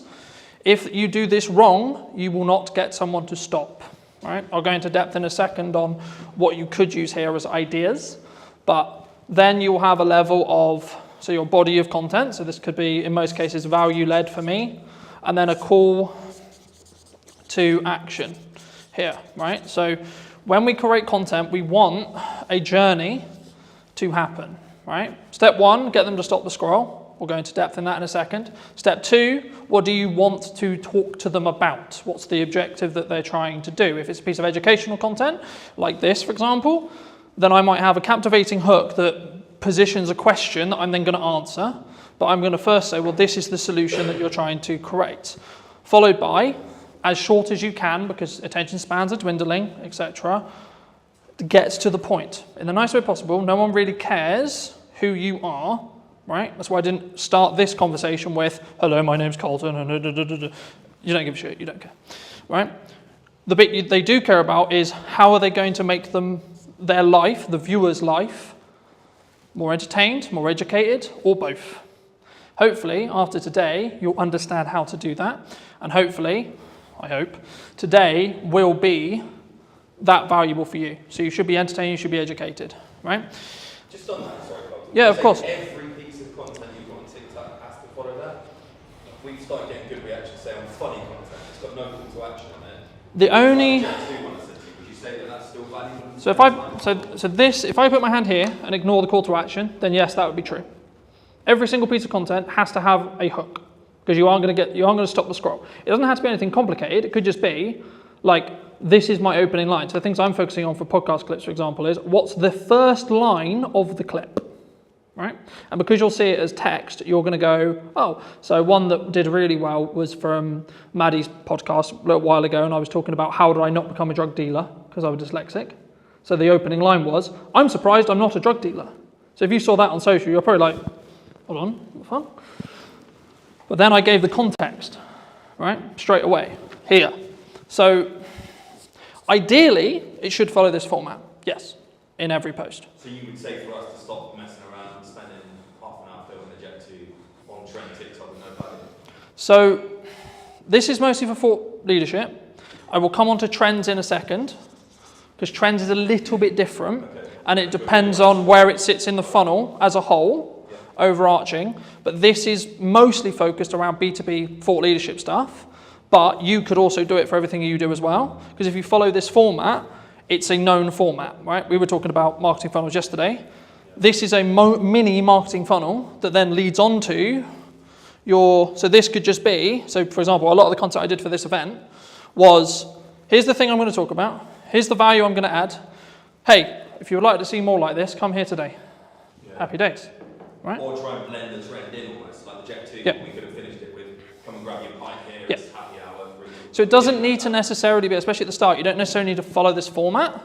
It's being aware that this is the ideal format and then using it in the content where possible.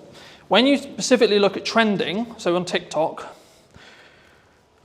it's kind of controversial in some ways because some people think, yes, you should trend jack, okay?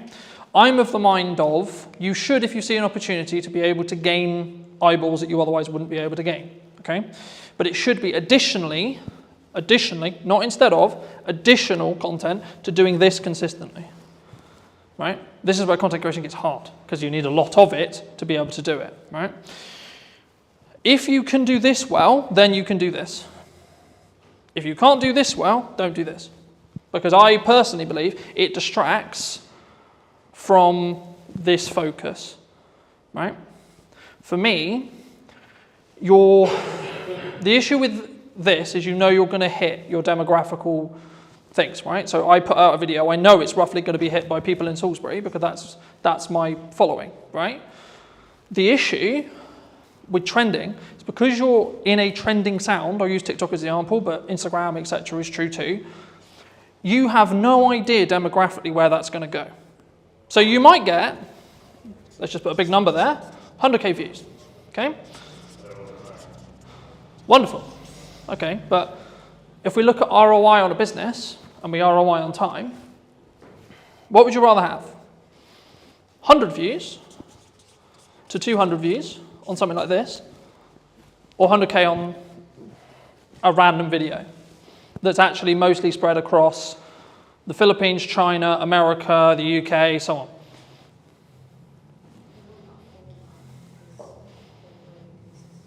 Mm-hmm. What do you think?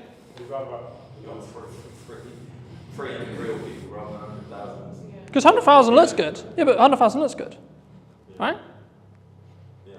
But when we... 999,000 aren't going to become, or probably might not be close to your venue. And that's why chasing virality, yes, it looks fun, yes, it looks sexy, but does it really do much for your business?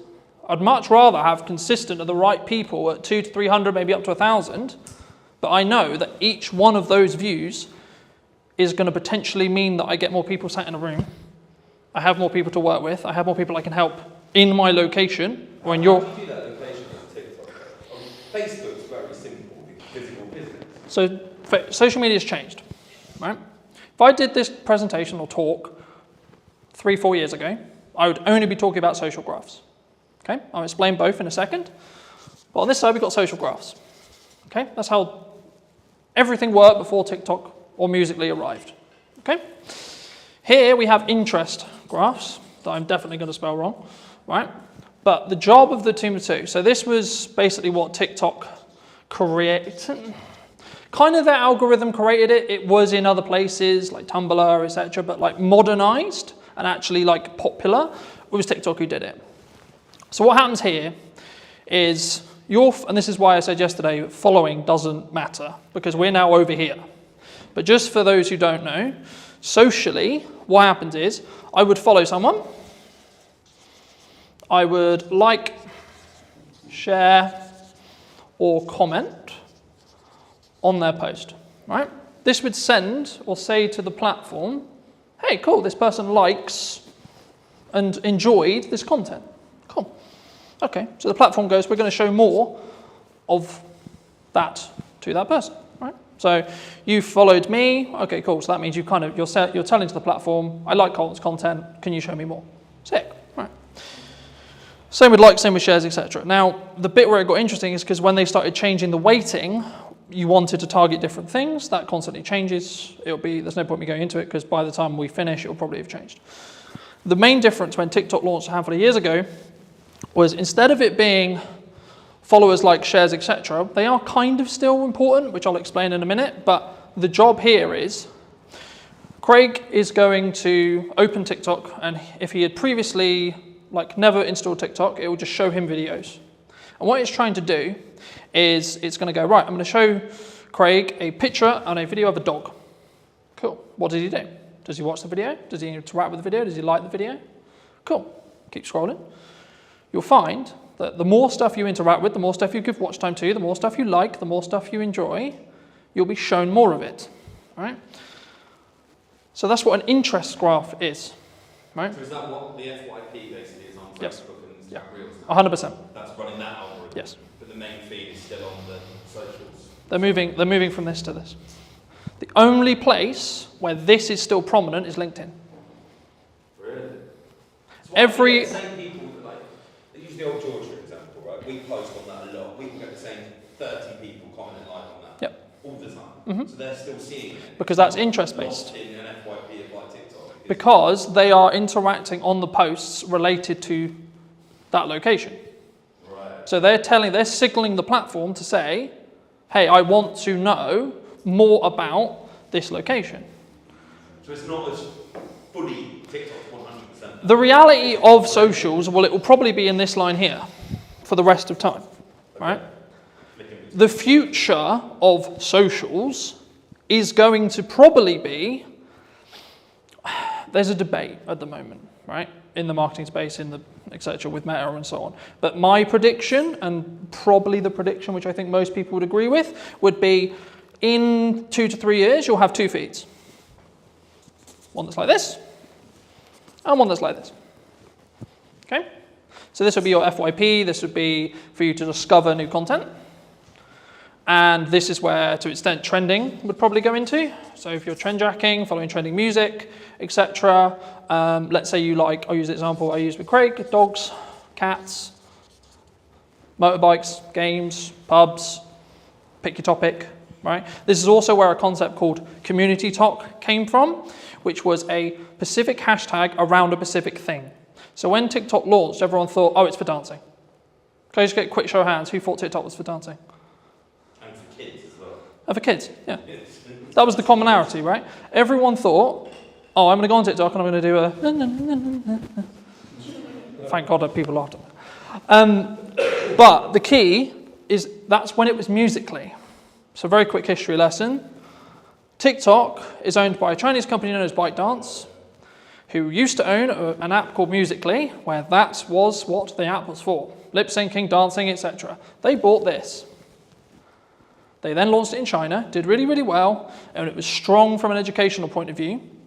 And then it moved to the West, and it became interest-based. But what they didn't realize was that interest-based would work so well, right? And that's why you're seeing, in the last couple of years, Instagram Reels launched, standalone, short-form feed that scrolls forever. Facebook launched, scrolls forever, so on, right? Even LinkedIn's now doing it. LinkedIn will probably have a video-only feed that's interest-based. The only post that will be social graph-based will most likely be carousel or image posts where you tag. So Johnny came to my event today. Thank you so much, Johnny. Do you want to tag you? Cool. how that quickly works, if you tag someone on socials, on a social graph, so this is mostly around LinkedIn, and they don't interact with it, it will be buried as a post, is the current conversation with the algorithm, right? And the reason for that is it stops people going, I'm going to tag whoever I want because I'm going to tag David Beckham in my post just to get more views on my post, right? Because unless David Beckham actually connects and actually, comments, likes, does something related to the post, it doesn't confirm that that actual connection happened. Because you need to remember, LinkedIn specifically is a recruiting platform. That's what it's designed to do. It's designed for you to get a job. Any questions on anything I've discussed so far? So the next thing I'll go into very briefly is creating a content ecosystem. I'll use mine as an example, and then we can go around the room and see where the holes are and see if I can help fill them. My content kind of evolves around, in most cases, 2 long-form pieces. So it could be an educational piece like this, or my podcast. So for this conversation, it'll be a podcast. So this is an hour to 45-minute conversation between myself and a guest of choice, right? So most cases it'll be talking about marketing, could be talking about trends, could be talking about very similar to this. But you might say, okay, well, who's going to sit and watch the 45-minute presentation? Quick show of hands, who would watch a 45-minute presentation? It was interesting. Okay. It might have been booked by, I'm sure. That's the key. Okay. So what most people do, and the reason why most people don't do it, is because they don't have the self-worth and self-belief to be able to put this 45-minute conversation out and it to get 2, 3, 10 views. What 95% of people should be doing is creating this, and then using it to fill their socials, right? I'll show you in a minute. And that's when you get when you scroll through on YouTube. Yeah. So that's called, that is basically about how you structure your short form, right? So very quickly, short form. I'll show you how to use AI to create 20 plus pieces from each one of these, because I do it, right? Every week I do it. For you specifically, you could talk, I'll use an event that you're running for an example, okay? You could talk about every single unique selling proposition and every single thing about the event that you think is really good, okay? Like a Q&A almost? Yeah, with your staff. You get someone to ask you questions. Okay. What's it going to do? Film it, chop it down, and then put it. And you don't have to film it the way I would film it, with multiple cameras and pro audio and this and this. I literally mean, right, a phone on a tripod, looking at 2 people, right, stick person, wonderful, another stick person, you can tell I'm not an artist, right, 2 people having a chat, wonderful, okay? That will fill your socials, okay? Because it's this long piece here. Could be anything. Your long form piece could be, this is how to utilize 1 hour of content, especially if you're time poor, right, and you've only got an hour of content to deliver. You can film it once, then distribute it in a short form, you're probably good for a month. And then if you want to hire an editor, like I do, I get a custom trailer made for each podcast. Some of you would have seen them. If not, go on my socials. There's one every week, right? And that is designed for the hook, which I showed you earlier, on the front of the podcast specifically. So that's meant to hook you in, show the best parts of the conversation, etc. if you come to the whole hour. But also it allows me to be on social media with short form.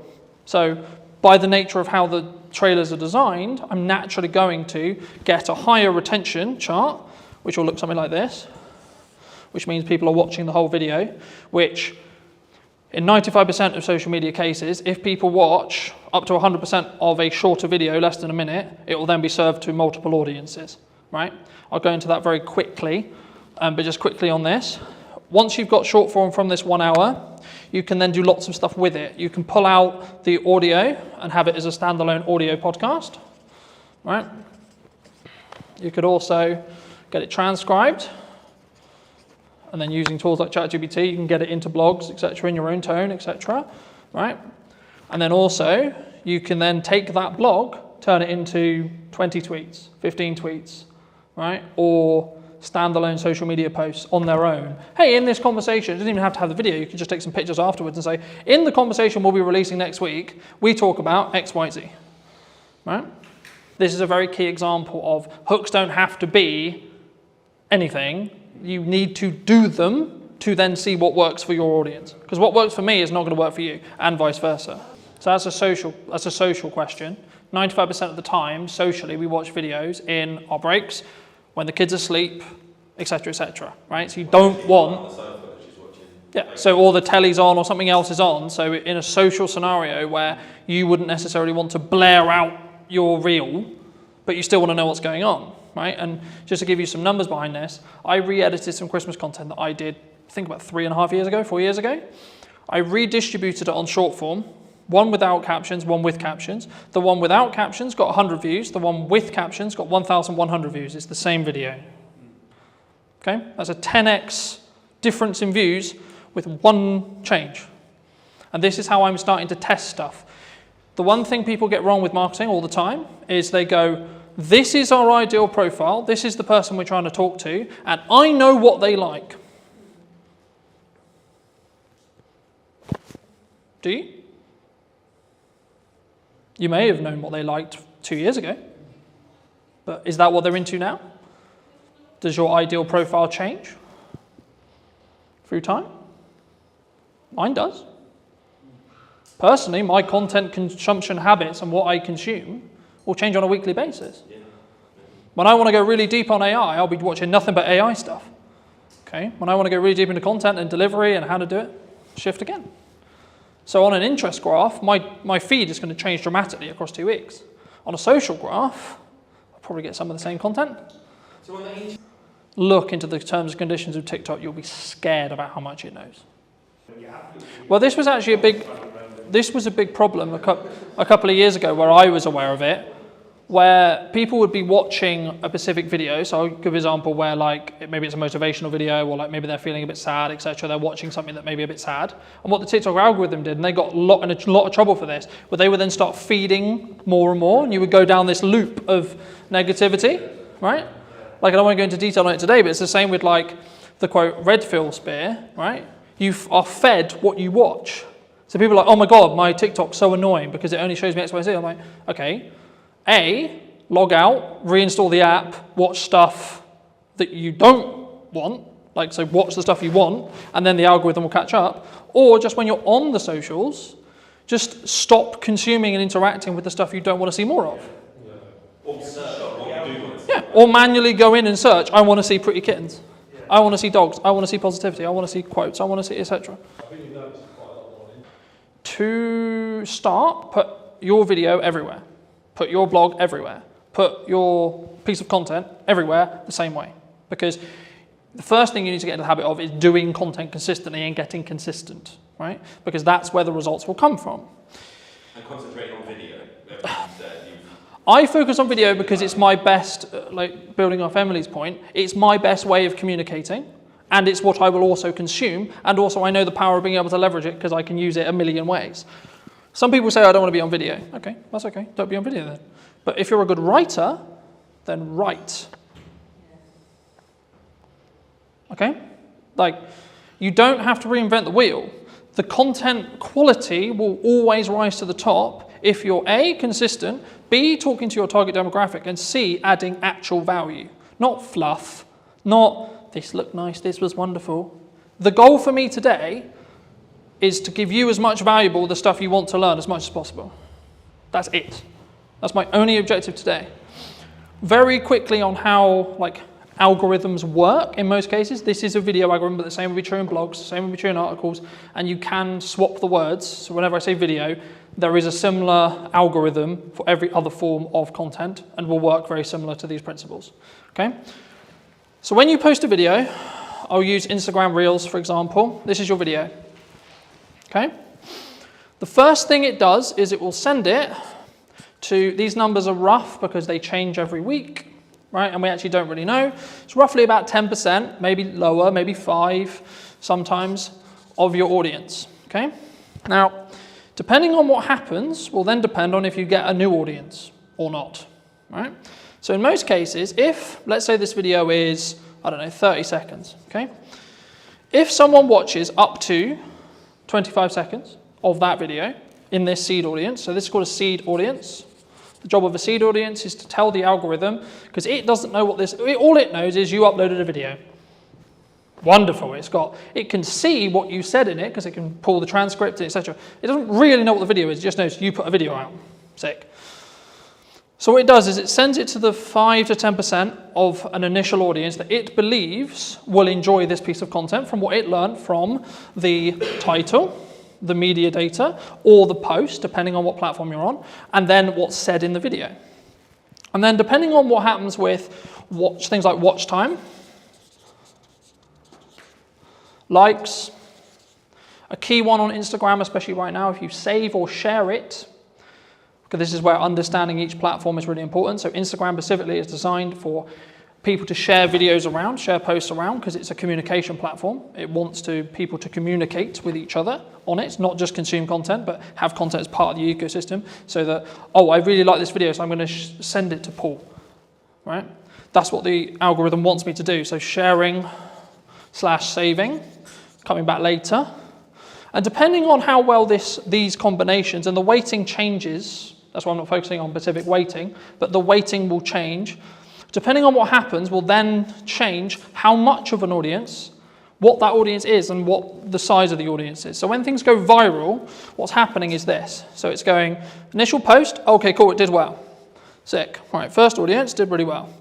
Then there'll be a bit of a plateau, maybe for half an hour, maybe 30 minutes. Then another one. Did it do well again? If so, and so on. And eventually, it won't have a good reaction. And that's when it will stop. But if you can keep that loop, so there was a trend a little bit ago on TikTok where it would be a 2-second video with a load of text on it. Why do you think people did that? They were farming watch time. Because it's a 2-second video. So TikTok was going, is people who watch this video in that seed audience watching the whole video? Because it's 2 seconds. But to read it, you need about 15 seconds. So actually, the percentage watched on that video was close to 500%. So TikTok went, oh my God, 500%? So people are watching this video 5 times? Cool, we'll send it to loads of people. Now, they got on top of it because they realized that was the game. But for a long time, it showed a very clear example of how your seed audience can snowball your views. And it will copy the audience. Because every single algorithm wants to understand and wants... Okay, no, I'll ask you. Before I tell you, I'll ask you. What do you think the job of an algorithm is? To keep people on social media. For example. What does every single social media platform want? Eyes on it. Mm-hmm. Then retarget. How do they make money? So the sin, you could say, is taking people off platform. Because Instagram doesn't make money if you send them off platform. If you send them to YouTube, you're sending them to a competitor. That's why people started getting quite clever with their link in bios, because link in bio became a term which TikTok itself would suppress, because it was sending people to the website. For a marketing brief, that's what we want to do, right? We want to send them to a landing page, we want to send them to a YouTube channel, we want to send them somewhere else off-site so we can potentially sell to them or retarget them or etc. or get their email so we can then email market it to them, etc. But purely from how does it perform point of view, and this is what I said at the beginning, where you need to start really delving into your content and really start working out, okay, so this one's going to be a very value-led piece, this one's going to be trend, this one's going to be for this purpose. And it can be overwhelming, but hopefully you're just going to get some ideas from today. If you can get some videos, and this is why done is better than perfect, and posting a lot is powerful because you can work out what happens. To quote Gary Vaynerchuk from his new book, you should market to get better at marketing. Right? So it's not about I'm going to market because I know what I'm doing.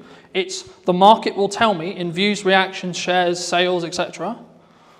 what's working. So I'll give you an example. A phone video over-indexed than a professional video in most cases for me. I follow the same format, hook, content, call to action, but because I story-told in the video and it felt more real, it got, I think, 4 times more views than my average. I think it's on like 1,300 now, because I told a clear story. So for those people who are like, I don't have a camera, I don't have this, I don't have that, I don't have all the kit, I can't create content, who doesn't own a phone in this room? You all own a phone, right? So then you don't have an excuse. Because especially if you create it in-app, you can outperform, because there'll be a small performance bonus. For example, on Instagram at the moment, they launched their own editor. It's called Edits. It gives you the ability to edit in the same way I can edit with pro software, and deeper analytical data on every single reel you've ever posted, purely through the app, that you cannot get through Instagram. So for that reason alone, you should download it, because then you can see your click-through rate, then you can see your percentage of your seed audience, and then you can tweak stuff, and you can tweak the hooks, you can tweak that first line, you can tweak your packaging. The same when it comes to your first line of your actual copy for this, because if someone misses the video and you don't have captions on it, you might be able to re-engage them by getting a captivating headline. So if you're doing multiple kinds of content, you can learn from... Yeah. Because you can then re-engage people. Something that also people worry about is, I posted a video and it only got 20 views. Okay. Well, what's happening when you first post a video for the first 24 hours, bless you, is it's only showing it to your seed audience. So on average, it will take 48 hours or so before you really start to see something pump. Unless you're trend jacking, that's a bit different. But on the structured content we talked about at the beginning, it will take roughly about 24 hours before the algorithm really understands it. The more content you feed the algorithm, the more it's going to understand what you do and what audience is going to connect with the content you're creating. Does that make sense? So what stage do you start paying for it? So at the minute You don't need, nothing I've talked about today is paid ads. I know, that's what I'm trying to think. If you want to do paid ads, you can follow all of these principles, and what I'd recommend you do very quickly for those who are interested in doing paid ads, you should post a load of content, see what does best in regards to views, retraction, etc., and then take the best performing pieces of content and then amplify them with ads. Because then you don't have a question mark on whether the creative or the video or the blog or the post, etc., is actually going to do well or not, because you already know, because it did well organically.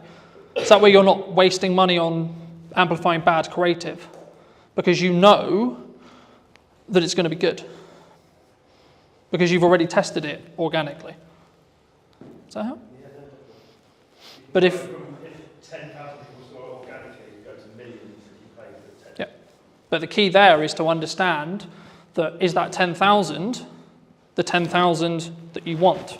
Moving back to my original analogy of, do you want 100,000 or do you want 10,000 or 1,000?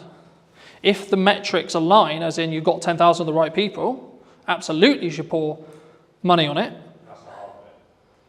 Because you've already done it. You already know it works with the target sector that you're trying to talk to. So of course you know. And then it's just taking the guesswork out of paid ads. Yeah, you should tweak the copy, you should tweak the text that goes next to it, maybe add a stronger call to action on the end to be a bit more salesy if you're going to, or maybe tweak the hook slightly, or tweak the video very slightly, but you know the bulk of the content's going to work for creative because it's already worked organically. How important is something like LinkedIn for a business owner or a filmmaker? Yes, LinkedIn is essential, I think, for any business owner. I've been posting regularly there for 8 years, I think, something like that. How do they up their prices? Because they struggle to actually put that into practice. If you're paying a freelancer £300 a day, that's way more than 30 grand salary for a full-time editor. Did you reach out to the brands you were looking to do the spec ad for? Because I think some people, when they look at spec ads, there's kind of like two approaches. One is like, do it, tag them in it, or send it to them and sort of see what happens. How did you navigate that initial process of making that spec ad? Anybody looking to scale their video business needs to double down on the brand, and people want to work with the brand, not necessarily just me. Does speed really play a factor, or is it more kind of standard to think about? Did you know that 93% of you are not subscribed? So if you could please do me a favor and you're enjoying the show, then subscribing would mean the world to me, and it would allow me to grow the show and continue to get larger and larger guests and continue to bring what's missing in marketing today. Thank you ever so much for joining me, and I'll enjoy the episode. Hello, my friends. Hope you're well. Hope you're having a good day. Today I'm talking to Carl from over in Manchester specifically. He runs a really I would say a upper class or like premier video production agency on the higher end, and today I really wanted to talk to him about specifically branding, but also how I think a lot of filmmakers, we're stuck in this rut of like being quite maybe lowball or midball or just working on ourselves. I mean, how does would you say, and feel free to give any context you want, Carl. And do you think that people really struggle to sort of scale their business as a whole? Firstly, I've never been called upper class in my entire life, so that's really just thrown me off big time. We're definitely a premium offering though, so I get what you're saying there, so thank you for that. So yeah, I run a production company called Dead Pixel Films, doing video and photography for a variety of FTSE 100 clients, online brands, TV commercials, that sort of stuff. And what was your question? How do they differentiate themselves? Yeah, because I think a lot of people, they're very maybe solo space, and they're maybe worried about like how do they up their prices, because I think that's maybe the dream or the objective of a lot of filmmakers, but they struggle to actually put that into practice. Yeah, absolutely. So for context, we're a team of 5. So I'm not a solo shooter anymore. I started off shooting weddings, same as a lot of videographer journeys, I guess, shooting corporate videos, went to universities, then jumped into freelancing pretty early on. So I was a solo shooter for 4 years. I did weddings, corporates, bits of football, bits of TV, all sorts of stuff. And, I made a really good living doing that. And there was nothing wrong with that. And I loved doing it. And the wedding specifically was amazing. I was working with really happy people, and it was really, really good fun. But I eventually reached a cap where there's only so much time in the day I have. There's only so much I can charge. And I just realized I was I was at a peak, I suppose, in terms of camera operating in Manchester as a technical skill and what I could therefore charge or how I could scale that into a business. So my next step was to go from a freelance camera operator, solo shooter, to a production company owner. And that was a monstrous leap because I alienated all my clients literally overnight, because all my clients were other production company owners. And so suddenly they're like, oh, hang about, now you've gone from Cal Thompson camera operator to Dead Pixel Films, video production agency. You're now a competitor. You're not a collaborator. At least this is how it was perceived 8 years ago when I first set up the company. So I had to kind of start again, really, in terms of finding new clients and developing those relationships. I had some crossover for a year or two, but eventually it just fizzled away, and I had to then go after bigger and better clients that would, and then focus more on relationship building and then scale it over time. And it's taken 8 years to get to where we are now. There's 5 of us full time. We've got a production studio downstairs. So I'm in the it's like a meeting space that we're in at the moment, and then we've got a 1,000 square foot production office, and that's where all the edits are being done. And then this downstairs is a 4,000 square foot studio space, and that's taken years to be able to have the cash flow and the regular clients to be able to build to that point, to be able to afford to have a studio. We've been in the studio 2 years now, and we use that as a bit of a marketing tool as well to generate more opportunities. It's very challenging because it's very expensive to sort of keep it going and making sure that it's not just burning through cash. But it's all part of the journey. It's really good fun. Yeah, I mean, I was going to ask you about cash, because I think as cash flow as a business owner, right? Because I think there's a massive difference, obviously, from a solo shooter who's maybe positioned themselves as an agency, or maybe the traditional, I think, from the sole videographers that I've spoke to about, they're looking to get work through other video production companies or agencies similar to yourself. Did you always have good money management skills, or because the story that I found is people normally get it wrong before they get it right? Yes. Cash is king with any business, and it's definitely applicable to video production and photography services. I've always been good with money. You have to be a business owner fundamentally, but even as a kid, I was always quite tight, I guess, with money. Didn't intend to be. I always did what I wanted to do. I went traveling all over the world and stuff like that, and I had some great experiences in my 20s. But I've always been quite strict with money. I've never been spending it on designer clothes. I'm not really fussed about anything like that. I bought my first house when I was 27, which I was really pleased to be able to do. Me and my wife got a mortgage together. So I've always been quite good with money, and that has served me well when running a production company. It's whenever an invoice gets paid, immediately save the 20% VAT. That goes into a reserve account. Immediately save roughly 20% corporation tax. That goes into the savings account as well. And then I've got the cash account of what we actually use for day-to-day spending and paying payroll and expenses and overheads and stuff like that. So there's always been a reserve account. I'll always have a figure in my head of the minimum amount of cash I'm comfortable with, and that's taken a long time to build it up. And obviously, when things like COVID come around, and that is a world-changing experience where you can't have all the cash that you've always wanted. You might have to dip into it, or you have a few quieter months. But in order to run a company, for me, to sleep well at night, I need to make sure there's months and months and months worth of cash flow sat there. And some people might disagree. They might say, well, you should be putting your money to work, and making it work for you, so you're earning money in your sleep. And obviously we invest in the studio facility, we invest in our marketing and invest in our team and training and all that sort of stuff. But having a good cash buffer for me just makes me sleep much better. And it means I've got the mental capacity to pursue opportunities that I want, and don't just have to take any project that comes our way because we need a quick 500 quid. Yeah, I think, I mean, I think that does lean on to my next question, which would be around, like, how does one attract larger brands to work with us, either consistently or as, like, maybe one-off projects in general. But just to build on what you were discussing there, I think it's very key to understand, and something that I have struggled with maybe for the last couple of years, but not this year specifically, has been understanding your numbers, but then also giving yourself a little bit more, like, cash cushion than you think you're going to need, right? Like, oh, I'm going to be fine on X amount, and then in reality, if you have just a little bit more, then something will end up happening that takes that cushion, I think, for me. But just to reiterate the question, I mean, how, for maybe someone listening to this who's maybe solo or maybe looking to scale up, how would you say they should look at maybe working with, the Red Bulls of the world or equivalent, in that respect, in regards to, like, the size and the scale of the actual brands that maybe they're looking to attract as a client? I mean, this is changing loads over the last few years. From what I've seen, is historically the big brands would only ever work with big agencies for the longest time, and that is still the case for a lot of places. Like Coca-Cola will only ever work with WPP, or they have done for forever, because they feel like they need the resource. They need the WPP, one of the largest advertising agencies in the UK, in the world. They feel like they need the cushion and the experience of a big advertising agency, and they probably do. They need the strategy thinking and all these different resources they're going to pull upon. But what I can see is, over the last few years, more and more brands are doing more in-house, and they don't necessarily need the big agencies or the big thinkers, from what I can tell.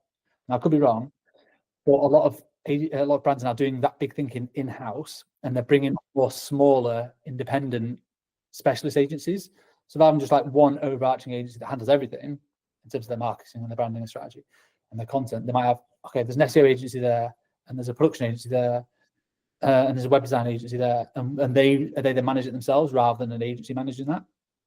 And they just make sure that's all sort of aligned, which means that smaller companies have access now to bigger brands, and they're able to work. And basically, once you've got one, it's easy to get the next one, or easier. You still have to chase for it. It's more competitive for sure, but once you have a few bigger brand names under your portfolio, and the work can start speaking for itself. So we're able to attract bigger name brands because we've worked, like we had our Premier Foods Group, which is a FTSE 100 company. We did over 15 YouTube pre-roll videos for those guys back in, it was like 2021, I think. And that's for their whole suite of brands: Ambrosia, Oxo, Bisto. Anyone in the UK will have heard of these brands. They're in every shop ever. So we did loads of ads for them. And by doing work for those people, it opened up doors to more foodie brands. So then we're suddenly able to work for BBC Food. There's another project we got off the back of that. Yeah, we had to pitch for it. We went up against 27 different agencies on a public tender to win that particular project, but suddenly we got that. And then I marketed the fact that we worked with BBC Food for a 9-month content retainer on LinkedIn. That then led to one of our current biggest clients, which is Uni, and they're the pizza oven company based in Scotland. And that's because I put out one post on LinkedIn about working, like a blog post about how we work with food and break down that process. So it went from one to the next. So you can, when you look back, when you're in the thick of it, it's hard to tell what's going on. It's just like, shit, where's the next client coming from? And you just want to do the best work you can. But when you kind of step back, you go, okay, I can see how that one has led to that one, has led to that one, has led to that one. But it's been I've been self-employed for 12 years. there's 12-year experience to be able to get to this point alone. And some people are way further on than me in terms of their career, but I'm really happy that we get to work with like some world-class brands. And just by working with one does tend to lead to working with the next. So I bet your next question is, well, how do you get the first one? Because that is the challenging bit. And the way I would say doing that is work for free, which I one here is going to hate. By free, I mean make a spec ad. Speculative. I don't know if you've ever done it, but you basically need to prove your skills and your services and the quality of your work off your own back. So that's how we won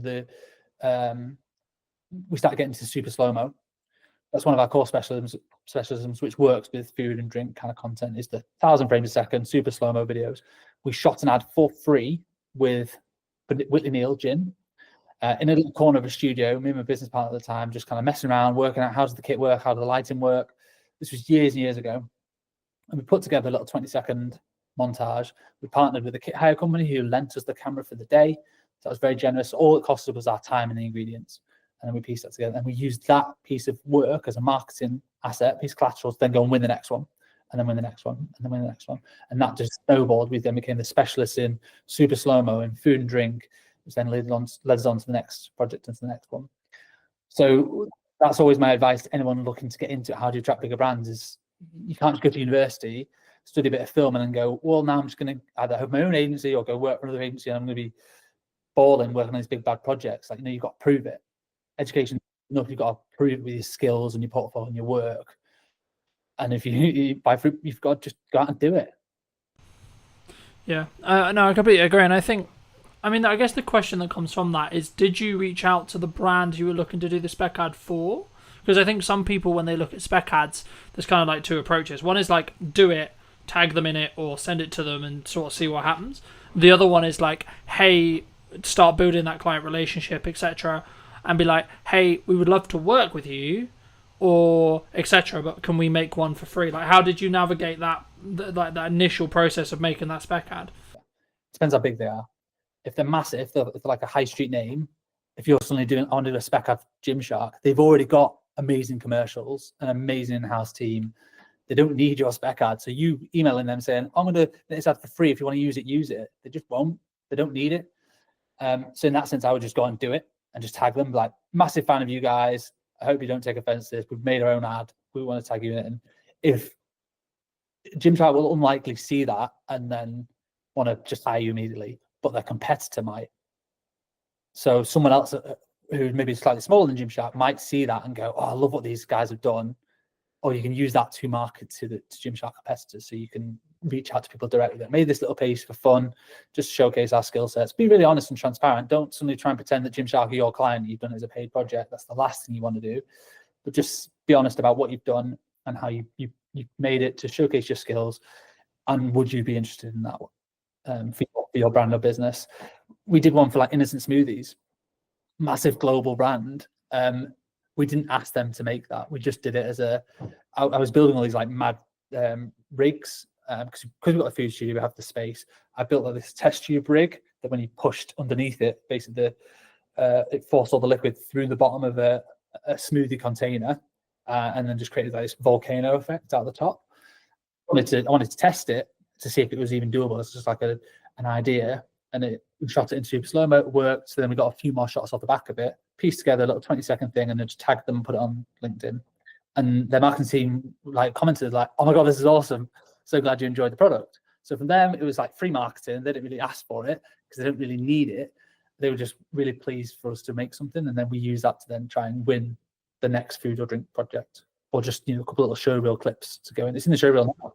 Do you think you've mentioned LinkedIn specifically a handful of times. Do you think that some people are worried about either putting up a spec ad or like maybe creating content that's not specifically for a client or for a production company, etc., that could showcase their work, could get them that next level, but maybe they're like concerned about either like what would the reaction be or like where people sit? Because I kind of see it in two respects from my experience with filmmakers. Some that are like really leaning into social media as like a personal branding tool and like as a marketing tool, but others who are maybe slightly more cautious around, I guess, how they post and when they post. In your experience, I mean, I mean, guess the two questions there is kind of two pronged. It's one, how important is something like LinkedIn for a business owner or a filmmaker? But then number two, like, why do you think people are potentially quite cautious? Yes, LinkedIn is essential, I think, for any business owner. It's still quite untapped resource. I've been posting regularly there for 8 years, I think, something like that, and built up a sizable following.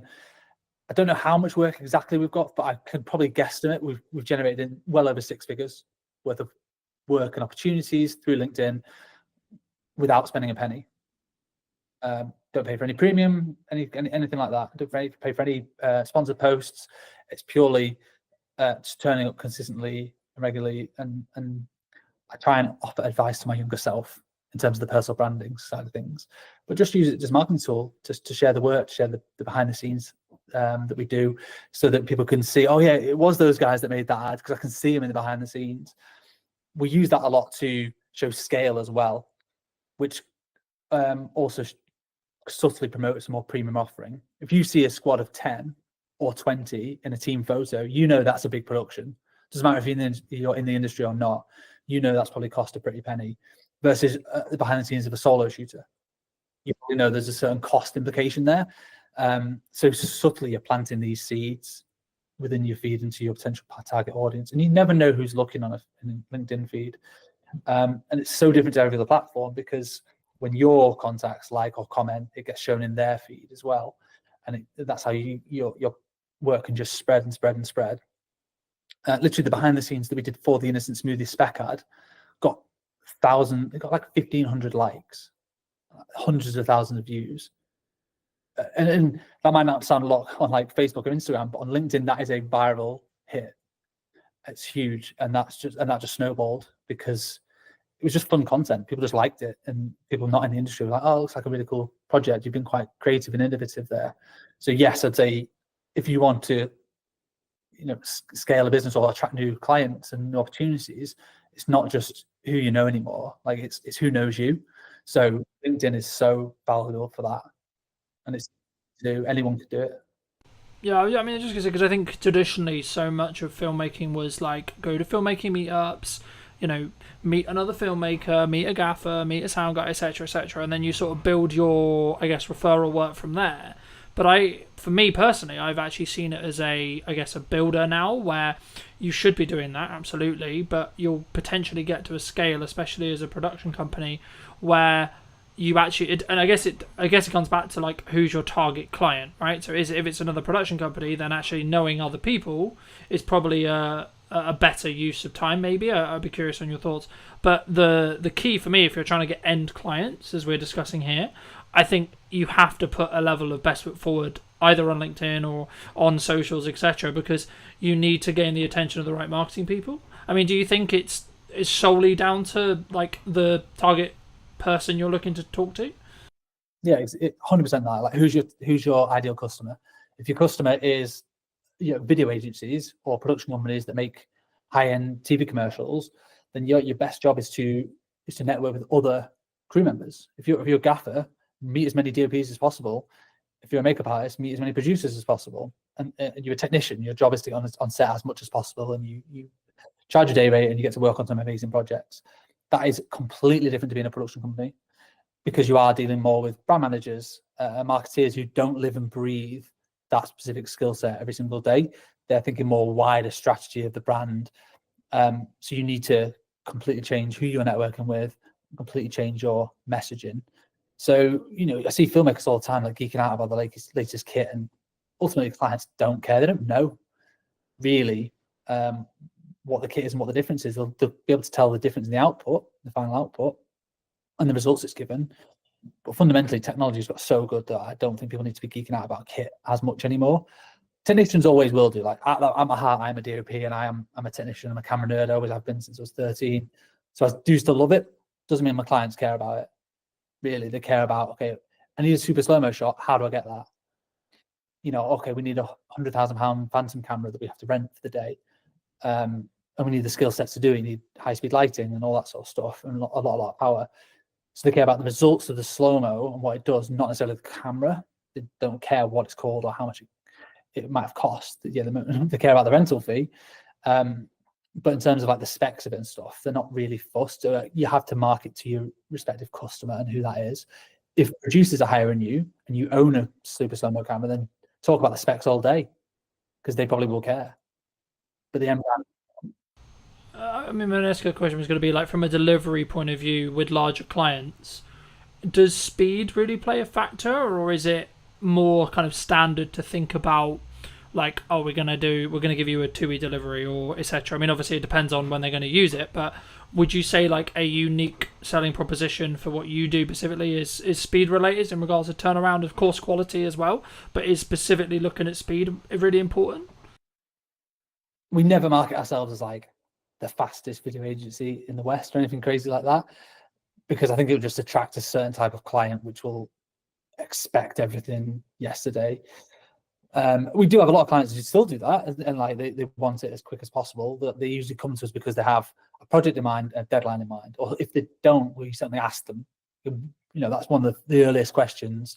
What's the idea? What's the budget bracket that you're kind of working with, and when do you want it? And then we can work backwards from there and go, okay, well, when can we start it in? We have certain projects that we're producing one now that we're not shooting until September, and the deadline's not until the end of September, and that's marketing for a Christmas ad. So we're talking about that now. Other ones we're shooting tomorrow and we need it live by 1st of August.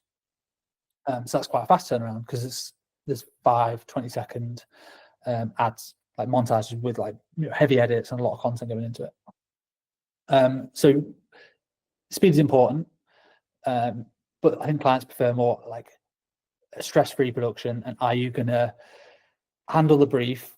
Are you going to deliver on the concept?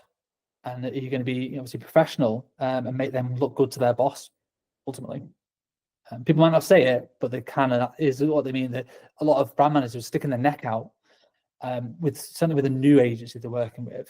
They're putting their neck on the line. They've said, right, we really like these people. They're going to be great. You have to deliver on that. Yeah. You have to. Yeah, I think the key is you have to follow through on the content or the promises that you have, like, said that you're going to do, but then over deliver on those. So I've always followed a motto for a long time, and it might be why I'm doing quote unquote okay in business, because I've always under promised and over delivered with every project that I do. But I think it does, to an extent, kind of bring me on to kind of the next question I wanted to ask you, which was about like, how do you justify to a client who's maybe on the fence about spending, let's just say 10 grand or 15 grand or whatever it ends up being, right? How do you deal with those hurdles when it comes to being higher priced as a whole? Yeah, so we don't do quotes anymore. We do proposals. So for every single client, they get more than just a one-pager. So we used to just do quotes. People come with a brief, amateur video. So you go, okay, put it together in a spreadsheet, put it onto a 1 or 2 page PDF with a breakdown of your pre-production and post, and this is what it's going to cost with a number at the bottom. And people either go yes or no. We don't do that anymore. We're now doing proposals. So pretty much every client that comes to us will get a bit of an idea. They might already have an idea and they want to just flesh it out. With here's a few visual references of the style that I think we can execute on based on your budget. I tend not to do this like on a whim. Like if I know they've got 20 grand, okay, I can work backwards from there and go, well, this is the kind of production that I think they might need. It's a couple of days, a couple of crew, there's production value there. I know what to spend, so I can know what the references are going to be. And we put that into 5 or 10 pages for every single client with a cost and a breakdown of this is exactly what it's going to cost you. The information that was in the original quote still goes in the proposal, but you've also got a lot more visual references in there so that people can see you understand the vision. They're just taken from previous work or from the web. It's all internal stuff, so it never goes live. It's just like we're just trying to share ideas, and then we're trying to follow through with the execution. Like this is what you're going to get, and we found bigger clients kind of expect that a little bit more. They don't just want a one-pager. Like what's going to separate you from, if they're getting 5 quotes, how are you going to stand out amongst those other 4 companies? And you don't want it to just be on price. You want it to be that you understand the brief and the unique ideas that you can bring to the table to deliver on that brief. But it's free time. It's a massive gamble. We don't win all the ones we put proposals for. We lost one yesterday. You're like, oh crap, That took me a day or longer, hours spread out here and there to pull that together, pull together references, come up with a bit of a script. I think we're going to nail this. I thought we'd nailed it, and then they still didn't go for it. And you're like, well, not sure what we've done wrong there. That's the game we're in a little bit. Some people might disagree with that. They might say, oh, you should be charged for that time. And we charge for creative development time, but sometimes that initial spark, we often give it away for free. Do you think that's one of the, obviously that's one of the reasons why you do just stand apart, but is that the same, I guess the next question was going to be around like the confidence of maybe charging more or being value-based price rather than necessarily the time. Obviously there's always time that goes into it, of course, but it's more about, I guess, in some ways, when you look to attract those higher paying clients, it's also about it's the entire, in my experience at least, it's about the entire process and journey and the perception that client goes on with you, rather than necessarily just the production day. And that's, I think, where it comes back to where you and I both agree, which is like, they don't care that much what it's filmed on. They care about what it's going to do for their business and what the return on their investment is going to be. But for you, when you started out, was there a confidence kind of hurdle for you to say like double your day rate, for example? Probably, yeah. Not really thought about it. Often we just do it. I started off charging £250 a day. So as like a corporate filmmaker, if you like. I charge a lot more than that now. So yeah, there did just become a time we can't. You can base it off APA rates as well. That's a good starting point.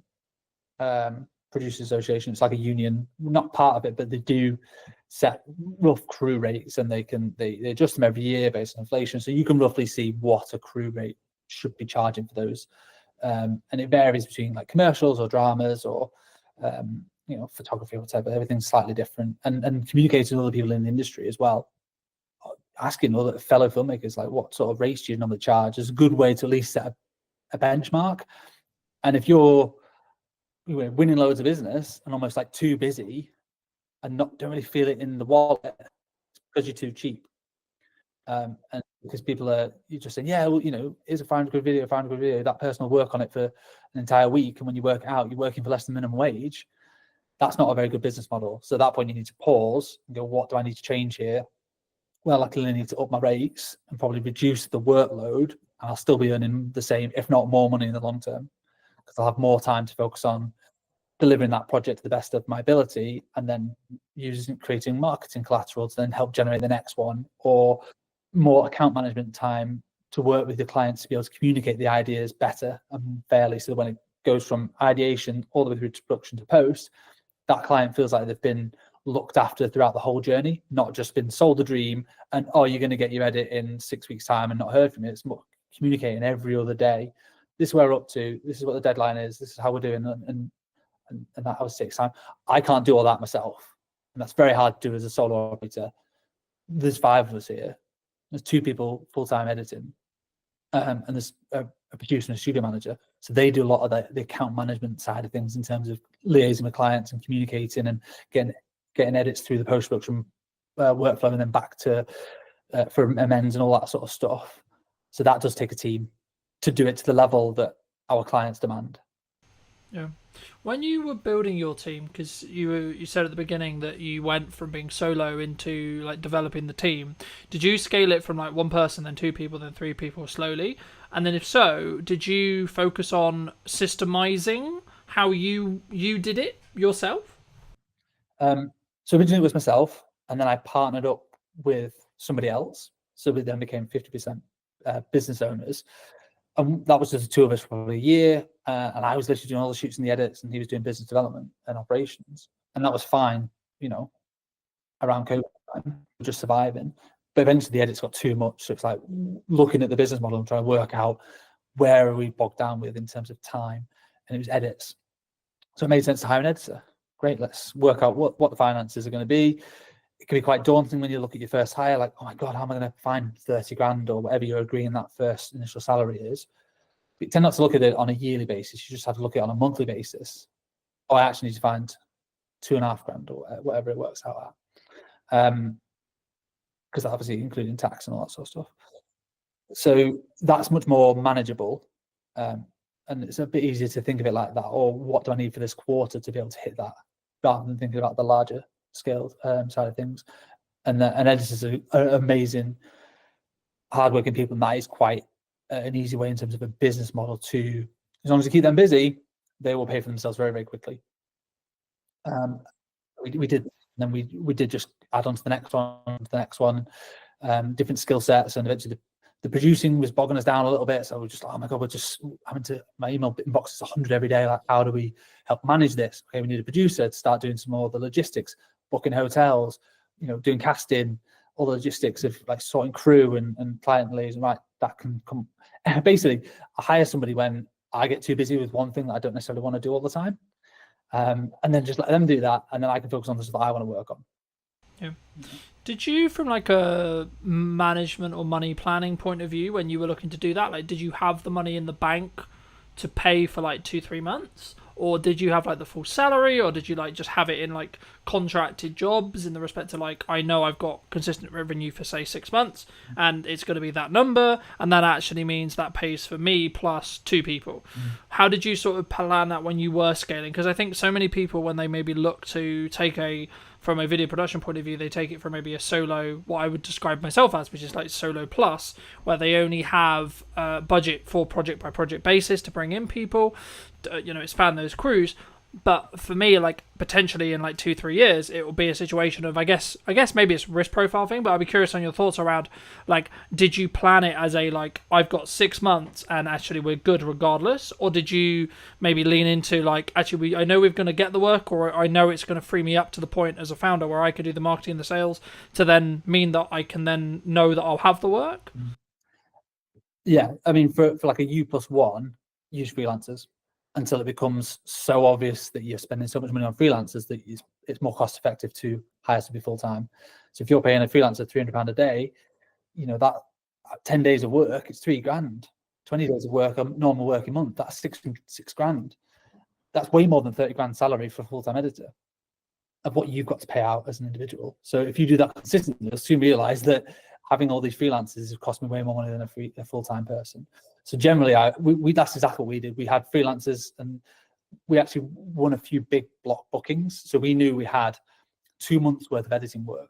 So we had freelancers just coming in. I think we had 2 at the time, just helping us churn through this massive volume of work. It was all costed for, so it was all fine. And we just knew that, well, hang about this. Once that project was coming to the end, we were getting another big project that was sort of, we had loads of edits on, so it just made sense to eventually put a job ad out and hire for that full-time role. So we would effectively be saving money on the freelancers. And we gave the freelancers the opportunity, like, do you want more job stability? Do you want, to come on full-time? And some people did, some people were not interested. They're like, no, I'm happy with the flexibility and the variety. Like, there's a place for both in terms of freelancing as a technician or going full-time in-house. Really depends on your personality and your personal circumstances. But from a cash flow point of view, I think we had at least, call it 6 months worth of cash to be able to pay that person. They could be sat around twiddling their thumbs. It'd be a terrible business model, but they could be without us necessarily worrying about how we're going to pay that person. Because also when you hire them full-time, you have an obligation to pay them. They're now an employee. You can't just get rid of, you can make it redundant, but that's a failure on your part, I think, rather than just, we didn't have enough work to be able to pay them. Like, you've got to then go and get the work to keep them busy. So that is part of the risk. Definitely, it's a high risk move. I mean, it's such a while ago now. I've always had staff members around me for the last 6 years, so I tend not to worry about that as much now. It's just a no-brainer that we are a team, and it takes a team of people to deliver on the projects that we have now. So if it does sound scary to anybody as an initial thing, I'd always just say, bring on freelancers until they become too expensive to not just hire. It's a no-brainer to hire somebody full-time. Yeah, I think I agree. I mean, I think, would you say that in that, though, one of the things that a founder, like an origin person of the business in a video production context, like, they should spend, like, as they're scaling and as they're bringing in people to help with the delivery side, should they spend like a significant amount of their time in trying to, I guess, apply financial resources to getting more people to help them either with their personal marketing or the company's marketing or etc., to then, like, because I found, like, for me, that will have the strongest ROI by me creating my own content and me being in the world of marketing all the time as much as possible and not as much in client delivery? And if so, how did you transition? I mean, did you just end up, like you sort of alluded to it at the beginning, but did you have to transition all your clients because they wanted to work with you specifically? Because I think that's sometimes the weakness when we're very founder-led as a business, where a client wants to work with me because they've consumed my marketing and then they want me to have that touch on the project. And how do you sort of balance that with also then scaling it with a team? Yeah, I'm still figuring that out, to be honest. A lot of our projects are of a scale where it can never just be one person. That one person ideally should be on the job. That was a big USP for the longest time, is we weren't necessarily just another production company that brought on loads and loads of freelancers. It was like, no, if you see us in the initial call, you're going to see us on set and we're going to hold your hand all the way through the project. And that's done really well for us for the longest time. It's helped us build relationships with the right people. It's helped deliver good work. But that is only scalable until a point. I can't be on every single job if I want to scale the business beyond where we are now. So that's probably a bit of an ego thing that I've got to figure out and navigate and work out. There are other people who can shoot. Yes, technically I'm a DOP and it makes good financial sense for me to be on the shoot, but also makes good financial sense for the wider business for me to be marketing and spending more time doing business development to bolster the scale of the productions and the bigger business and clients. As long as they are getting a good service from you as a brand, not necessarily you as a person, I don't think they'll fundamentally care that much. As long as it's not sell them the dream and then you never hear from them again. You've still got to check in, but that could be checking in with just emails, texts, how you finding everything. You know, I went on holiday last week and I was like, oh, all these productions are going to fall down. Well, of course not. I've got a team who've been briefed in and they looked after the clients and they did a smashing job. And I came back and I'm like, so what are we shooting tomorrow? It's all been done. You know, I just trust the team to do their jobs. Yeah, no, absolutely. No, I think that's a really important thing for people to think about before they start scaling, which is like how they're going to set that expectation. At the end of the day, if the client's getting the customer service, the client experience, and the product that they are like they're paying for and they want, then I think that becomes lesser to an extent, right? Like, of course, you can't be completely removed from the service or from the entire client journey, but I think it become like if you have a trusted team and you're known as someone who has a trusted team, I think there's maybe a pivot or a change that needs to happen with marketing. But for those people who are maybe interested in seeing, you know, some of your work or looking to see some of these LinkedIn posts, etc., where's best for people to reach out to you or connect with you? I'll come on to that in a second. I just want to echo what you said about, just build on what we talked about in terms of individuals and stuff. And I think it depends on your role. So if you're a photographer, quite often you are hired because you are, I don't know, Cal Thompson photographer, for instance. Not me, because I'm not like a world famous photographer, but an individual is often hired. From what I can see, people don't necessarily hire. There's a couple of very good ones in the north, but photography agencies where it's a different photographer every time. They just want that individual. Whereas video production, because it seems a bigger scale often, and there's more people involved, clients aren't hiring just one person necessarily, unless they are just looking for a videographer. It depends on your clients. If you're just doing event videography, it is often that, okay, well, I'm expecting you to turn up on that day. If you're doing commercials, which is what we do, yes, I might be there, but I might not be, because there's also 10 other people that are going to be there. So that's a bit of an easier one to navigate, I think. But yeah, so I hope that answers. It really depends what your specific roles are, and you know, you don't go to Amazon and expect Jeff Bezos to be serving you on. You know, it's the brand and the strength of the brand. So I think anybody looking to scale their video business needs to double down on the brand, and I think that's one thing we've done quite well over the last few years is Dead Pixel as a brand and a reputation, that we just do good work in the north, and people want to work with the brand, not necessarily just me. I am the face of it quite often, but I do bring in everyone else from the team, and I make sure I tag everyone else. Like the edit was done by Kate, it was produced by Jazz, and we do some culture pieces as well as not just sharing. You know, we go on team days out and we share that, so people feel a closeness to the whole brand, not just to me as an individual. Same with Instagram. Like we don't just post just my headshots all the time. Like it's the work, and it's okay. It's been with us 2 years. It's a nice little celebration post or whatever. So strengthening the brand will only help strengthen you as a company. Yeah, no, I completely agree. And I think I think it's about understanding really and being very crystal clear on who you're looking to serve at the time that you're doing the marketing. And if you are looking to maybe shift into going from, say, you work with video production companies and you want to shift into end clients, as in you do a lot of the whole process and you're more perceived as a video production house or video production agency or however you want to phrase it, then you need to be crystal clear on who that is that you're serving, but also number two, what content you need to then create, because it will be different to what you were creating in that respect. But for people who want to connect with you, where can they do that? I'm on LinkedIn, just search Cal Thompson, CAL, short for Callum, but nobody ever calls me Callum, not for like 20 years. Cal Thompson's fine, and Dead Pixel Films on Instagram. We're quite big on LinkedIn and Instagram. There are two main core channels, or deadpixelfilms.com. It's our website. Magic. And as a final thought, if you were going to talk to yourself 10 years ago, what advice would you give to that person? Yeah, I love that question. I think about that every day. Not every day, but a lot. Certainly the older I get, the more I'm like, okay, what would I say to the person 10 years before? My advice to anybody looking to get into the industry is network with everybody. Be a nice person and be patient, and don't expect that just getting a degree you're suddenly going to be Christopher Nolan doing feature films. Like, it's going to take time to develop skills, not just in filmmaking, but in like people skills and management and all those other softer skills that make you a better filmmaker are essential to your growth. So that's what I would say to somebody sort of myself 10 years ago is take your time, be patient, and be a nice person, and just do good work. Have fun. Don't take yourself too seriously as well. You know, we're not curing cancer, ultimately. We're just making videos. Appreciate the time.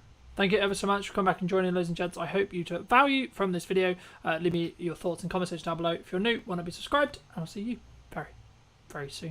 Where we sit now with deepfakes and AI, etc. But before we get too much into that, I mean, what do you think's missing today? I think creativity at the moment is the key, and being really good at using the tools. What would you say to people who maybe looked at AI or looked at X, Y, Z and said, oh, it's just a trend, it will die next week? I think they're massively wrong. I don't think it's like crypto. I guess, is it a doomsday scenario before we started, where I could have, in theory, not actually invited you? I could have used Wizzy AI tech to create this Stuart. I think that's going to be a future problem, and I don't think it's as far away as even 2 years. I think we've seen with certain hacks happening out in Hong Kong, Singapore, where people are being invited onto calls with their entire board, and that call with their entire board was deepfake.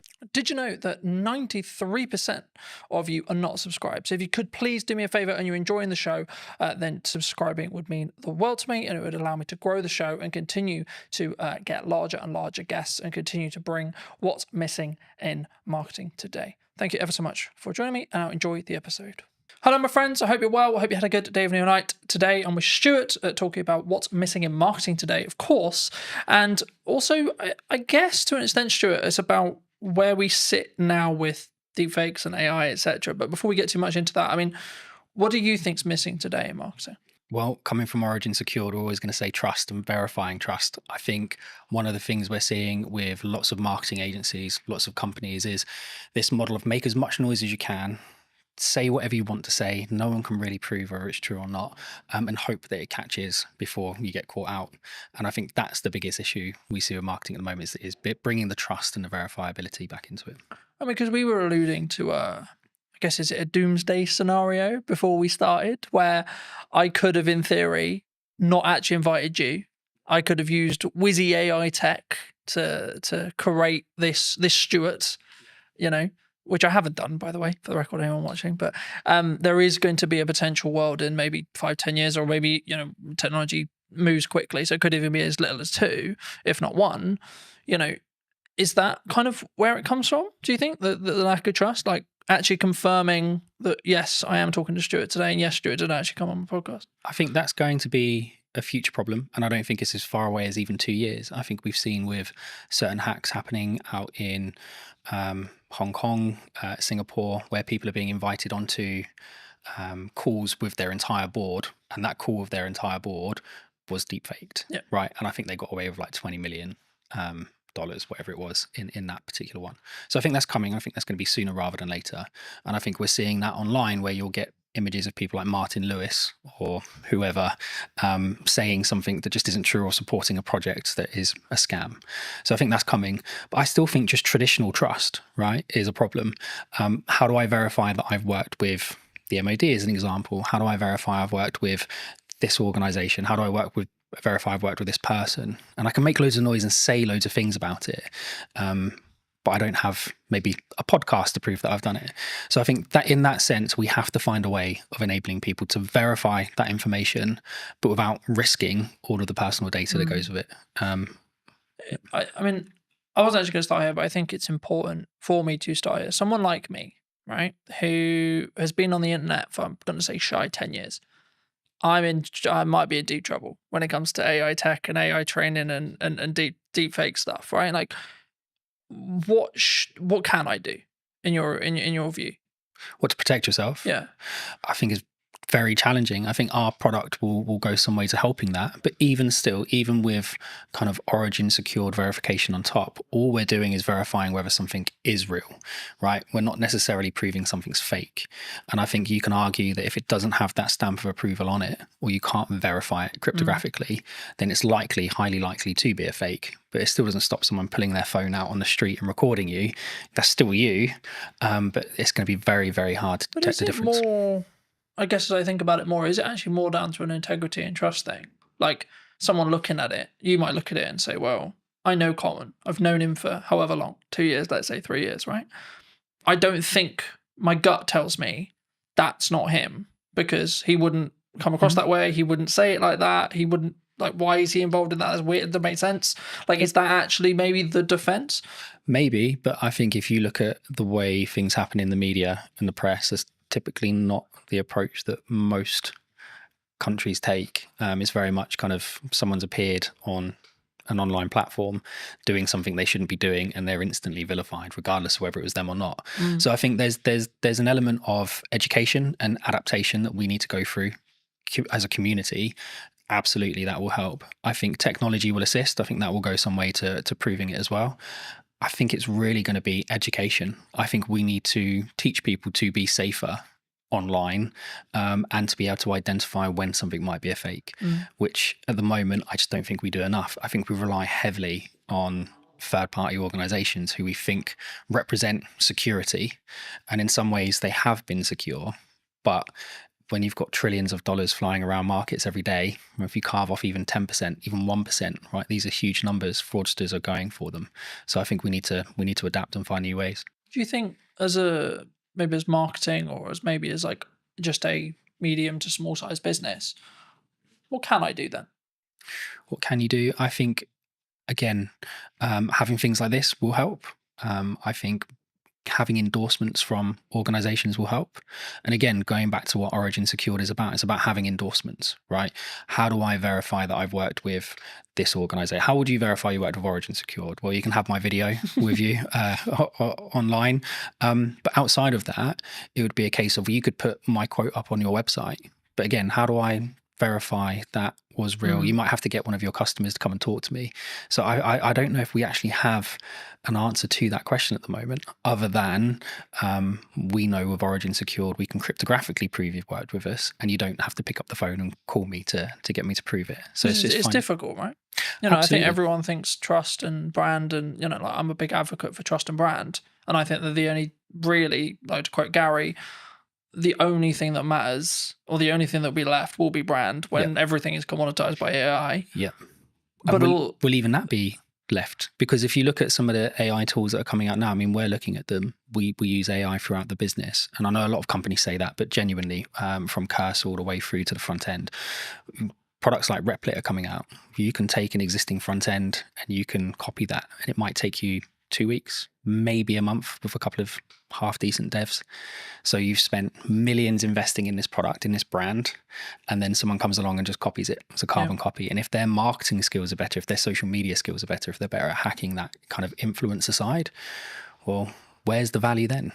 Like, is it more valuable to have a really good kind of marketing team, or is it more valuable to have a really good brand? I think they don't always go hand in hand. You can have a really great brand security, integrity, strength, and it can be destroyed in minutes.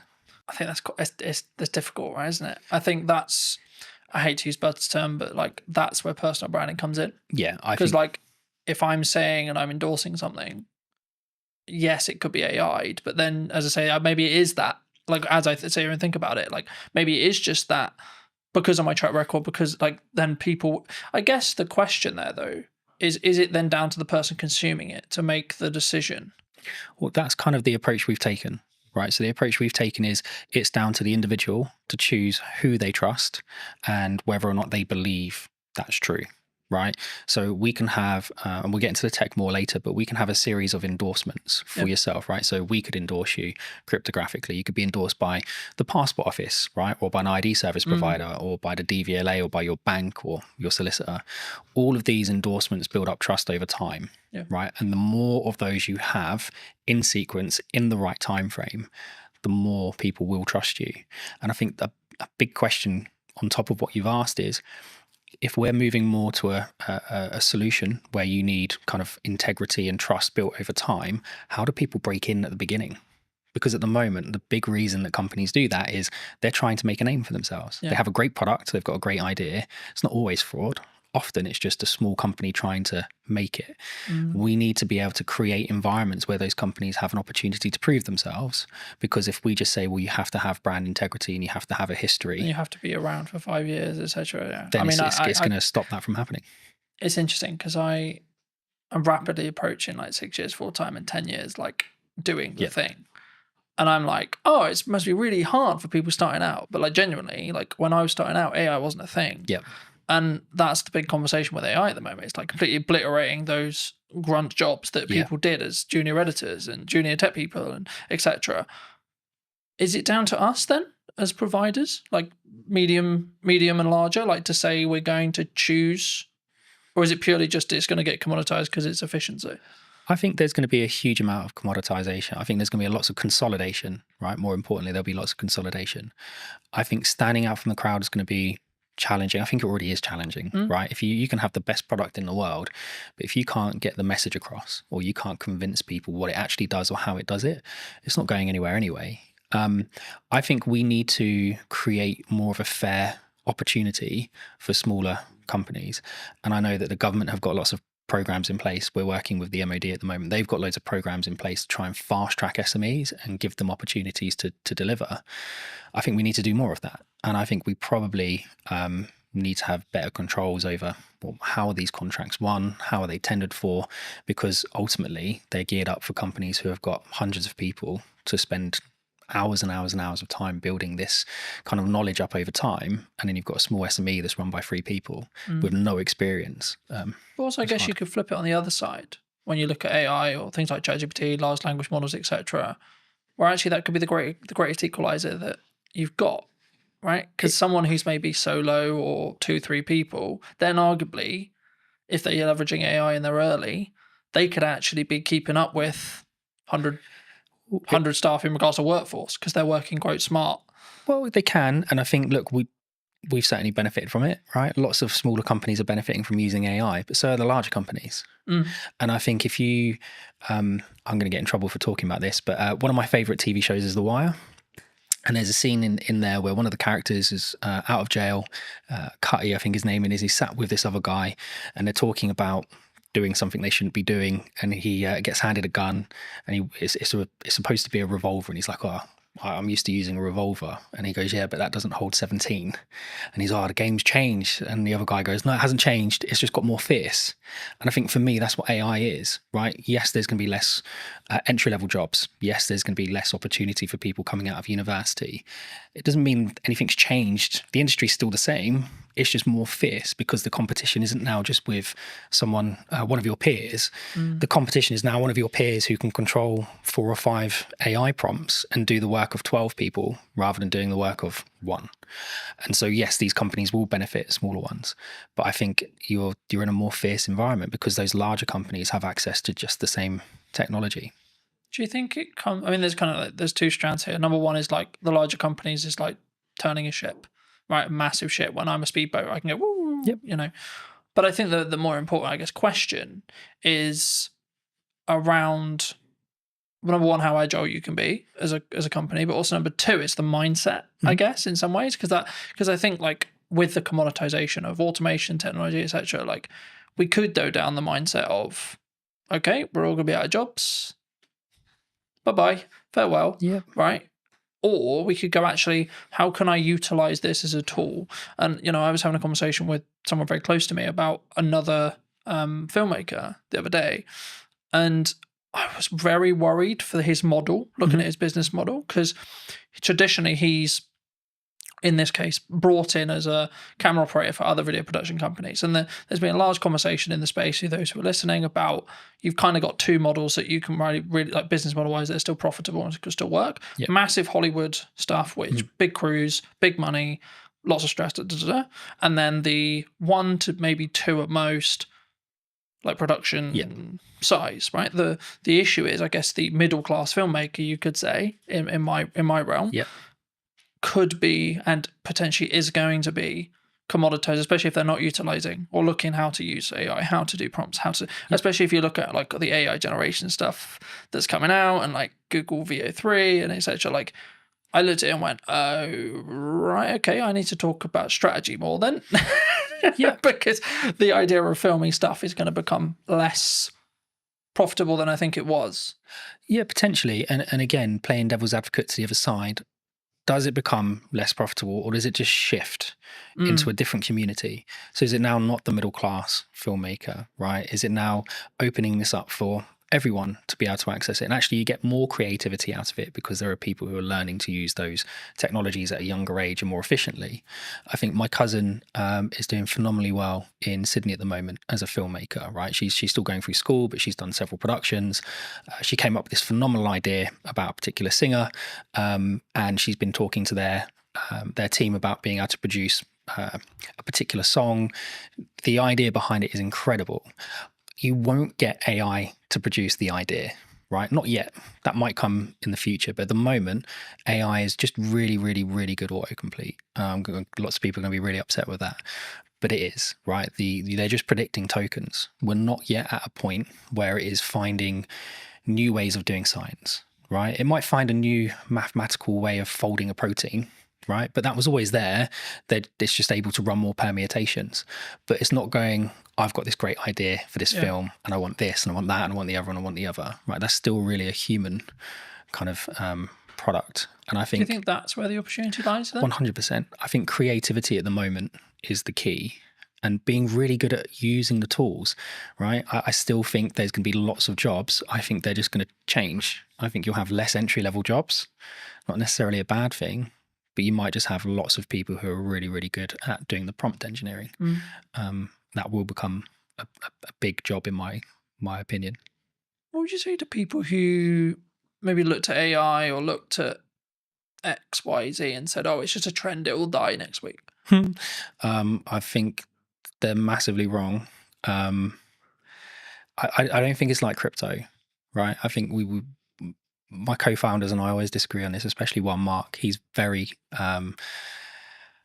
optimistic on the crypto side, Mark, and he loves it. I'm still very much of the opinion that there's been too much happening with the mainstream cryptocurrencies from a dark web standpoint, right? From a criminal historic standpoint. So the AML piece and the KYC piece can be incredibly challenging if you can trace it back on the blockchain to criminality, because really you should be taking that as proceeds of crime.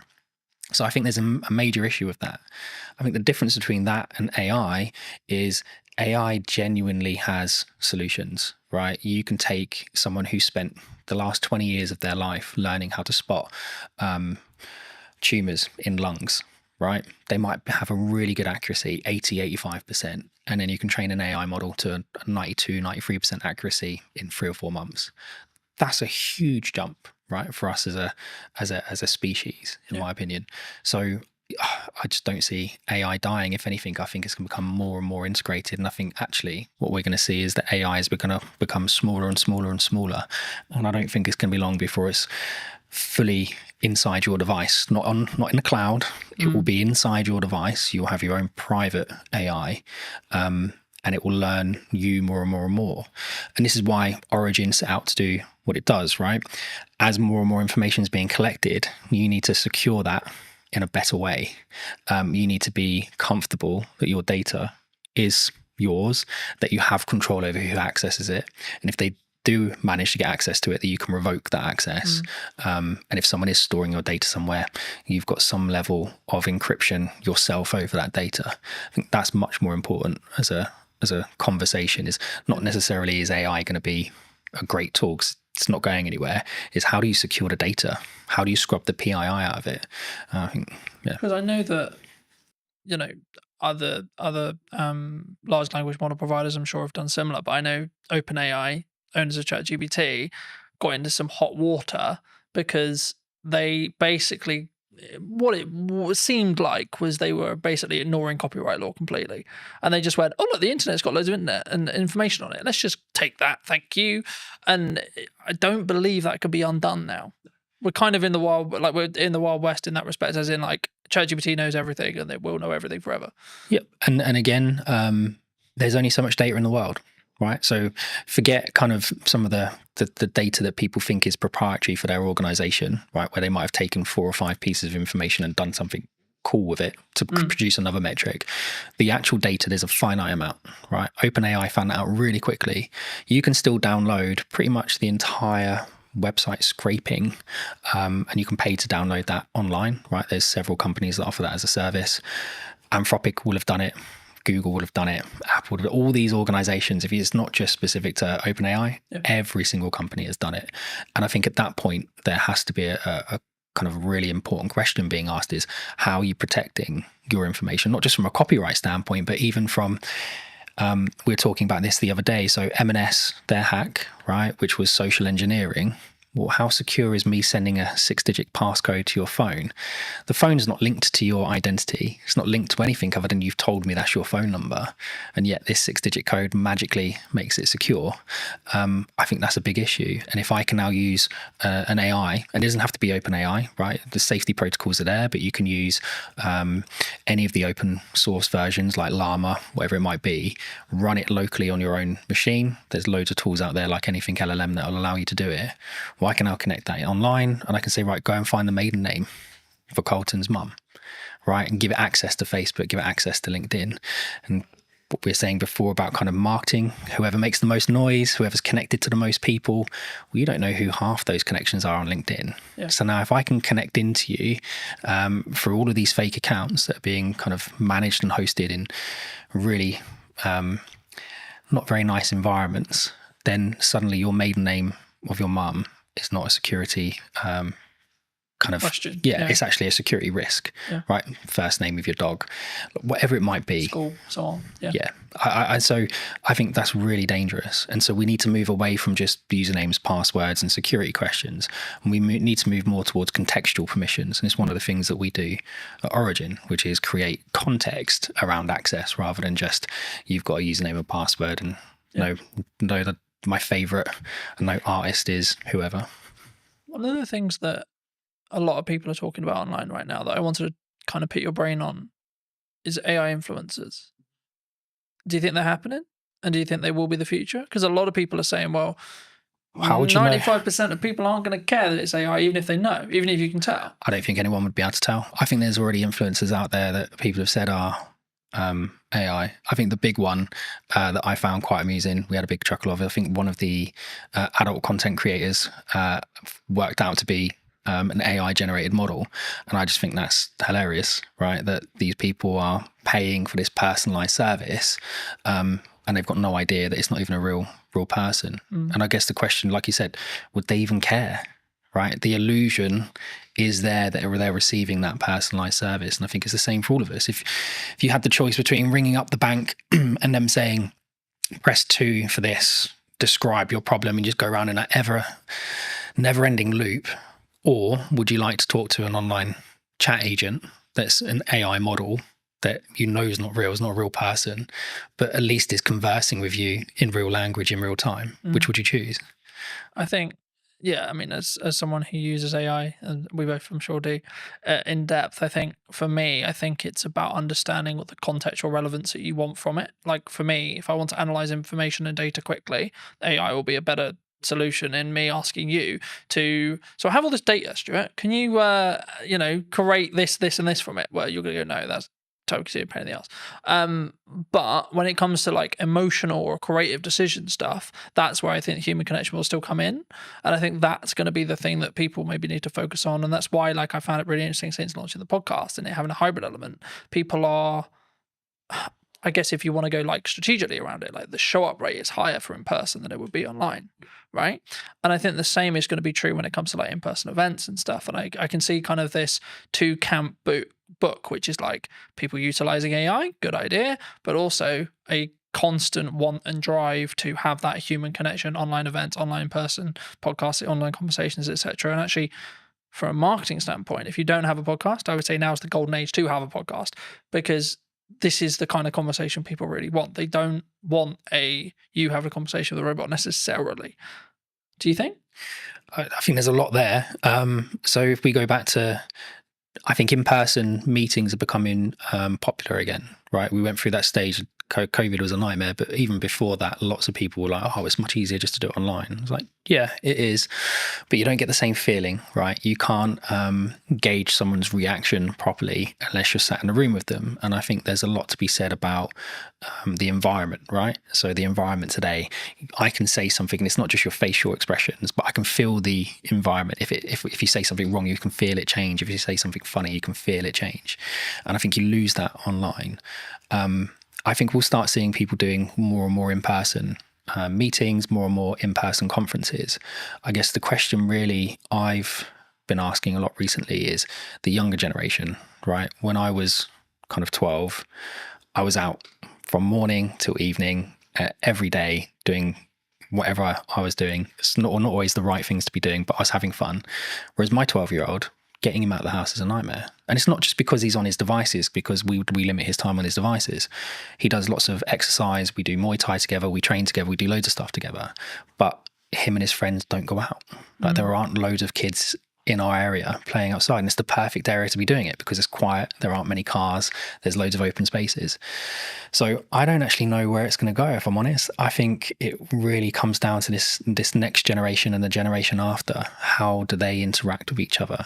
And if we don't keep encouraging people to maintain the social aspect of it, I think it will be an issue. And again, the trust side of it, I can trust you more if I meet you in person most of the time. But even then, you still have people who are really, really good at kind of convincing people of things in person that aren't necessarily true. I remember a handful of years ago, I did a talk as part of a business panel at a local college. For obvious reasons, I won't mention which college, and the consistent thing that came through all of the feedback that we gave to these students, like we all gave little talks on our business, gave some context, then we did an open Q&A, and the constant thing through all of it was, you need to work on your communication skills, you need to work on your communication skills, you need to work on how to articulate. But I think sometimes especially someone who talks on content a lot, who does content a lot, who's constantly trying to do that 1% to improve how I come across, the words I use, when I pause, how I pause, etc. I guess to an extent I take for granted the fact I can't. It sounds really weird. I know how to communicate, right? But I do. It's even the little nuances, like how I do a stupid noise, or how I pause, or when I pause. I mean, is that something that, like, and if so, like, if that's, we need to either invest that in our children or put that into like schooling level, and or when we're in the workplace or looking for careers, etc. I mean, is that something that's, do you think, weaker as humans? Obviously it's a broad stroke, but do you think it's something that we all need to improve on? I think it's a muscle, right? Communication's a muscle. I think being social is a muscle. That's not to say people who suffer from any anxiety aren't right to feel the way they feel, or that there isn't an underlying issue there. But I think a lot of the time it is a muscle. And I think the only way you can exercise that muscle is to push yourself past the comfort zone and do it. And we aren't pushing people to do it, right? I think we've got to an age where someone can self-diagnose as having a problem.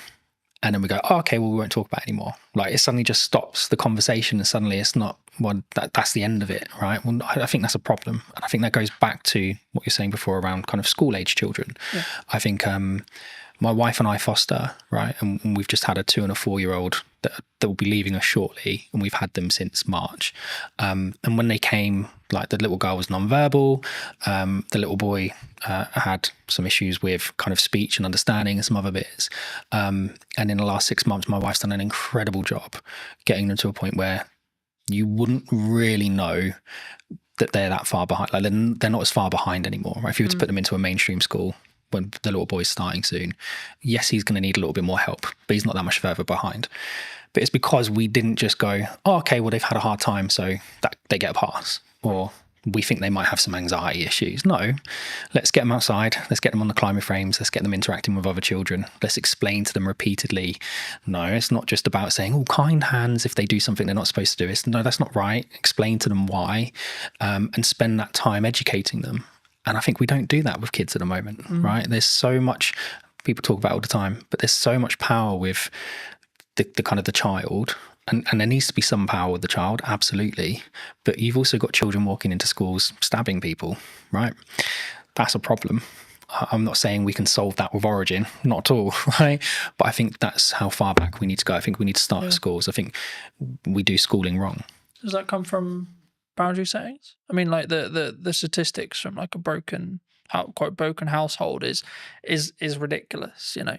Like mine is true in that respect. You know, I didn't have my dad around for 20 years, and since about probably a month ago, 2 months ago, I spoke to him for the first time in 20 years. Mate, congrats. How did that make you feel? Big deal. It was just like, it is what it is. You know, like I wasn't there to be like, right, I'm gonna, and I wanted to make sure that when I did it, it wasn't coming from a place of anger. It's like, right, I'm gonna pull 20 years, and it was right, okay, but I did it for a point of view of I need to make sure that I do this so that I don't regret if I'm told he dies. I did my best, I tried, and I think, but then also I've set a boundary to say this isn't a fully open door as well. And I think for me, that's come from years of building on it. And that's why I asked you about, that's why I guess the question of like, do we naturally have boundaries, either in work or from parents to kids as well? I think we spend a lot of time teaching people how to drive, right? Lots of time teaching people how to drive. We spend a lot of time teaching people how to communicate at work, right? You can't say that. You can't say this. You have to say it this way. You have to say it that way. We don't spend a lot of time with children teaching them boundaries because sometimes the parents haven't been in a position to learn those boundaries in the first place, right? Not everybody has the same start. I had a similar experience with you. Didn't see my dad for a long time. And I did go in different directions, and I was lucky enough to meet my wife who kept me on the straight and narrow. And I didn't speak to him for a long time, and he passed away. So before we had a chance to reconcile, whether we would have not, I don't know. So I'm really pleased you managed to get through that. But there's a lot of people that don't have that kind of, they don't know themselves enough, right? They don't have the same strength of character. They haven't gone through the same experiences the same way and come out the positive side of it.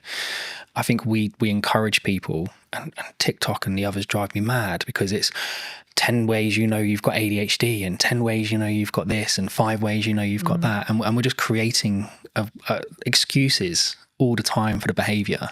And so boundaries, I think we all know where the boundaries are. I think a lot of the time we just choose to ignore them. Is that personal though? Because my boundaries and your boundary may be different. They should be, right? Otherwise it'd be boring. They absolutely should be different. But I think there are some basics that we should be able to agree, right? Certain spaces are private. Yeah. Certain words shouldn't be used. Certain things are unkind. Certain things are kind. Well, it's just mutual respect stuff though, right? Like, oh, absolutely. Like you don't need to be, just because I think you may be acting in a manner that's maybe unkind or etc. That doesn't necessarily mean I'm better than you by saying that you're being a dickhead, for example. Do you know what? I was on a train recently, and there was a gentleman using his phone in the quiet carriage, and there was a gentleman sat opposite him, an older gentleman. And I've never known how to turn around and say to someone, like, why you got your phone on? Why are you listening to it loud? Why are you not using headphones, etc., etc.? Because it always comes across as really aggressive, right? And the old guy just literally just leant over and went, excuse me, I just wondered if you'd seen that sign. And the guy looked up and saw his quiet carriage, and he went, oh, sorry, mate, and left. And that was it. There was no big, like, hurrah. There was no shouting. And I thought, well, that's a mutually respectful way to approach that situation. Would he have approached it the same way if it had been a 13, 14-year-old teenager listening to his music loudly? Would the teenager have responded the same way the man did? You don't know. But I think we should approach things in a respectful way. And again, that boundary issue, mate, that's a hard one, right? There's people that have spent their entire lives working on that to try and find a solution, and they still haven't figured it out. I think I keep coming back to this whenever I talk about something like this, and I keep coming back to it's self-love, self-development, self-you. It's reflective of you. So, but from that perspective, I guess it's kind of down to you to do the work to then see the different reality, if that makes sense, right? And I think for me, that's sometimes where people struggle, where they for whatever reason they want to bury it, they don't want to deal with it, they don't, etc. And I think everyone has a level of trauma. It's I don't know how using that word, but the level of trauma will either make or break you, and then it's up to you to see how you deal with that to then move forward. So I think I'm smiling because it actually brings up a really good example. You remember you'd go to the gym, right? I want to lose weight. You go to the gym, you're trying to lose weight, and the guy go, well, if there was a pill you could take that would make you lose weight, everybody would take it overnight, right? But it doesn't change the fact that you need to create these habits and these kind of self-motivation that drive those behaviors, right? Because this is really important. And then we had Ozempic and Mounjaro and all these other things come on, and people have utilized it. And I think it's a great tool. If you need to kickstart that process and you're nervous or anxious about going to the gym because of how you look, great, kickstart it with that, but don't rely on it. And I think we've created an environment where I feel depressed, here's some tablets. I feel anxious, here's some tablets. I feel overweight, here's an injection. I feel this, go do that. I hate going to the gym. I hate working out. I'm not someone who enjoys it. If I haven't eaten properly during the day, I will throw up. It doesn't matter how much I train, right? My body just absolutely hates it. But I push myself to do it because I want my son and my daughter to see me go through those hard things and realize sometimes short-term pain gives you long-term gain. It gives me an extra 5 years with them, and it's important. And my dad was 41, 42 when he passed away, and I hadn't spoken to him for a long time. So I don't want to be in the same boat. I'm only 3-4 years away from being in that age category. So I'm going to do everything I can to. Do you think we need to not live with regret then? 100%. And if we can take actions that are maybe uncomfortable today to mean that we're not going to be regretful in 5-10 years? Yeah, I've lived a lot of short-term pain for long-term gain. And if you ask my wife, she'll tell you that it's been kind of lots of long-term pain for not very much gain, but actually we're starting to see the fruits of our labor. And I've got lots of friends who I've grown up with who haven't always taken the same approach. There's one or two of them that absolutely have, and they're smashing life and they're doing really well. But there are still an incredibly large number of people I know who are living month to month, and whether that be just kind of taking out finance on a new car because they want another car, or they're not taking those kind of short-term pains of, well, actually maybe I'll just hold this car for another 5 years. Nothing really wrong with it. The plate might be, I don't know, my plate's a 17 plate, right?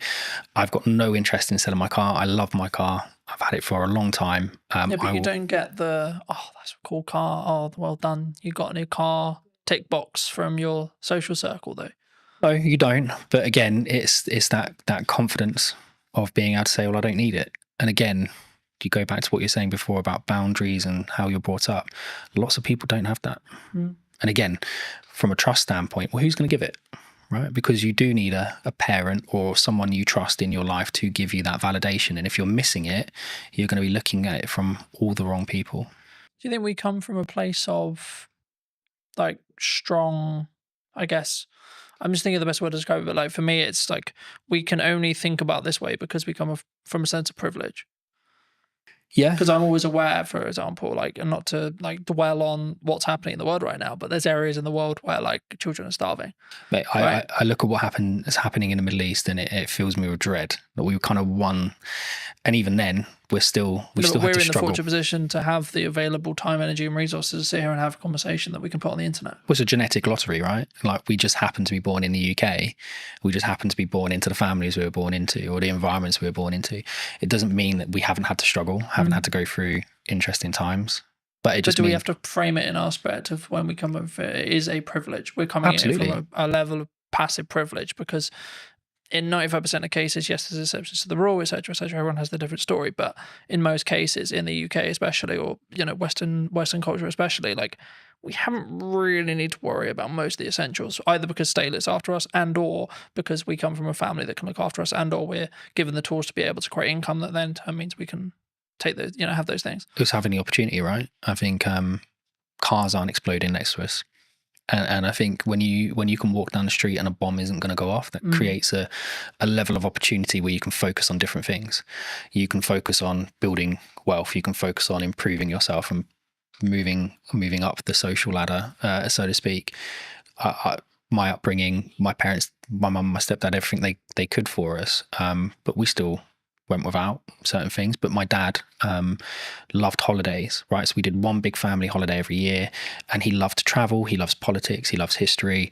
So we would go all over the place, and we would go and actually really explore the areas we went to. We'd meet locals, we'd understand the history of the place, and that gets you out of your comfort zone, right? Because now you've got the social aspect of it, you've got the verify point, because I'm actually in the country speaking to the people at that location. And I think that kind of shapes you as an individual, whereas if you spend your entire life just seeing everything on TV, you can just turn it off. And it's not the same. So I think we absolutely are very privileged. Even if you're going through hard times, you're still not necessarily worrying about the same things other people are. But it doesn't mean your story is any less challenging. Though. And I thought that's why I've always, for as long as I can remember, I've always talked about the fact that I don't have to walk 3 miles to get 50-50 chance if I die from drinking the water that I got. Like I have clean drinking water, etc. And it sounds slightly ridiculous, but like also just the odds of being alive is 1 in a trillion, right? Yeah. Like, and being alive now, and if you look in this age as well, with this level of opportunity, etc., which is maybe why I can sometimes come across quite brash, because I'm like, I don't have time for people who maybe victimize themselves. Cause I'm like, you don't understand how lucky you are. I feel the same. I've look, I'm not gonna get a violin out. My life hasn't been anywhere near as hard as some people, and some of the children that we've had come into our care, their starts to life have been like horrific, really horrific, and how they are going to shape themselves and cope through life, bouncing around kind of the fostering care system, I dread to think what the outcome is going to be at the end of it, because how can you kind of fix that? But then there are a lot of people who haven't gone through those experiences quite like that, who, like you say, kind of want every excuse under the sun not to be doing something, not to be doing this, not to be doing that. Why can't I just have a pill? Why can't I just have an injection? And I think that's one of the things that AI can't do, right? AI can't solve that. That's a social issue that we need to solve together. And I don't think we're going to solve it by all being in our homes tapping away on AI. We have to be out with people, meeting people and doing it ourselves. Moving back to what you do. That was a bit of a detour. Nice detour. But digital licensing, where does that sit? We've discussed this at length. So one of the key things we wanted to solve of Origin was, how do we verify information about something without revealing the underlying data? And I think a really good social example of that is when police do stop and searches, right? I experienced it quite a lot when I was younger because of the environment I was in. My friends did as well. We'd get stopped and searched by the police lots of times. And sometimes it was okay, and sometimes it was really not a nice experience. And I think it always started with, what's your name, what's your date of birth, what's your address? And even if I give you my name, date of birth and address, how do you as a police officer verify it, right? Does he have any tattoos? Does he have any markings? Does he, I don't know, look a certain way? But you kind of become generic. Guessing, right? Lots of guesswork, right? And lots of gut feel on the police officer side. Whereas we wanted to try and find something that would, and it wasn't just for this specific reason, but it lends itself really well to it. We wanted to be able to provide technology to the environment, to the world, that kind of removed that friction. So a digital license isn't like an ID card. There isn't a centralized database of all your information in one place. That's ridiculous. If that gets breached, it's going to be horrendous. The fraud will go through the roof. What we've done is we've used kind of a decentralized approach. So we've taken some concepts from blockchain, but removed the blockchain because it's inefficient and doesn't really work for this context. But the idea behind it is, you can have an ID service provider, right? So it's a government-approved company, verify your identity and give you a cryptographic endorsement that sits on your digital license, which you can carry on your device. It could also be hosted in the cloud, but the idea behind it is you've got control of it.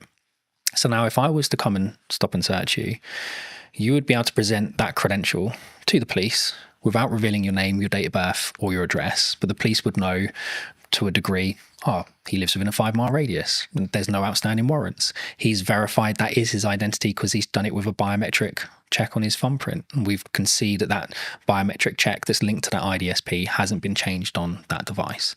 And then we can link it to other credentials. Oh, he's got a full-time job with an employer. Don't need to know who the employer is, but he's employed full-time. We can see that he is part of a charity, or he does this, or he does that. There's all these different aspects we can start to build into that check. And it all comes from, well, I still haven't revealed any of the data underneath it. These are all independent cryptographic proofs coming from third parties.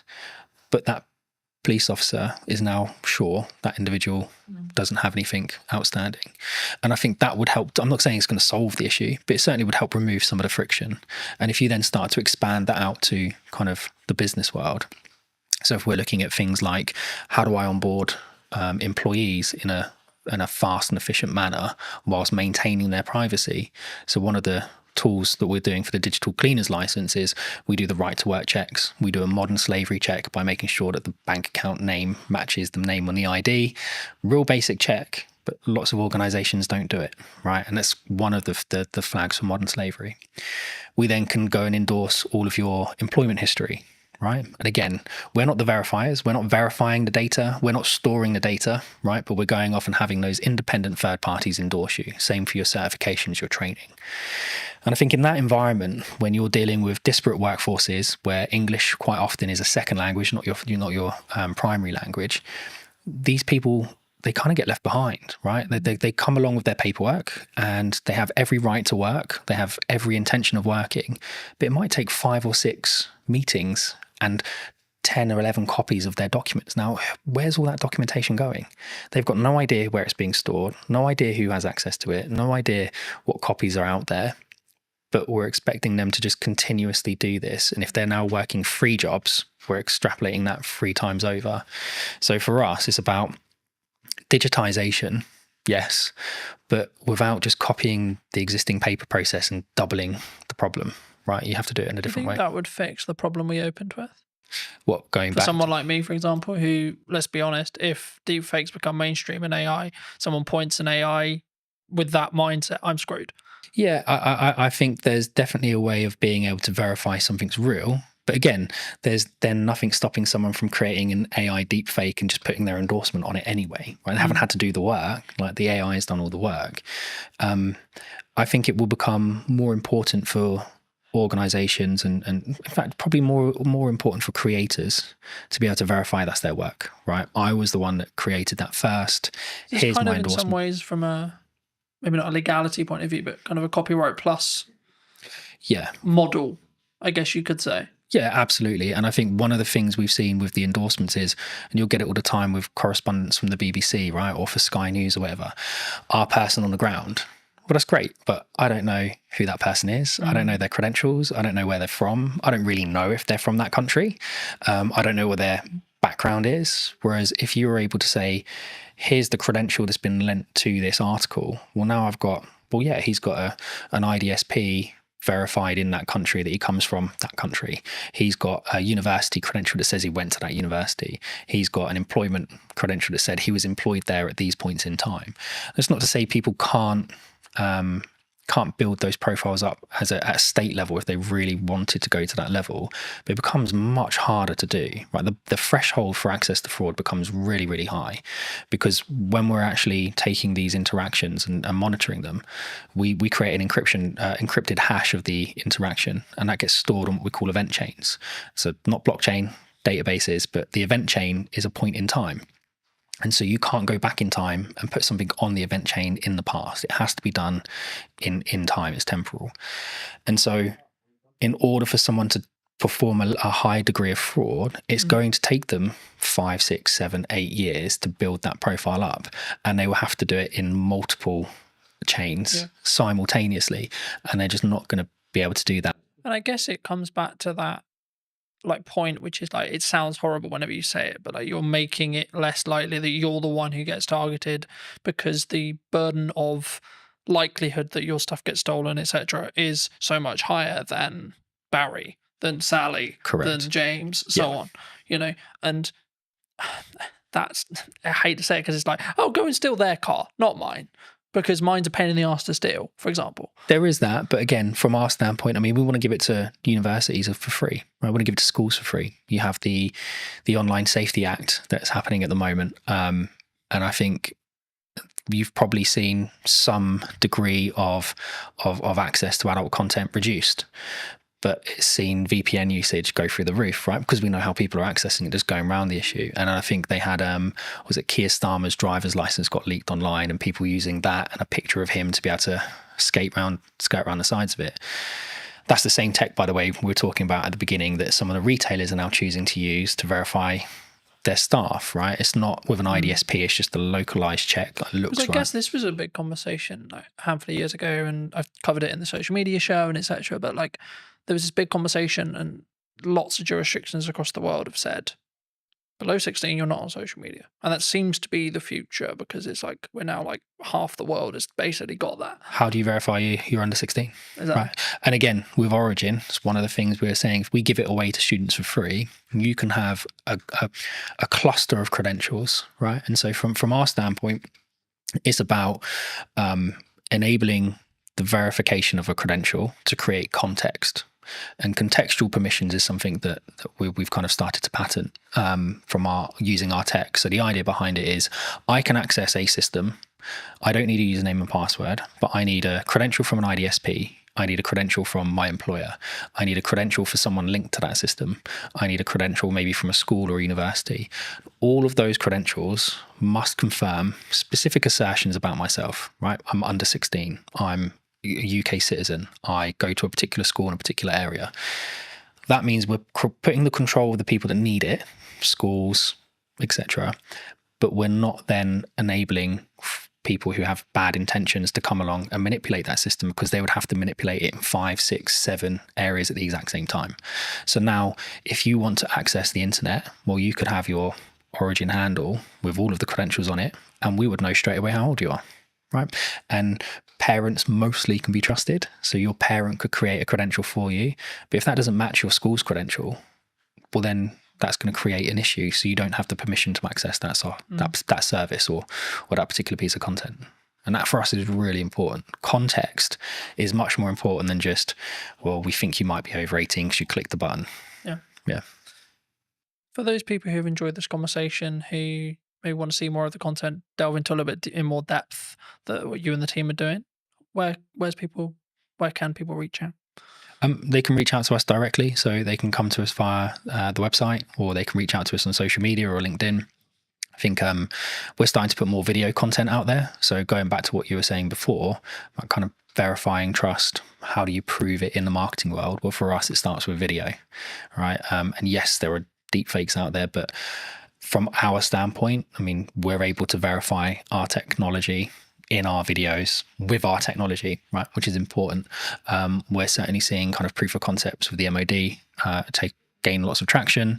We're talking to OFDIA, the Office for Digital Identity and Attributes, about shaping kind of how the UK consults on digital identity.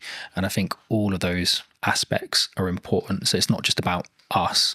I think people should be looking at digital identity as a whole in a much more holistic way, and reach out to us, reach out to the IDSPs, reach out to everyone. I think it's something that people need to understand more, is that digital ID is more than just, here's my JPEG of my passport and driver's license. But yeah, reach out to us on social media or online.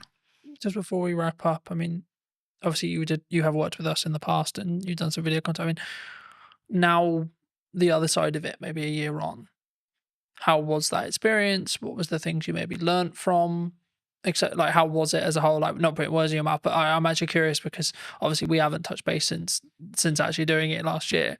And I mean, was it how you thought it was going to be firstly from the perspective of what we did, but then also, like, was there any byproducts that actually came from like working with us specifically? I think we realized really quickly that video was the best way. Yeah, 100%. And I think working with you guys and working with Lucas for the day, it kind of got into our minds a different way of thinking about things. And we were just on the cusp of really understanding how to talk about our product and how to talk about our technology. And by focusing on the video approach, and we've now released several other videos that we've kind of produced in-house, it kind of got us to where we are now, which is we know what our narrative is, we know what the story is, we know how to describe our technology. Whereas a year ago, we were still kind of trying to work out what it was that we were. And we were early to market, so lots of people trying to explain it to investors, trying to explain it to customers. It was a challenge. So no, mate, having that time with you and Lucas massively helped us kind of crystallize what we were trying to do. And then over the next kind of 2-3 months, I think that's when we nailed it. But it come off the back of the original filming we did, which was phenomenal. What would you say to people who are maybe looking at what's going on in the economy or etc., and maybe on the fence about maybe utilizing marketing right now, or like, because the traditional kind of known thing is like when things get hard, you cut marketing. Yep. Honestly, I'm probably not the best person to answer it, but I'll answer it as best as I can. I think you absolutely have to have a presence, right? You have to, unfortunately at the moment, it's about noise. Right, we spoke about it earlier. The more noise you make, the more you get noticed, the more the algorithm picks you up and the more it promotes you to the top. And it goes back to what we we're saying as well about the SMEs, like how do you get spotted? How do you get noticed if you have to have that kind of credentials proving you've done something? I think consistency, right? And we had this chat about podcasts a year ago. I think it's something like most podcasts end after 11 episodes, something along those lines, right? So 11 weeks, 11 months, whatever it is, that's the kind of podcast limit. People go, oh, it's not growing, right? You have to push past it. And it's the same with the marketing. Yes, some people are really fortunate and they do growth hacking and all of a sudden they're a viral sensation overnight, but that's not the norm. And I think the only way you can build your message is consistency. You have to be in person at events. You have to be putting stuff online. You have to be writing articles. You have to be talking about it. You have to be meeting new people and spreading the word. So I don't think marketing just stops with video. I think it's something much more holistic, and it's something that you have to consistently do every day. And we have a great marketing team, so Hannah does that for us, and she's excellent at it. If you were going to wind the clock back to speak to Stuart 10 years ago, 15 years ago, what advice would you give that Stuart? It would probably be trust your gut. I think we've had hiccups along the way with everything that we've done, right? Whether that be businesses my wife and I started, with raising children, with kind of investors, whatever. There's always going to be a hiccup. Something's always going to come up that you weren't expecting, but you have to trust your gut. And even if that is completely in the opposite direction to what everyone is telling you, sometimes you just have to go with your gut, because at least at the end of it, you don't have the regrets.